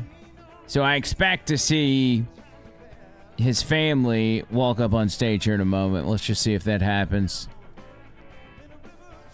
This guy had stamina. He just kept going, man. This is freaking unbelievable. What he's been through, and I just think every time I see these family members, and here they come now, I'm like, I can't imagine what they went through Saturday. Yeah, and thank you to everybody in the chat. Edwin, Weedhopper, Richard, Tracy, Michael, Elvis, Bama, Justin, everybody. Thank you guys so much. We, what was our final? We ended up with like 210? It was 228 and we topped 228. No, we don't have an official number, but we had all-time most people joining our live. I love this, man. It's like they're hanging out with us. We're all sitting around here watching. Look at that. I saw it peak out at 228. I was watching. What a beautiful sight. Oh, man. God, just again, I think back to 2016 and how glorious that was for Trump to beat 16, 17 other people and come out on top. And it was just like, man, you are an absolute boss. But it is nothing compared to this one. Hey, Boomer's saying, are you supposed to call into 99.5? Listen, Boomer's on top of it. He's in the business of telling us to do everything. Right just let me enjoy this, Boomer. Danny says, thank you for doing all this. Talmaj says, see you, cuh. Yeah. God, man. That you just gotta love that family. You know? I mean, they're just... Hey, Boomer, is Leland unlike anything radio else? Right now? Yeah, we'll get to that. We we just need to soak this in for a moment. If I was Trump, if a balloon popped, I'd be like, doing this kind of thing. I like how they got the gold mixed in there as well because that's the color of Trump. I've become a big fan of gold over the past few years. By the way, thank you, Patty Fields. By the way, and Taylor. If I could do the decor at the house, I would have a lot of gold in there, but Trish will never let that fly. Make it look like Trump Tower. Yeah, if we want to go ahead and just keep this rolling, just mute it and pull up our connection with the station. We'll hop on with Leland for a moment. Okay. And this is going to be difficult. Yeah, you can just do it. Pull that off the screen and then do what you got to do. I'm going to do the best I can, guys. And we'll just keep it rolling. It's not a big deal. So Leland is on air right now. He's giving rapid reaction. We're just going to hop on for a moment. All right. And touch base with Leland and give our rapid reaction on the over on the station real quick. Okay. So let's see what we got and see if we're connected to him. All right. Okay. I think keep that patched in. Keep that rolling, and I'll get him to bring us up. Okay. I'm doing the best I can, guys. Seriously, I'm an amateur. Oh, give me a break, dude. You're a freaking genius. This is my first year. Gall. One of our regulars. All right, they're going to bring us up. In first tonight. We'll take a few phone calls. I'll talk to Andrew. Probably won't belabor it too much tonight, as we got to get Can the audience hear it? and get ready to do this thing again tomorrow. Richard DeCopp, what did you think about Trump's Richard. speech? Hey, David. Andrew and John's podcast. Yeah. And it was like a big old family watch party. We're all texting back and forth. And I cannot tell you the times during the different presentations that I got goosebumps from head to toe. That Eric Trump has got. He's his daddy made over compared to Don Jr.'s speech the other night. Eric Trump has got a future. Yeah, Eric was very intense, but I thought more articulate and pointed than his brother, if you want to make comparisons. But, yeah, I agree with that. David, can you hear us? And our president. I can hear you. Can you hear me? Yes, we can. Just let us know when you put us on. Hey, David, it's Tony. How you doing? Hey, buddy. Give me just a second. Let me let Leland know you're here. Okay. The man that we know, the man that we always trusted, the man that we always believe in. This Mike up. The first RNC that I can say from my grown life that I have paid attention to, and I am proud to bleed red, white, and blue. I am proud of what we've got coming, and I look forward to him bringing our country back. And he said it multiple times, Leland. They're going to do this very quickly. They have a plan in place. How fast that goes depends on what we get for the House and what we get for Congress and all of that. But, man, God Almighty, can you imagine? It was like brand new baby's first Christmas tonight. Everything. He passed his bedtime, and but he's still out here. We got a table full of booze to celebrate. But wow, what a speech! It was absolutely phenomenal. Did we lose him? All right, start that over. I'm doing it again. Reset. That's weird. He's trying to get me on the All right, podcast. wait, there I am. Am I back? Are you back? All right. Andrew, am I on your podcast as well right now? You are. We're live right now, and so we just had a big party tonight. Again, John Bird, Tony Gump, and myself hung out and carried the whole thing. I mean, I felt like, I'm going to be honest, when Kid Rock was on stage, I felt like I was at a Kid Rock concert. Yeah. Yep. I felt like I was the only person at a Kid Rock concert that knew the song. Yeah. We were singing with you. Everybody in the audience was like, yeah, there's a beat. Let's do this. Yes. It was pretty stiff. The white man dance. Yeah. Kid Rock has never seen a crowd that stiff since he played at the high school gym. What about the longevity of Trump's speech? I mean, we didn't know what kind of shape he was going to be in after going through what he went through this weekend.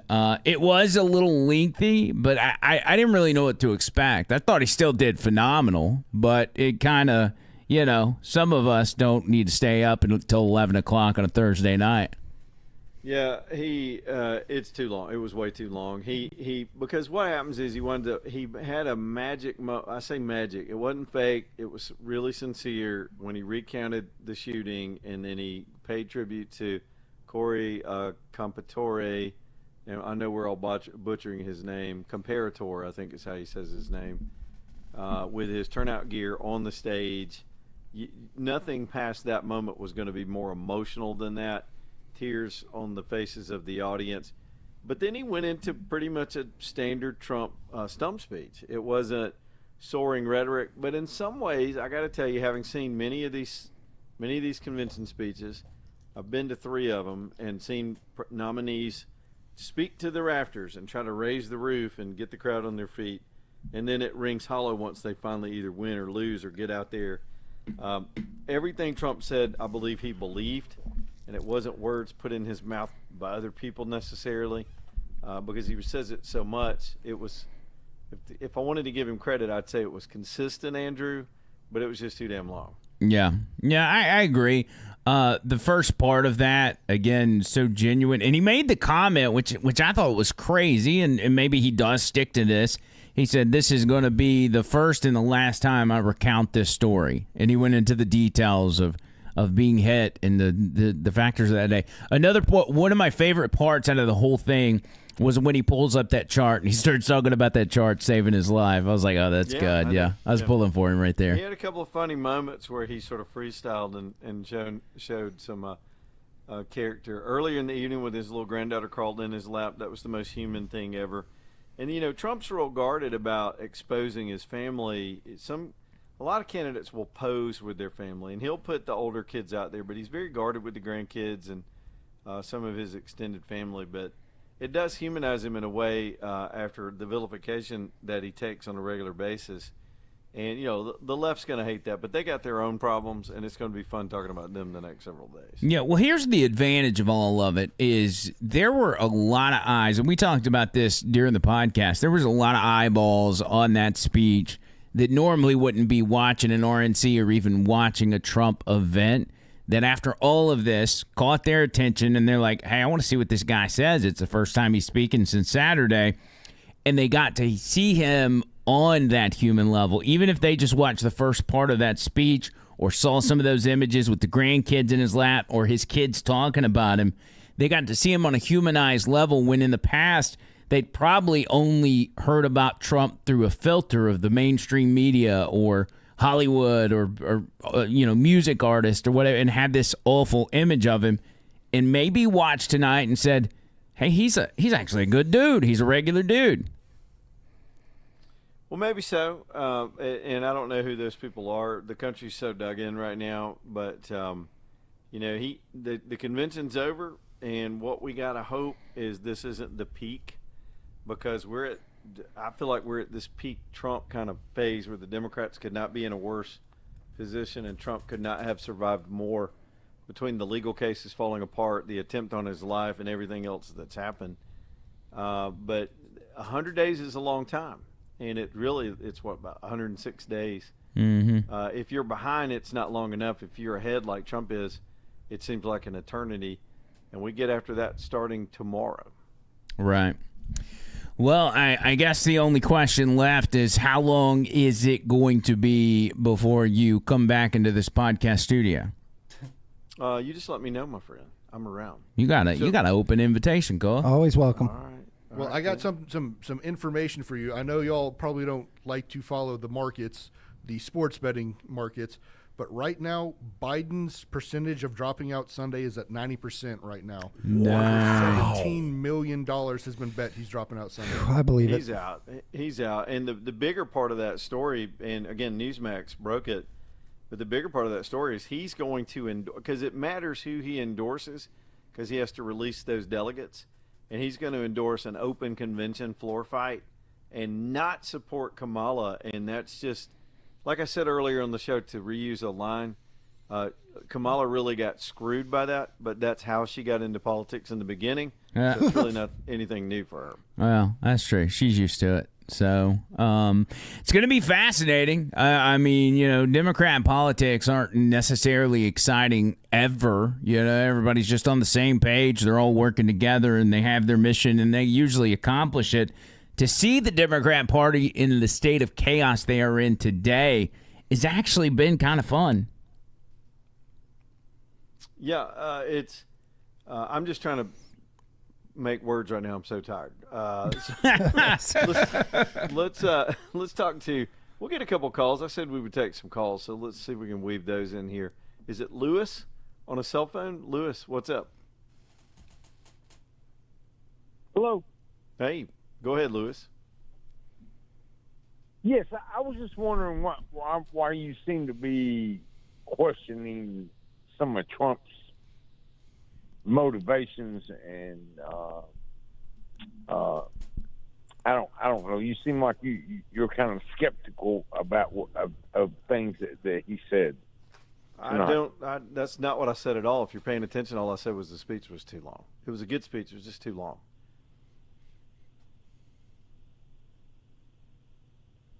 I'm sorry. Lewis fell asleep.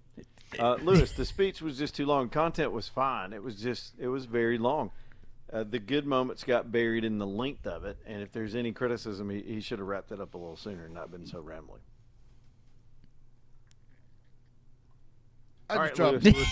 Leland, listen. I try to just stay quiet that whole time, but you know what happens when you take phone calls this late. You People know. are hammered. I get it. Lewis fell asleep, and I don't blame him. And I'm actually saluting him right now. Wish I was.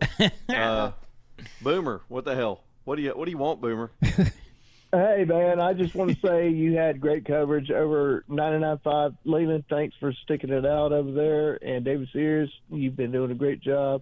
Andrew, Tony, John Bird, y'all did a great job. Thank you, Boomer. Thanks, fabulous. Y'all have been great. And I just want to say that I love Trump. I love Hey Now Nation. I love the Leland Live Show. And I just want to say that y'all have done a great job, and I appreciate y'all staying up this late. And I'm going to cut it short so all y'all can go to bed. Love y'all. God bless. And God bless the USA. Love you a long time. Boomer. There you go. Right on. There you go, buddy. What's funny is when we got to the end of the speech, Boomer immediately starts spamming our chat, talking about, you need to call the station, call into Leland. I was like, Boomer, we got it. We're headed that way. Man, we all work together. We know each other. It's funny how that works out. Well, what else would you add, Andrew? Tony, is Tony in here? Yeah. Tony, Yeah, I'm right here. Bird, all y'all. Let's just do our thing. I was impressed with the stamina. I know the speech went really long, but there's no way Biden, would ever go that long or have that much information packed in. So overall, I think he was trying to unite. I was impressed with a lot of points he made when he walked over and hugged the firefighter uniform. Just a lot of personal touches he made in there, and I think he was real. I think he really brought a lot to the table, and I think getting shot in the ear had a lot to do with it. Yeah, the tone was the bigger thing, and it, he revved it up and became himself toward the end. But he started off with a tone that we thought was going to be more reconciliatory, but then at the end he got back into his stump stuff, and I think he has to be critical about it. There were some reports that he wasn't even going to mention Biden or be that negative toward what they've done, but he has to show contrast, and it's just part of all campaigns. So I think he had to get into some of that too. But you're right. Biden he can't read a restaurant menu for that long. I mean, yeah. And it's what we got to do is discipline ourselves to not be so focused on him because he's done. I mean, he's done. He's not the candidate. The side by side between him and Trump is not a thing anymore. We got to figure out who they're going to try to run. I'm afraid they're going to put an Obama on the ticket. That's my personal take. Michelle Obama. Yeah, everybody's worried about Big Mike. Yeah. I say it all the time. Big Mike has the balls to do this, but I'm not sure wants to really stick it out there and have everything. Yeah, don't stick it out there, Big Mike. Meat and potatoes. What about you, John Burr? What was your thoughts? My whole thing, Leland, I've been waiting for this like a Christmas morning as a kid. Because, when you're an adult, your Christmas mornings, they're just not the same as when you were a kid. So I've set a standard of 1972 as being the best Christmas morning I ever had. And halfway through this, it had already surpassed my 1972. My second one was 1977. Add those two together, and tonight surpass them. Okay, I like the comparison because I believe also, John Bird, it was somewhere in the mid to early 70s that we got a go-kart for Christmas. Yes! And me and my brothers and sisters wanted a go-kart. But then my bitch-ass sister wrecked it in the first 10 minutes. Oh, no. So I'm just warning y'all, it might be the best Christmas ever, but don't let your sister drive your go-kart. Those are wise words right there. Yep. Y'all know what I did for Christmas in 72? Anybody want to guess? You weren't born, we know. Okay. I wasn't here. But it sounds phenomenal. I mean, it sounds like I would have enjoyed it if I was here. Christmas morning in the 70s? It's the youngins, John Bird, these kids today. They don't get it. Yeah, they never got an Evel Knievel stunt cycle. No, hell, they don't even know what we're talking about. Patrick is on a cell phone. Let's get another call in here. What's up, Patrick? Hey, man, does John Bird not just look beautiful as he can be? He's a sexy man. I mean, I'm not J. What the hell? He's got that ear patch on and everything. How did this turn into a gay talk show? Whoa, now, easy. It's nobody's show, so I guess those kind of things are going to happen. I had a question. Now, I really thought Trump was going to stay a little bit more humble than what he did. But he got back up and he was what everybody has voted for.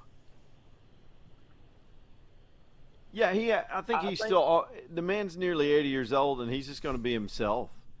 And they can try to coach him to tone it down, and he did for a while, but he's going to turn right back into Trump. Trump is Trump, man.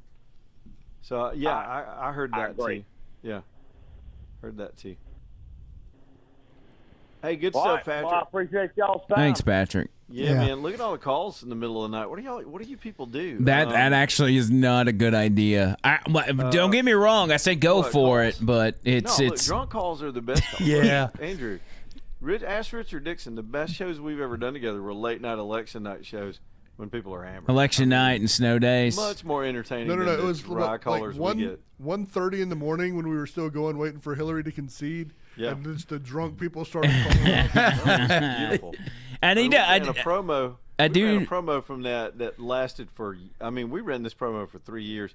It's one where this guy goes, "This is United States of America," and I said, "America." Richard said, "America." America. And then he said, "Yeah." Or something. It was just a promo. It was a total drunk caller. I do have to point out that John Bird has, in a tribute to Donald Trump, all night during the podcast, has had his ear bandaged up. So everybody that has watched has seen his solidarity. His so did you get the right ear or the left ear? It's definitely the wrong ear. It's the wrong ear, but on the camera it looks like the right one. Yeah, right is right and left is wrong. That's what you get. That's true. Oh, okay, that's true. you're right. Yeah. He's on the left ear. Yeah. You know what that means. Yeah, you know. That's why guys are calling in talking about how good he was. Those were the days, man. He drinks Bud Light now. Let's go to Dog Mom. Dog Mom is up next. What's up, Dog Mom? Hey, Leland. Hey, Andrew. I love you all. I listen to both your shows every day. I was just watching the convention, and Donald Trump and this whole convention for 4 days has just ignited something in my soul that gives me positivity as a small business owner who struggles daily to pay my bills. And I'll be honest with you, I finally have faith in what is coming. And I just wanted to talk about the Democratic Party, the convention, and what's coming with them. Joe Biden's stepping down. He's not endorsing Kamala Harris.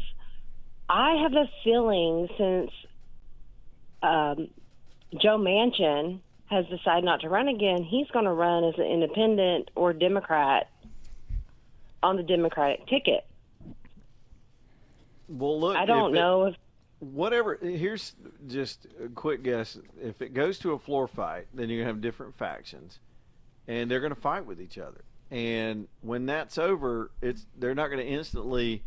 There'll be some bitterness, and they're not just gonna heal. I think there could be backlash to not giving Kamala a free shot at it without a convention fight.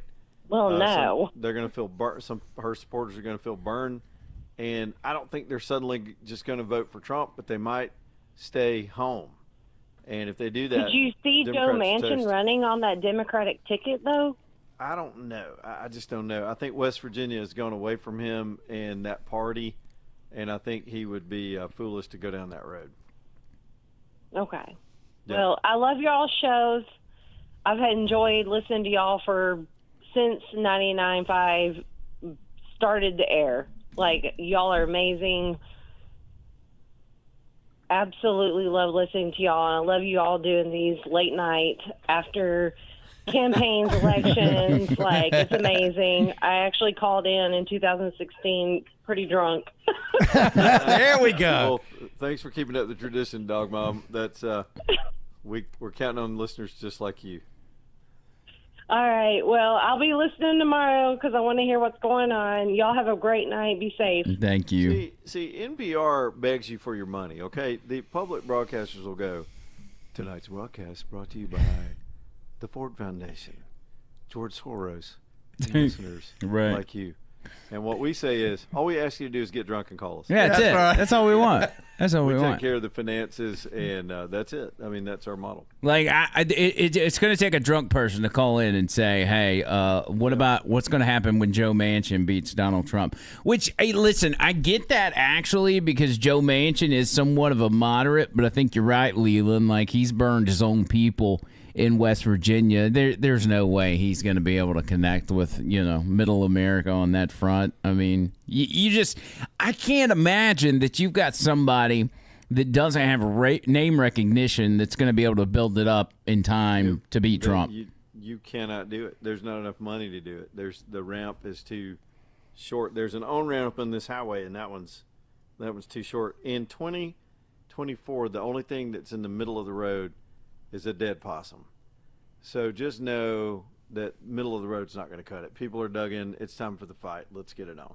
Let's do it. Wallace is in Vestavia. What's up, Wallace? Good evening, late evening, gentlemen. How are you? Good. All right. I wanted to mention the staging of this. I mean, the message of unity and the peace and love type thing, which was true. I mean, they're not contentious and everything. That was a major part of the convention. But whoever was behind the staging of it itself for television was absolutely amazing.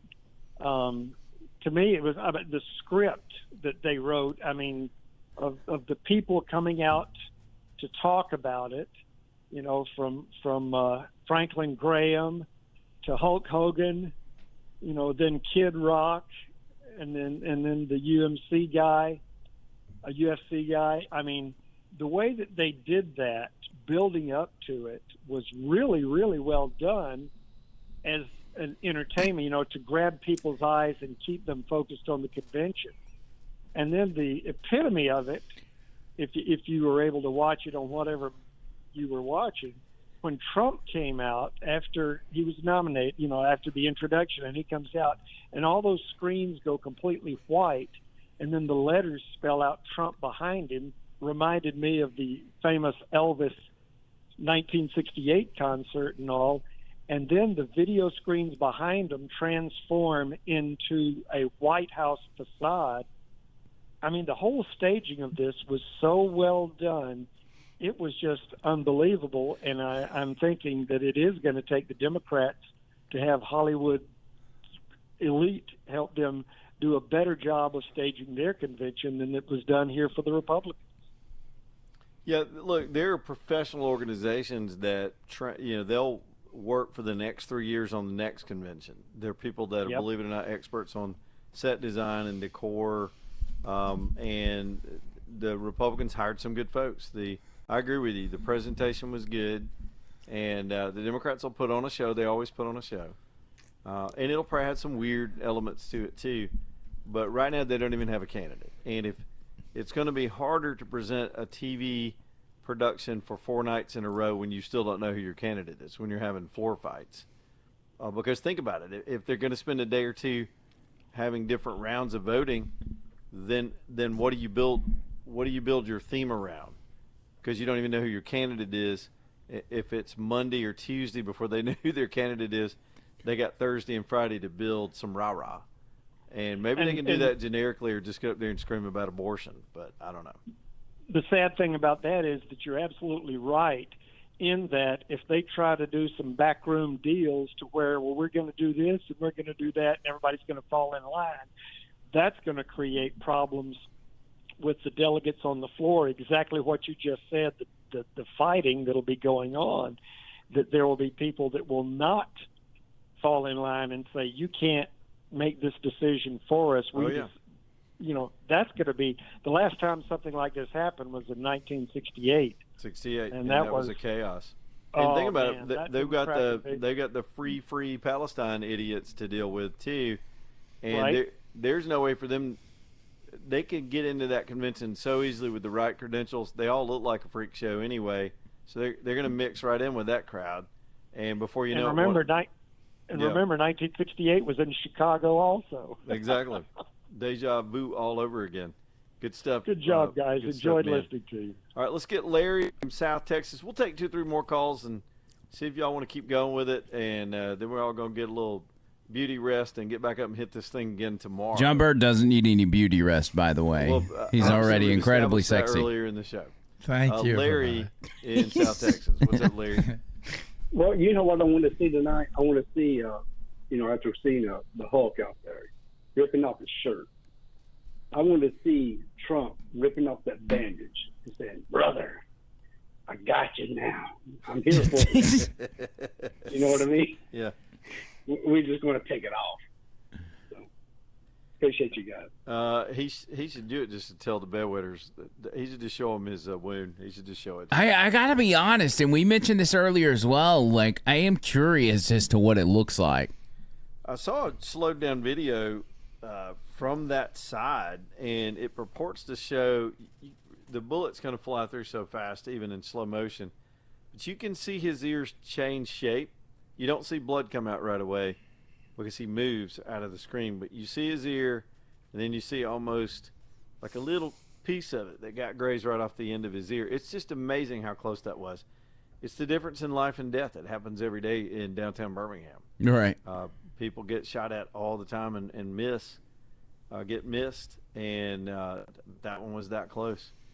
Did we do Larry? Did we go to Larry yet? Yeah, that was Larry. Rick in McCullough. What's up, Rick? 8, I guess. He said, "Hey, I guess."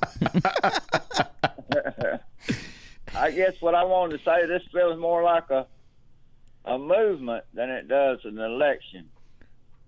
Yep. It very much is. Yeah, I think it is. He's the head of a movement. He's not even the nominee of a party right now. It's bigger than that. That's a lot bigger, isn't it? Yeah.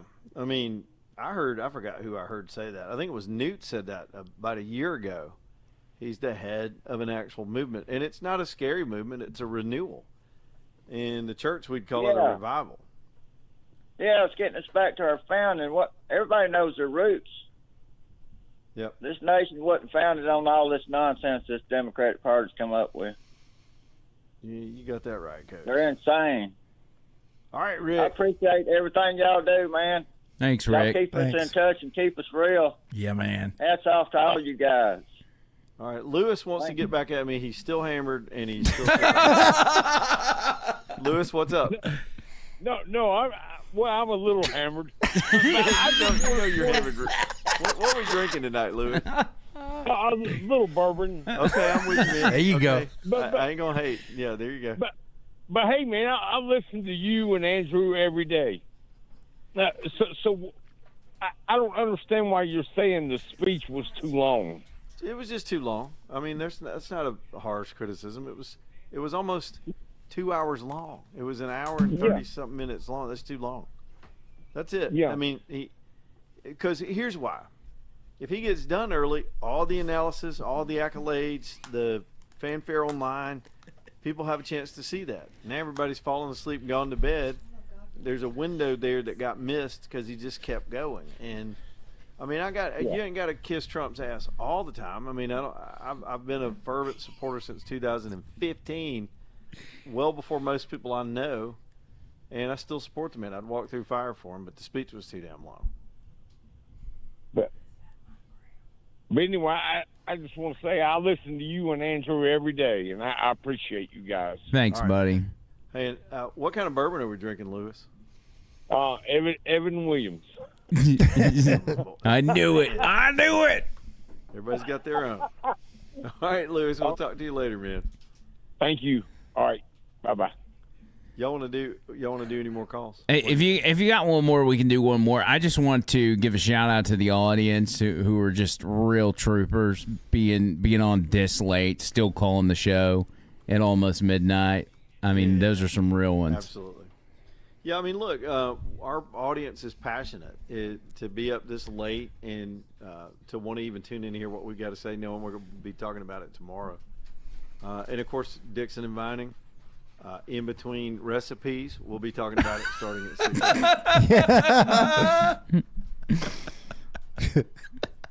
6. Danny's in Bessemer. What's up, Danny? Hello. Danny. What's up, Danny? Danny.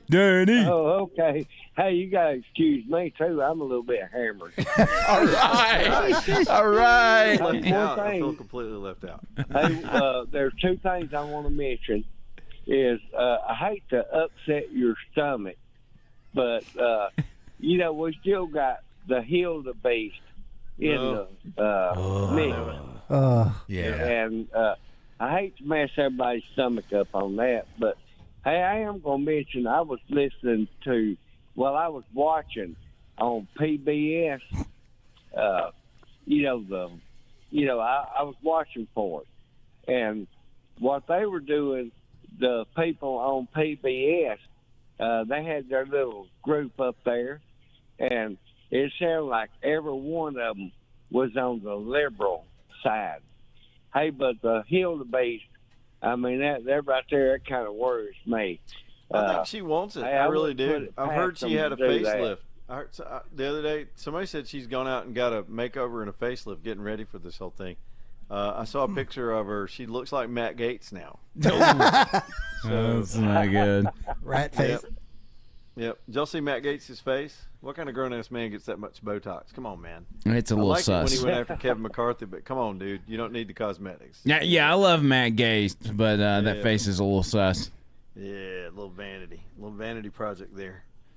All right, what we got next? Darren is in Brookside. What's up, Darren? Yes, I just have one question. First time caller, leave you alone, and all I have to ask is, how do we address the machines that stole the election to begin with? Well, there was a fantastic ruling in Arizona today. The Ninth Circuit ruled that Arizona could check for citizenship or not count ballots of people that were determined not to be citizens. That heads off a big operation I believe they're using to get non-Americans to vote in this election. There have been some other initiatives that have tightened things up. Right now, as the polls stand, they don't even, despite the machine they put on in 2020, as demoralized as they are and lack of funding that they have right now, because their donor class is pissed off, they won't be able to catch. In other words, Trump's spread is so big now, I don't think they can cheat enough to catch it. Now, all that could change in 100 days, but right now he is out voting the cheating, their capability to cheat in this moment.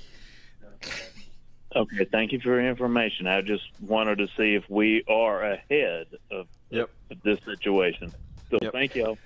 Leland, you got to give props to Laura Trump and what they've done with the RNC on this front as far as getting out the initiative to combat some of the stuff that we lost to last time. Yeah. Ronna McDaniel wasn't doing it. You've got actual people that care putting those resources forward to fight against, what cost us last time. Well, more than the party, it's been these interest groups that are going out filing lawsuits, digging through the data to find the fake names on these ballots to turn over evidence in Georgia. Those folks continued to press despite all the names they were calling. They've done good work. I think it was one of those groups that won this. Harmeet Dillon, who could have been elected chair of the RNC and would have done a good job. She's the one that put the statement out. She was part of the legal team that fought and won that Arizona case today in the Ninth Circuit. All right, we got another call. We'll keep it cool more. Eric in Birmingham. What's up, Eric? Hey, Leland. I just wanted to see if I heard you correctly.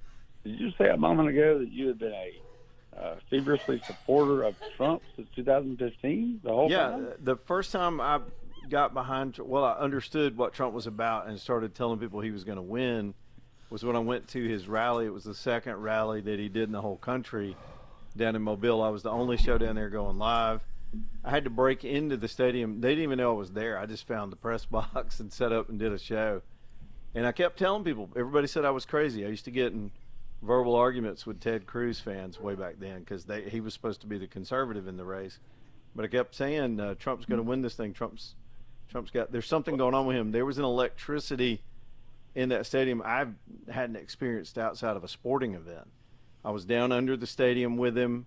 when he met the VIPs, and I was reporting that in real time in Mobile in August of 2015. No, I'm with you there. I mean, I agree with you. And you've always said he would win when he did win. But there was a time, at least I thought in the early 21s, 22s, that you were no longer supporting him, even though you thought he was the most popular candidate. No, you've never heard me not support him. I'll be honest with you, I got some Trump fatigue, and I was open to DeSantis even last year. I wasn't sure Trump really even wanted to run. But I'll tell you, when I went back full tilt boogie, and that's when they raided his house. They do that, and it's over. I couldn't even consider another candidate. So, yeah, I mean, but I try to be as open-minded as I can. It's not a cult. He's not God. But the man, what he's been through is, he's now earned the respect of a lot of his haters. There's just. I know you said it was too long, and I agree, because I had to watch the whole thing, and I kept having to take my dog out, but I couldn't because I was watching Trump. But wouldn't you say that was a really great speech? I think the beginning was, and there were definitely moments that are some of the more memorable moments I will ever remember in a convention. I mean, they were so genuine. The firefighter uniform and Trump's attitude and retelling the story about how he got shot. We'll never hear that. I hope we never hear another presidential candidate talk about getting shot. And he said he wasn't going to talk about it again. That was huge. Yeah. I mean, the minute he said it, you could hear it. And when he called for that moment of silence, quietest convention moment I've ever heard. You couldn't hear a pin drop. It was definitely silent. But about 45 minutes in, I was just like, come on, man, you've won this. You won the night. Big finish, and let's let all the, let's take the win. And I just thought he kept going a little bit too long. I mean, it's not a major criticism, but it's a criticism. I don't mind criticizing Trump. No, I agree. He did sometimes. Okay, I just wanted to put my 2 cents in because I thought I'd heard you for a little while there not be on the Trump parade. Well, yeah. I mean, I'm not saying. Hey, it's all good. It's all good. 2020. Yeah, I'm in the boat parade. I got 15 Trump flags. I'm hardcore. But there were moments when I was getting a little burnt out on him myself. I wasn't sure what he was going to do next. I knew he got robbed, and we've talked about that for years in the 2020 race. But again, when they turned the deep state on him like that, they broke barriers with a lot of people that have made them even more fervent supporters. They drove people to Trump, especially since it was so obvious. It wasn't like a deep state whatever state move that was underground. Yep. It was very obvious, very open to the public, and everybody could see it. All right, man. Appreciate it. All right, man. Yeah, they took people that had Trump fatigue and brought them back onto the Trump train because everybody could see how obvious the railroad job was. And, hey, all that matters at the end of the day, no matter who was where, what time, we're all on the same team at this point. Dude, I had a Ted Cruz kid. He was from somewhere up in Florence or whatever, and Matt Murphy can tell you this story too. He came all the way to Birmingham, wanted to whoop my ass because I didn't like it. This kid gets out of his car. He's like, "Where's the studio?" He comes in, and I was like, "Get your." He didn't even know who I was. I met him in the lobby. Somebody said, "There's somebody here to see you." So I came out, and he goes, "I'm looking for Leland Live." I was like, "Well, I can take you to him." He goes, "Well, take me to him." I was like, "Come on." And he walked in. I said, "Here's the studio," and I showed him around. I said, "Look, I'm Leland. What do you want to talk about?" He goes, man, there's no way. You can't support Trump. Ted Cruz is the." And I said, "Just sit down." And I talked to that kid for like 2 hours and talked him off the cliff. He was just young and naive and caught up in his emotions. And but yeah, Trump was not automatically embraced by any of the hardcore. They were sort of the litmus test ideological conservatives that thought you had to be a certain type person to get their support. Now they've learned their lesson. This man has rewritten the rules. I think he broke CNN. He broke the mainstream media. He disrupted social media. He beat their lawfare, and he broke the Republican Party. Did you see Mitt Romney? Did you see any McCain's? Where was Liz Cheney? These bastards are gone. It's his party now. Yep. And he's handing that off to our boy JD, and it's a different type person, and it gives me hope that I could support the Republicans again because they might actually stand for something. Well, and just to add on that story, and you may know this, the station that you found me at, my very first station out in Anniston, I started off as a sports guy for several months, and then I moved to a morning show with another guy, and that's when Trump first came on the scene. And I was such a Trump guy, my co-host quit and just completely dropped off and said, I'm not doing this anymore. And I took over the morning show myself. And that was about the point where you found me and you're like, hey, man, would you fill in for me? And obviously the rest is history. Everybody knows that story. But, you know, it's just one of those things, man. Some people couldn't handle it. But again, it's all about where we are today. And we know where we need to be. There's been a transition. And by the way, let me ask you this, Andrew. This is a personal question. When you saw Hulk Hogan rip that shirt off, did the Captain Charisma come out of you? Almost. But actually, as a matter of fact, if you go back and watch the tape, John Burt started to beat me to it and started ripping off his own shirt. Dadgummit. Yeah. Let me tell you, I'm looking at the clock right now. We have been broadcasting for 4 hours and 45 minutes, and it has been a wild ride. Emotional roller coaster, if you will. Mm-hmm. Do we want to do one more drunk call? Yes. Absolutely. Yes. Jimmy Degree. I hope he's drunk. I hope he's wasted. Go to Jesse. Oh, Jesse is a drunk chick. Jesse, Even yes. better. What's up, drunk Go to chick? Jesse. Hey, Jesse. Ooh. Hey, I don't even know what my original question was, but no, honestly, my question for you right now, Leland, when I'm... My butthole is so tight right now. I'm so afraid of what this is going to say. It's too late for, like, I feel like I'm in a car and we're stopping. And she's in the back seat just talking. We're in a self-driving Tesla right now, and we's broken. Y'all have a couple of Crystal Burgers, and what do you want, Jesse? Because somebody could bring me a Crystal Burger, but no. It's that time of day. It's exactly what's going on right now. All right. So if I'm trying to convince someone to come to our side or to vote my way,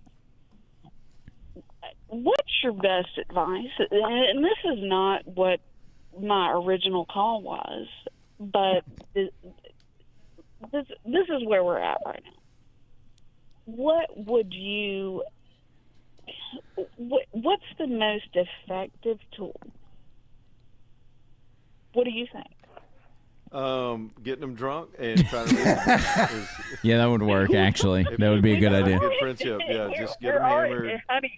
We're already there. Yep, and wait till they're too hammered to drive and then say, look, I'll give you a ride home, but you got to vote for Trump. They'll go, okay, I'll do it. And then that's how you get them. Every time. It works every time. Oh, no, Jesse, damn. look, that's a sincere question, which we could probably take up on a time when we had a little more time. I'm not saying I'm the best at it, but it depends on who the person is. It depends on who you're dealing with. Some people you can reason with, and some people are just emotional. You got to get them off their emotional roller coaster before they'll even open up.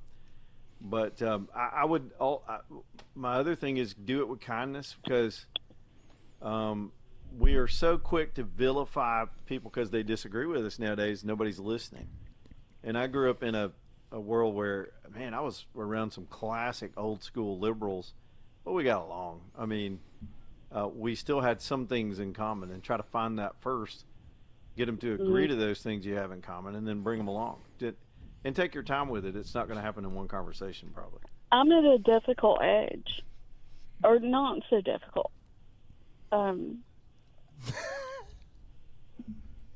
40. I think your phone's but cut out. yes. No, I don't think it is. Hey, Jesse, look, I appreciate your call tonight. Yes, Jesse, thank old, you. And I'm going to bed now. And Jesse, you need to go to bed too. You should see the chat about Jesse's girl. Jesse, night. You need some milk or anything? Can we help you Oh, out? I hung up when you said good night, Jesse. There are a lot of Jesse's girl references in our chat, by the way. It's quite heavy. Now, look, I'm thinking I may just quit my show and start a new midnight show where we just talk to drunk people. That's a good idea. That'd be fun. Yeah. Who was that dude that was coast to coast that would do like the Art weird? Bell? Yes, Yeah. the He did aliens the UFOs and, and he did the UFOs and the conspiracy, the Bigfoot people and all that. But nowadays the news is more crazy than that. Yes, it so is. The only way you can replace it is personal relationship advice to drunk people. Speaking of relationships, I need to give a shout out to my Uber driver who's sitting out in the driveway waiting to pick me up. It's my wife. Thank you, Trish. Okay. Thank you, Trish. For picking me up. Thanks, Trish. Hey Trish, thanks Trish. Don't take him to Crystal. Don't take me to Crystal's, please. I'm going to regret Don't that. introduce him to morning. Jesse. Man, we're still getting calls. I don't want to do it. No, we gotta go. Come on, guys. You are going to keep us up all night. Yeah, We can do gotta one. Go to Jimmy the Greek. Okay, okay. David made me skip him for Jesse's call. go ahead. Jimmy, what's up, bud? Hey, I had to catch up and get some Jim Beam in me. Before I called. It's good to pregame. Yeah, good for you. I got to tell you, Trump did go a little too long. Last night, J.D. Vance did a really good job. I thought. I mean, I love what Trump did. He got a lot of good stuff out there. Only thing that I could see from the audience is he kept talking about things that were tragic, you know, and like these women who were killed, a 12-year-old who was killed, and it kind of, you know, drew down the upbeat feeling a little bit when he did some of that stuff. Plus, he did drag on here and there.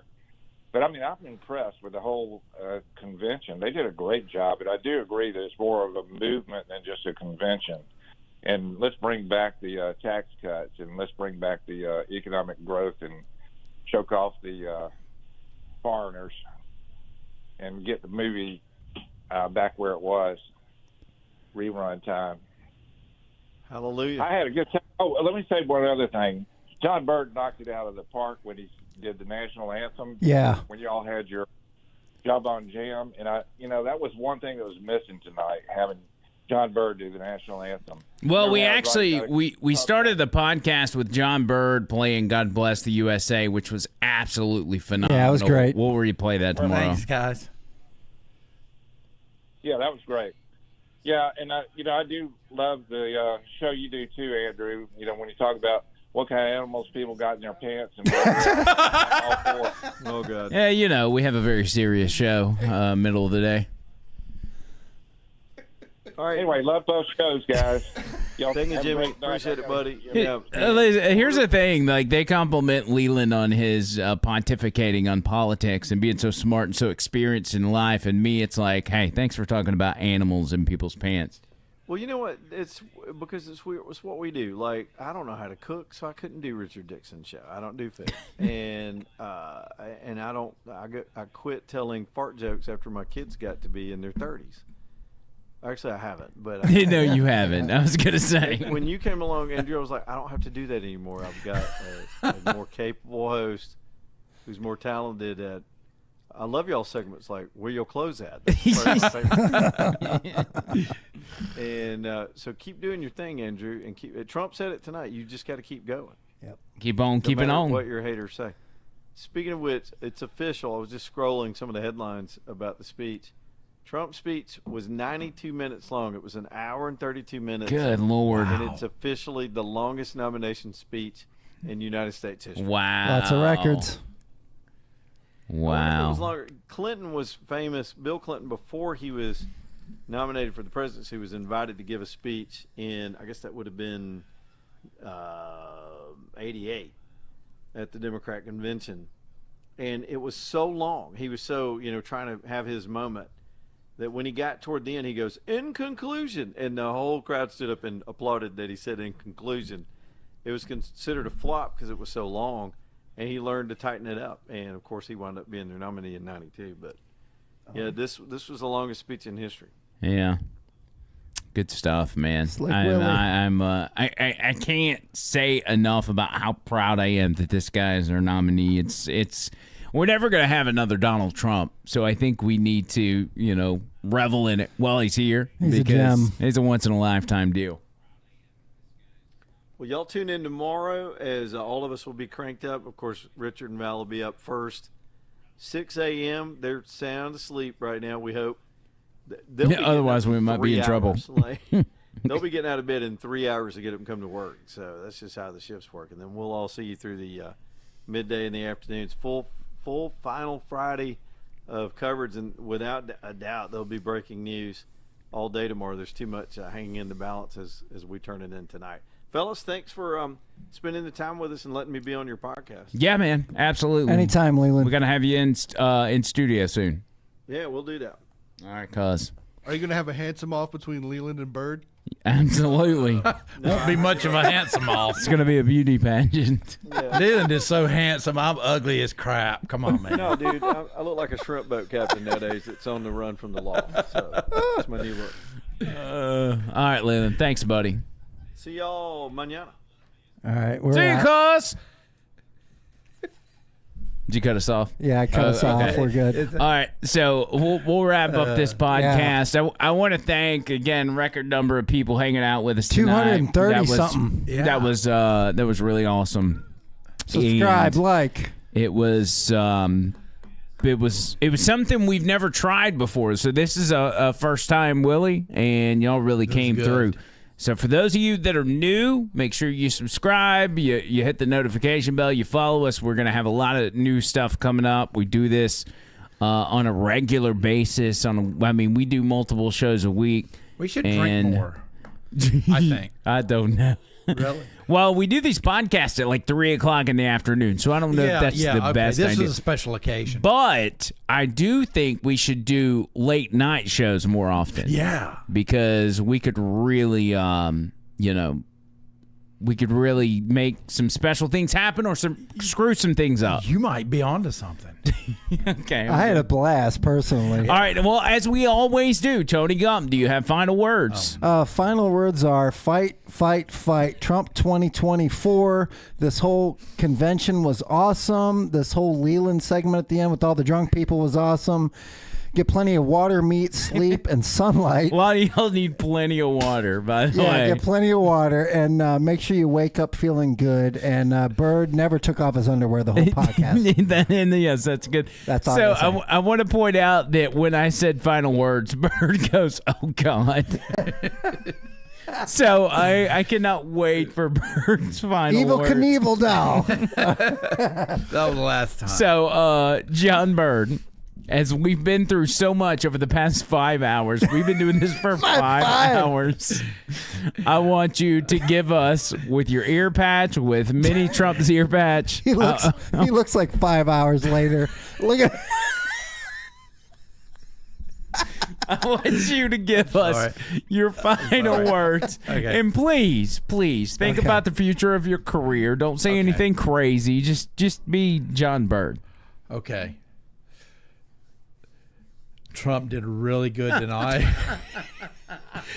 And I wish Reagan was here to see it. But I know he's up in heaven looking down on Trump. Drink plenty of water. And eat your meat. Eat your meat. I can't do no more. We're going to get out of here. Until next time. See you guys.